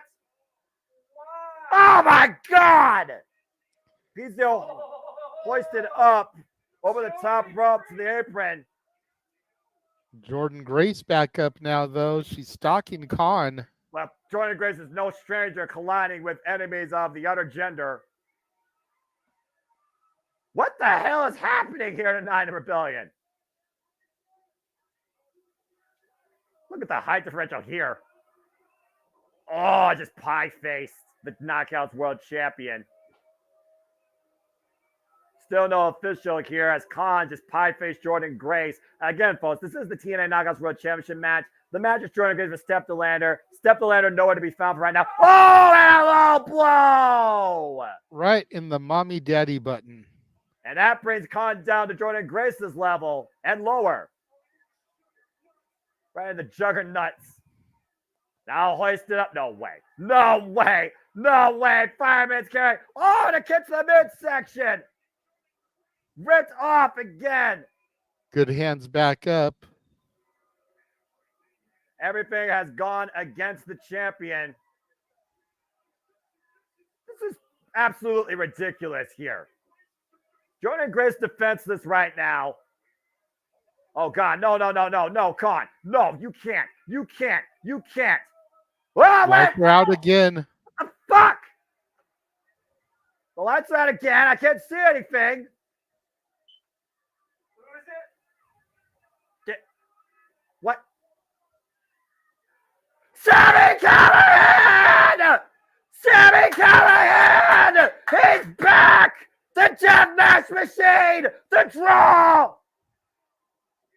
You gotta be fucking kidding me!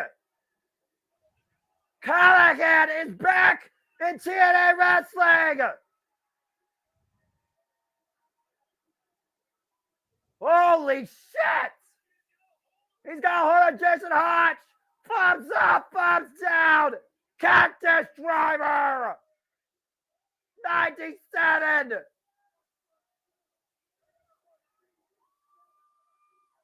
What the? Sami Callihan just locked eyes with Step Delander, who's trying to get the hell out of Las Vegas. I don't blame her. Talk about a TNA original. Callihan making sure Step Delander's in, spinning back fist. Now Jordan Grace hooking up Step Delander. Juggernaut Driver. Page the unofficial. Cover the ring. Cover. Jordan Grace retains. Welcome back, Sami Callihan. Well, I'll be damned. Right. Wow. Not what I was expecting, but definitely entertaining. Jordan Grace still walks out of Rebellion, TNA Knockouts World Champion, and Sami Callihan has returned home to TNA Wrestling at Rebellion. I never thought in my life I'd see a picture like this. The Juggernaut standing tall alongside PCO and Sami Callihan. Jordan Grace still the face of the Knockouts and still TNA World Champion. As we continue to move forward in a new era of TNA Wrestling, we've already seen who has defined themselves as hard to kill. We have seen the uprise, the anarchy, and rebellious behavior. As history continues to be forged and total nonstop action continues to take the airways, the next time we come to you via pay-per-view is TNA Slammiversary! Montreal, Quebec, Canada, July 20th. We cannot wait for TNA Slammiversary, where we honor the legacy and the history that has defined 21 plus years of TNA wrestling. The next time they're on pay-per-view, TNA Slammiversary returns home to Canada, this time Montreal, Quebec. I cannot wait for that, JJ. It should be damn good, Noah. But of course, we also know we'll be back 2 weeks' time here with TNA coverage as we get ready to go under siege in Albany, New York. Again, folks, that is Friday, May 3rd from the Washington Avenue Armory in Auburn, New York. TNA Wrestling presents Under Siege. They also will be having TNA Impact tapes, of course, in Newport, Kentucky from the Megacorp Pavilion if you want to be part of the fun. And also, after we go Under Siege, we're also going to go back to Chicago, where it will be Against All Odds Friday, June 14th. So if you could become a part of TNA Wrestling, I highly encourage it. It's one hell of an atmosphere. I still need to go to Chicago for the first time in my life just to catch TNA or some form of professional wrestling, damn it. But again, we'll see what happens as we continue to go down the line here in TNA Wrestling. But let's go ahead and take a look at the tail of the tape for our main event as we get ready for our TNA World Championship matchup. You see right now, Moose has both the strength, height, and weight advantage. Soon to move the spear, Nick Nemeth danger zone. There is a 50-pound weight differential practically. Of course, Nick Nemeth, former two-time WWE World Heavyweight Champion, six-time Intercontinental Champion, reigning on WGP Global Heavyweight Champion, and Nick Nemeth, the wanted man, taking the best shot possible on himself tonight at Rebellion. Oh, boy.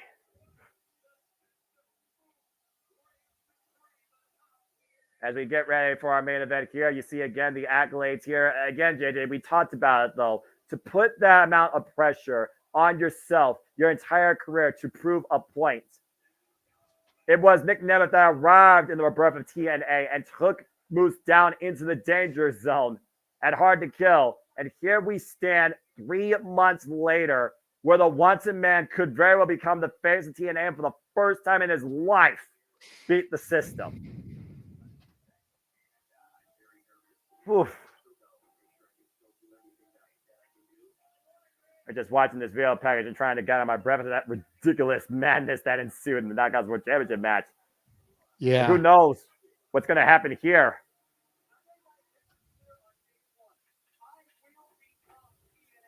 That beautiful title.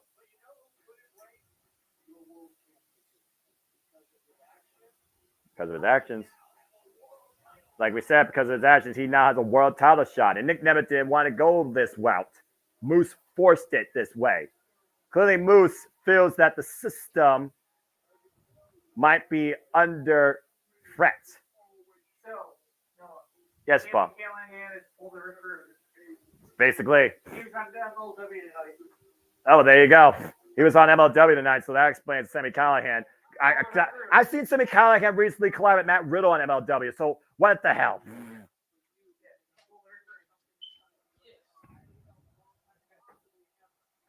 We saw the immerse. We saw the mission statement.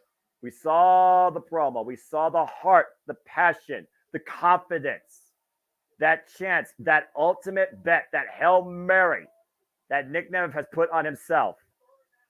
Can he find his way to score the ultimate touchdown and not only beat the system but become the TNA World Champion? Or is Moose still believing that he's only simply facing Dolph Ziggler? Who tonight is here to show the world they are perfection? And more importantly, who deserves to be called the face of TNA as the TNA World Champion? Is it the wrestling god or is it the wanted man? We're about to find out here tonight at Rebellion. This is a special night. There you see, of course, Nick Nemeth's family. Ryan Nemeth, Hollywood Hunk. Don last attended one of Nick Nemeth's matches back in 2016, apparently. Here we go, JJ. Yep. Good boy.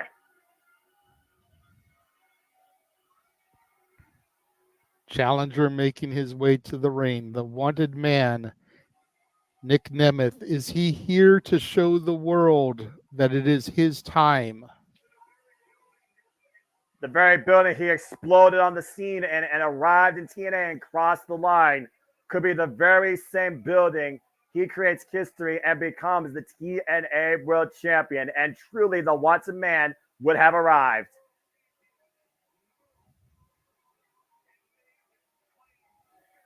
The amount of pressure, confidence, and just the environment, the stage itself cannot be measured right now unless you truly are Nick Nemeth.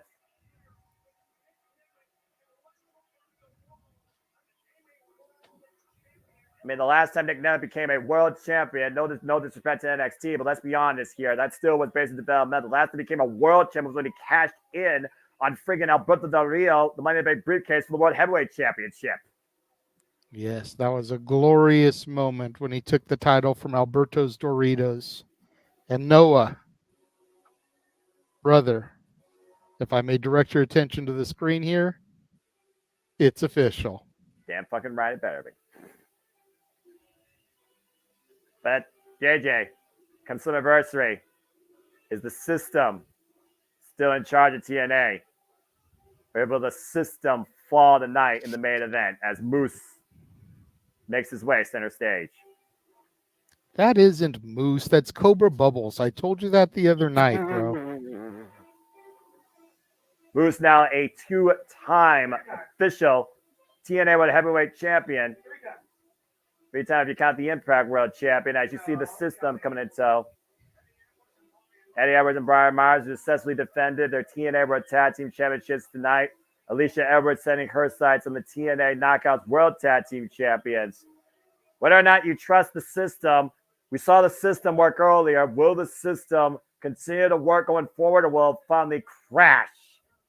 And will we see a new TNA World Champion? It was Moose who won this very title in this building as well at Hard to Kill against Alex Shelley, where the system was born. You see Moose flanked by his brothers in arms and Nick Nemeth flanked by everybody else inside the Palms. Moose arguably in the best shape of his life. Think about what Moose has endured his entire athletic career in and out of football when he transitioned from football to professional wrestling. Showed how far he's willing to go, that he will not surrender against Alex Shelley. Jay Chun, take it away. Introductions.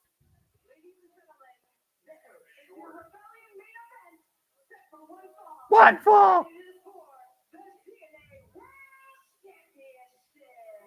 Oh boy.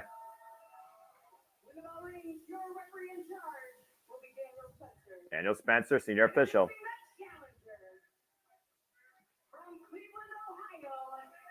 Ohio present.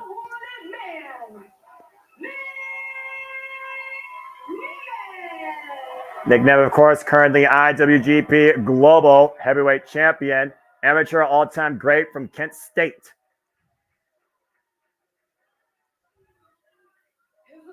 Oh boy.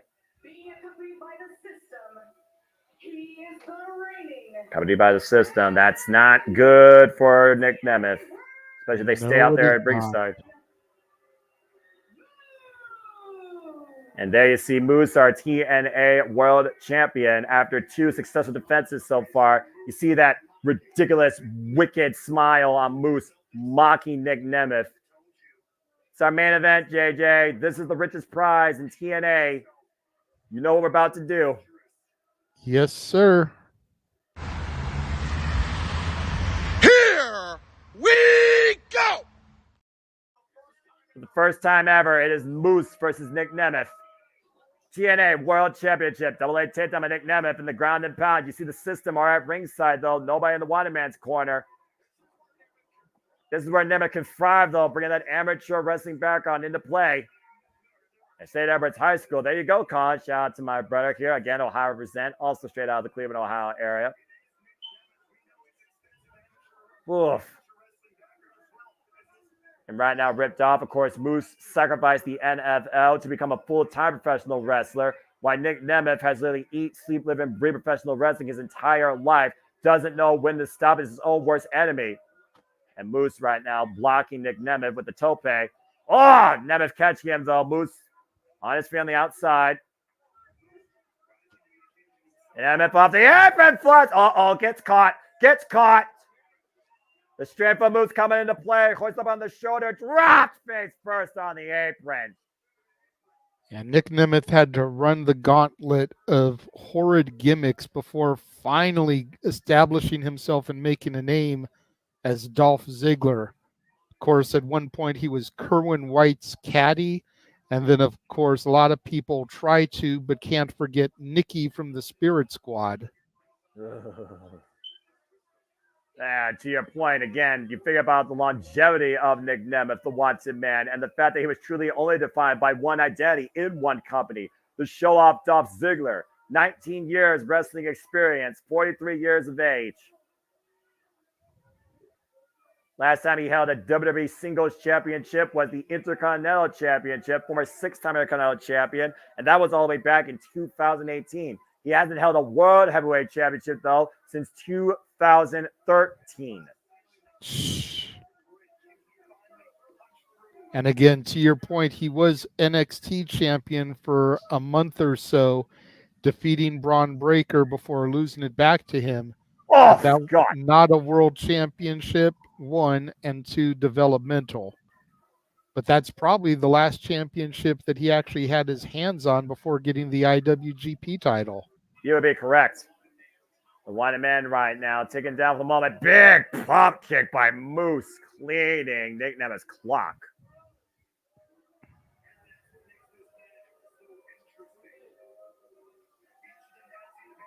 And right now, Nick Nemeth trying to get wind back in his lungs. Moose just teeing off against the wanted man. Moose, the 59th TNA World Champion, going all the way back to the very first ones, of course, in Sting, Kurt Angle, Samoa Joe, Mick Foley, AJ Styles, Rob Van Dam. Yes, 420 Day, I understand that. And of course, the longest Bobby Roode, and of course, the longest reigning world champion, Josh Alexander, who did win his match earlier tonight, demonstrating how far his resilience is willing to go for TNA Wrestling. Can Nick Nemeth match that or surpass that? Oh, God, and Moose right now hoisting up Nick Nemeth on the walkway. Great counter. Moose sent up and over, back inside the ring. That could have been devastating if Moose connected with that move. Nemeth right now going up to the top rope, and Moose right now caught with a drop kick. Up and over again goes Moose. Moose, by the way, folks, 39 years of age, 12 years wrestling experience, trained by the likes of Scott DeMark himself. Gets that delayed DDT. And Nemeth now floats over the cover. No. You're not going to get it on Moose that early with something like that. As impactful of a DDT as that was, Moose is just too tough, too strong, and it's too early. Tuning up the band here in the corner, shades of the Heartbreak Kid here, but Alicia Edwards got the leg there. Oh. Now, come on, referee should have saw that clearly. He should eject her. Wait a minute. What? Hold on. Wait a minute. Wait a minute. The system's been ejected! Ask and you shall receive, Noah. Thank goodness antivirus protocol put into play. Nice one, Alicia Edwards. Head back to the back. Bye-bye. See you later. This is and too Ryan important to have. Nemeth even waving bye-bye from his seat there. This match is too important to have these freaking idiots on the outside ruin the good name of TNA. That's right. So send Ryan Nemeth to the back, too, the idiot that he is. I don't trust this system. Period. Point blank simple. Yeah, me neither.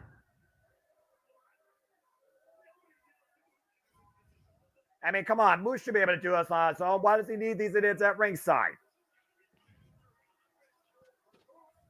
And right now, Moose's confidence might be stirred. Nick Nemeth about to make super kick. Drops Moose. Nemeth falls in the cover. Two count only. Whoa. Could you imagine if it was over right then and there after them being ejected? Super kick, 1, 2, 3. That's it. They hadn't even gotten the chance to get to the back yet, and the match is over. Yeah, the system costing Moose. Now that would be poetic justice. Looking to send Moose to the danger zone. Moose fends it off. Nick Nemeth refuses to be denied. Now going to the sleeper. Trying to wear down Moose, but Moose in the ropes though. Nemeth has to let go of the hold. Now trying to break Moose's grip away. Boy, the count of Moose, though, trying to roll through. Nemeth brings him down, though. Got the sleeper in deep. Legs grapevine around his midsection there for added pressure. Middle of the ring on the TNA logo right now, and Nemeth still maintaining his grip. Of course, Moose first came into TNA in 2016. 2017 won his first championship, the Impact Grand Championship. And you see right now, Nemeth immediately reapplying his grip to Moose. Oh, and again, just driven in the corner, but Nemeth refuses to be denied. not letting go of the sleeper hold. Trying to put this giant down, cut off the oxygen to the brain, and Moose right now trying to find his way up in the corner on the ropes, losing his balance and footing. Moose might be fading. Nemeth not letting go, no sense of fear. And electric chair drop. Forces the break. That took every last bit of strength and energy left in Moose at that moment to finally break the grip of the Wanted Man. Desperation. Desperate times, desperate measures. Again, how far are you willing to go to be TNA World Champion, let alone hold it versus gain it? Well, see, that's the thing is Moose can do whatever he wants. You know, Nick Nemeth has got limitations. He can only win via pinfall or submission in the middle of the ring. Moose can get counted out. Moose can get disqualified. Moose can win by pinfall or submission. Any of those things, he gets to keep his title. Yeah, but I think Moose is out to prove a statement here, JJ. Oh, I wouldn't doubt that, but I'm just saying, like, the ball is the proverbially in his corner. And right now, playing with the environment on the outside, still ring steps put up on their side. Count of 5, Moose rolls back inside the ring to break the count. To your point, Todd cannot change hands via count out. But as long as the count's going, Moose can continue to add punishment. And Moose might be going to extreme lengths here to break the Wanted Man. Hoisting him up, might be looking for a power bomb. And Nemeth able to fight back, though. Find his way on the walkway. Catches Moose again with another super kick. And Nemeth right now. What's Nemeth thinking here? Nemeth. Finisher! From the ramp to the floor. Count of 6, though. Take a look at this, JJ. Got all of it, all the way down to the floor. Count of 8. Never rolls back in, forces the break to reset the count. Great awareness. Pressure right now on Nemeth to keep in control. Try to beat the system, become TNA World Champion. Brings Moose back inside, though.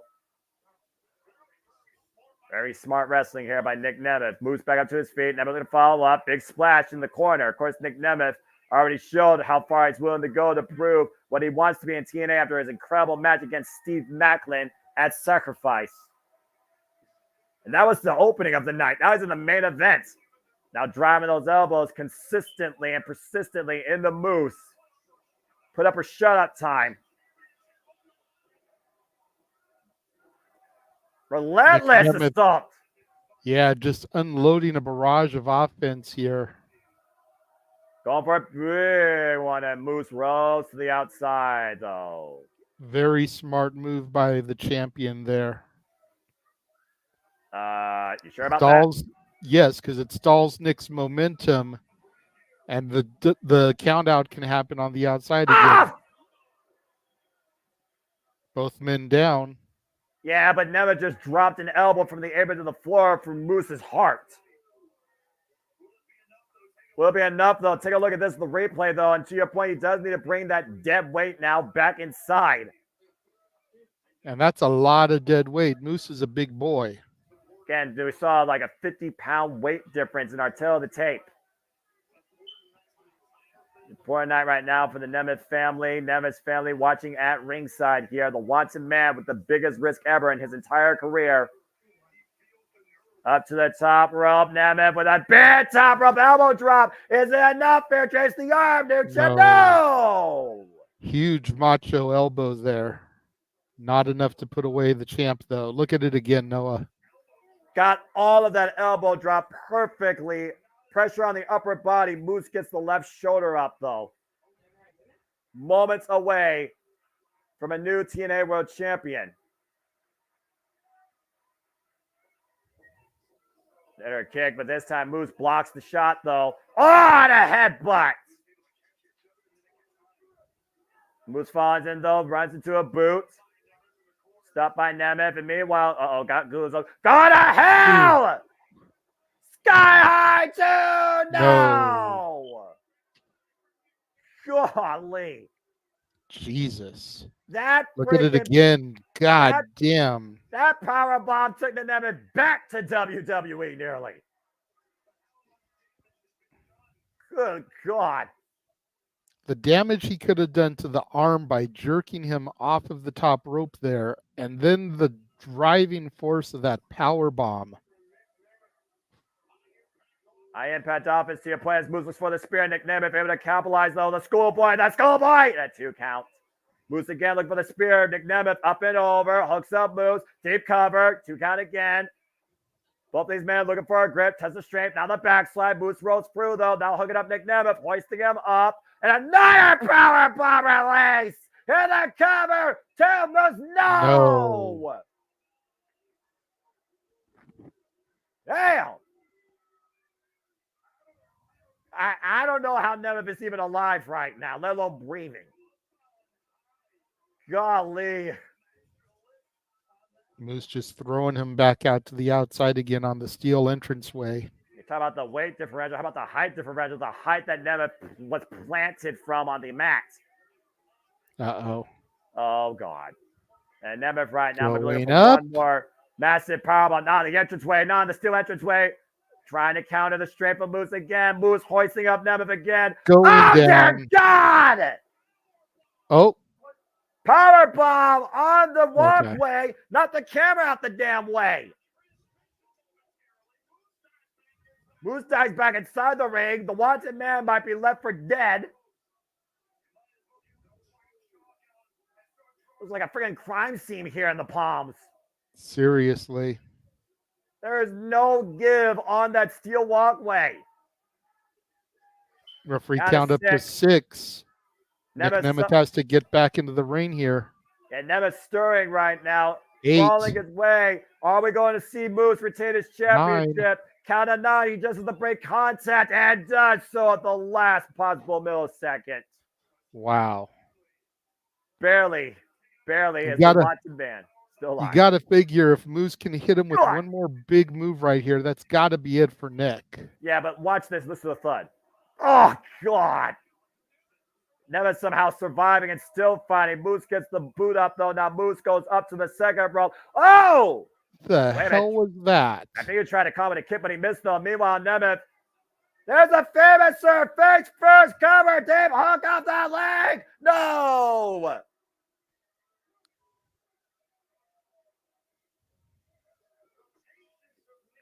Paces of Nemeth right there to somehow find enough awareness off that botched super kick attempt to catch Moose running in with a famouser. Near fall yield only.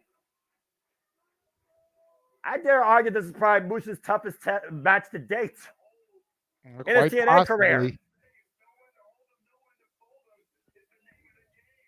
Nick Nemeth again going for broke here. All or nothing in Las Vegas. Main event here, TNA Rebellion. Moose the System, the TNA World Champion. Nick Nemeth the Challenger, the Watson Man. First time ever matchup. And both men teeing off right now in the middle of the ring for the richest prize in TNA Wrestling. Who's going to get the better of this exchange here? Two of the best that could do it today. And Moose looking to pick up speed. Oh, God, with a super kick. Now Moose, though, catches Nick Nemeth running again with a pump kick. Now Moose picking up speed. Nemeth catches him with a clothesline. Turns him inside out. Going for the famous again. To Moose, turns him up and over the cover. Hooks up their leg. No. Damn it. And Moose gets the right shoulder up. Just in the nick of damn time. Oof. You think about, again, the strength and weight advantage of Moose right here. Moose right now looking as vulnerable as Nick Nemeth. Nick Nemeth, though, hoisted up, gun stun across the top rope. Now Moose picking up speed, looking for the spear again. Sunset flip over the top, counter the roll through. Super kick again to Moose, rebound off the ropes. Oh, the spear by Nemeth, and the cover, hook a leg, and a near fall again. Nope, not enough, Noah. Tried to beat the man with his own damn move. Oof.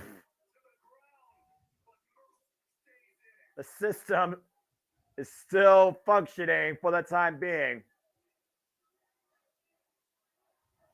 And Nick Nemeth right now, is he starting to doubt himself? Is there doubt creeping in? Does Nick Nemeth have what it takes to beat the system to become the TNA World Champion? Tuning up the band again. Looking for the show-stopping move here. This super kick might be the finish, and Moose ducks out underneath. Nemeth changing position. Moose able to sidestep. Oh no. And Moose with the spear! The spear! The cover! Hook on the near leg, and it's over! His shoulder wasn't down. Moose was pulling his shoulder up. Did you see that, Noah? Moose was pulling his shoulder up. I did, but the referee's call is final, JJ. Somehow Moose once again escapes with the TNA World Championship. At least he did it without the system. I still say the system's flawed. You and I saw it clear as day. The left shoulder did get up, forced by Moose. I demand a recount. Either way, though, Moose is still TNA World Heavyweight Champion by the skin of his teeth. Moose is going to leave Rebellion, heading into Under Siege, still the TNA World Champion, as the system still works. So close, so damn close, though, for the wanted man, Nick Nemeth. And you got to figure, Noah, now that this alliance... Oh. Who is it? Hold on. What's happening? Who is it? I thought Sammy Khan was the lights out guy. Who is it? Lights out? Who is lights out? What the fuck's going on here now? I guess it wasn't Sammy Callahan? Lights out? What?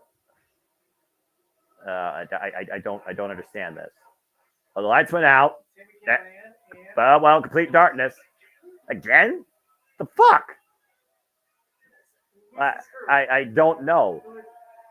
Yes! What the fuck? Yeah!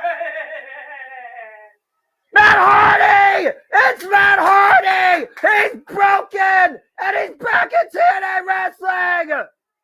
Broken Matt Hardy! Delete. Twist of fate. Moose! The system might be on the verge of being deleted. Broken Matt Hardy is back in TNA Wrestling.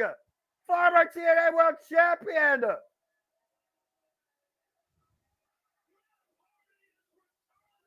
What the hell?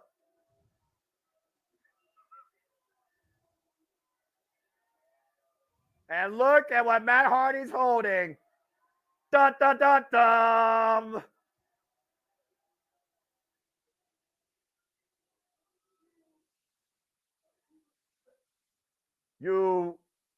Oh boy.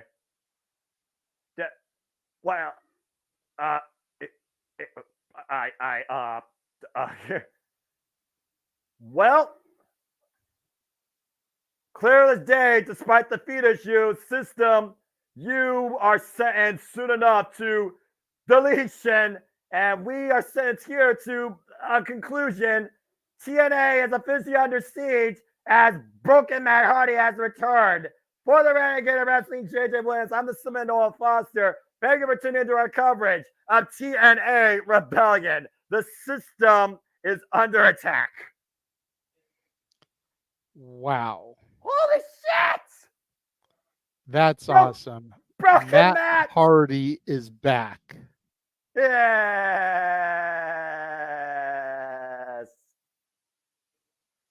Okay, that's fucking awesome. And soon enough, we will see if the system will be deleted. Delete! Delete! Delete! Delete! Delete! I'm gonna be hitting the delete key all night now. Oh, that's awesome. What a fucking pay-per-view. That's professional wrestling, damn it. And hell of an effort, Nick Nemeth. Damn it, got that prediction wrong too. What a show. Woo! Absolutely. We're not going to waste a whole lot of time here because open mic night is beginning its live stream. Jeff is in the production chair right now. I know he's pressed the live button. He's running the opening video. So thank you guys for joining us across the multiverse of media here for our coverage of TNA Rebellion. Make sure you guys tune in tomorrow as it is AEW's turn to see who will fulfill their dynasty.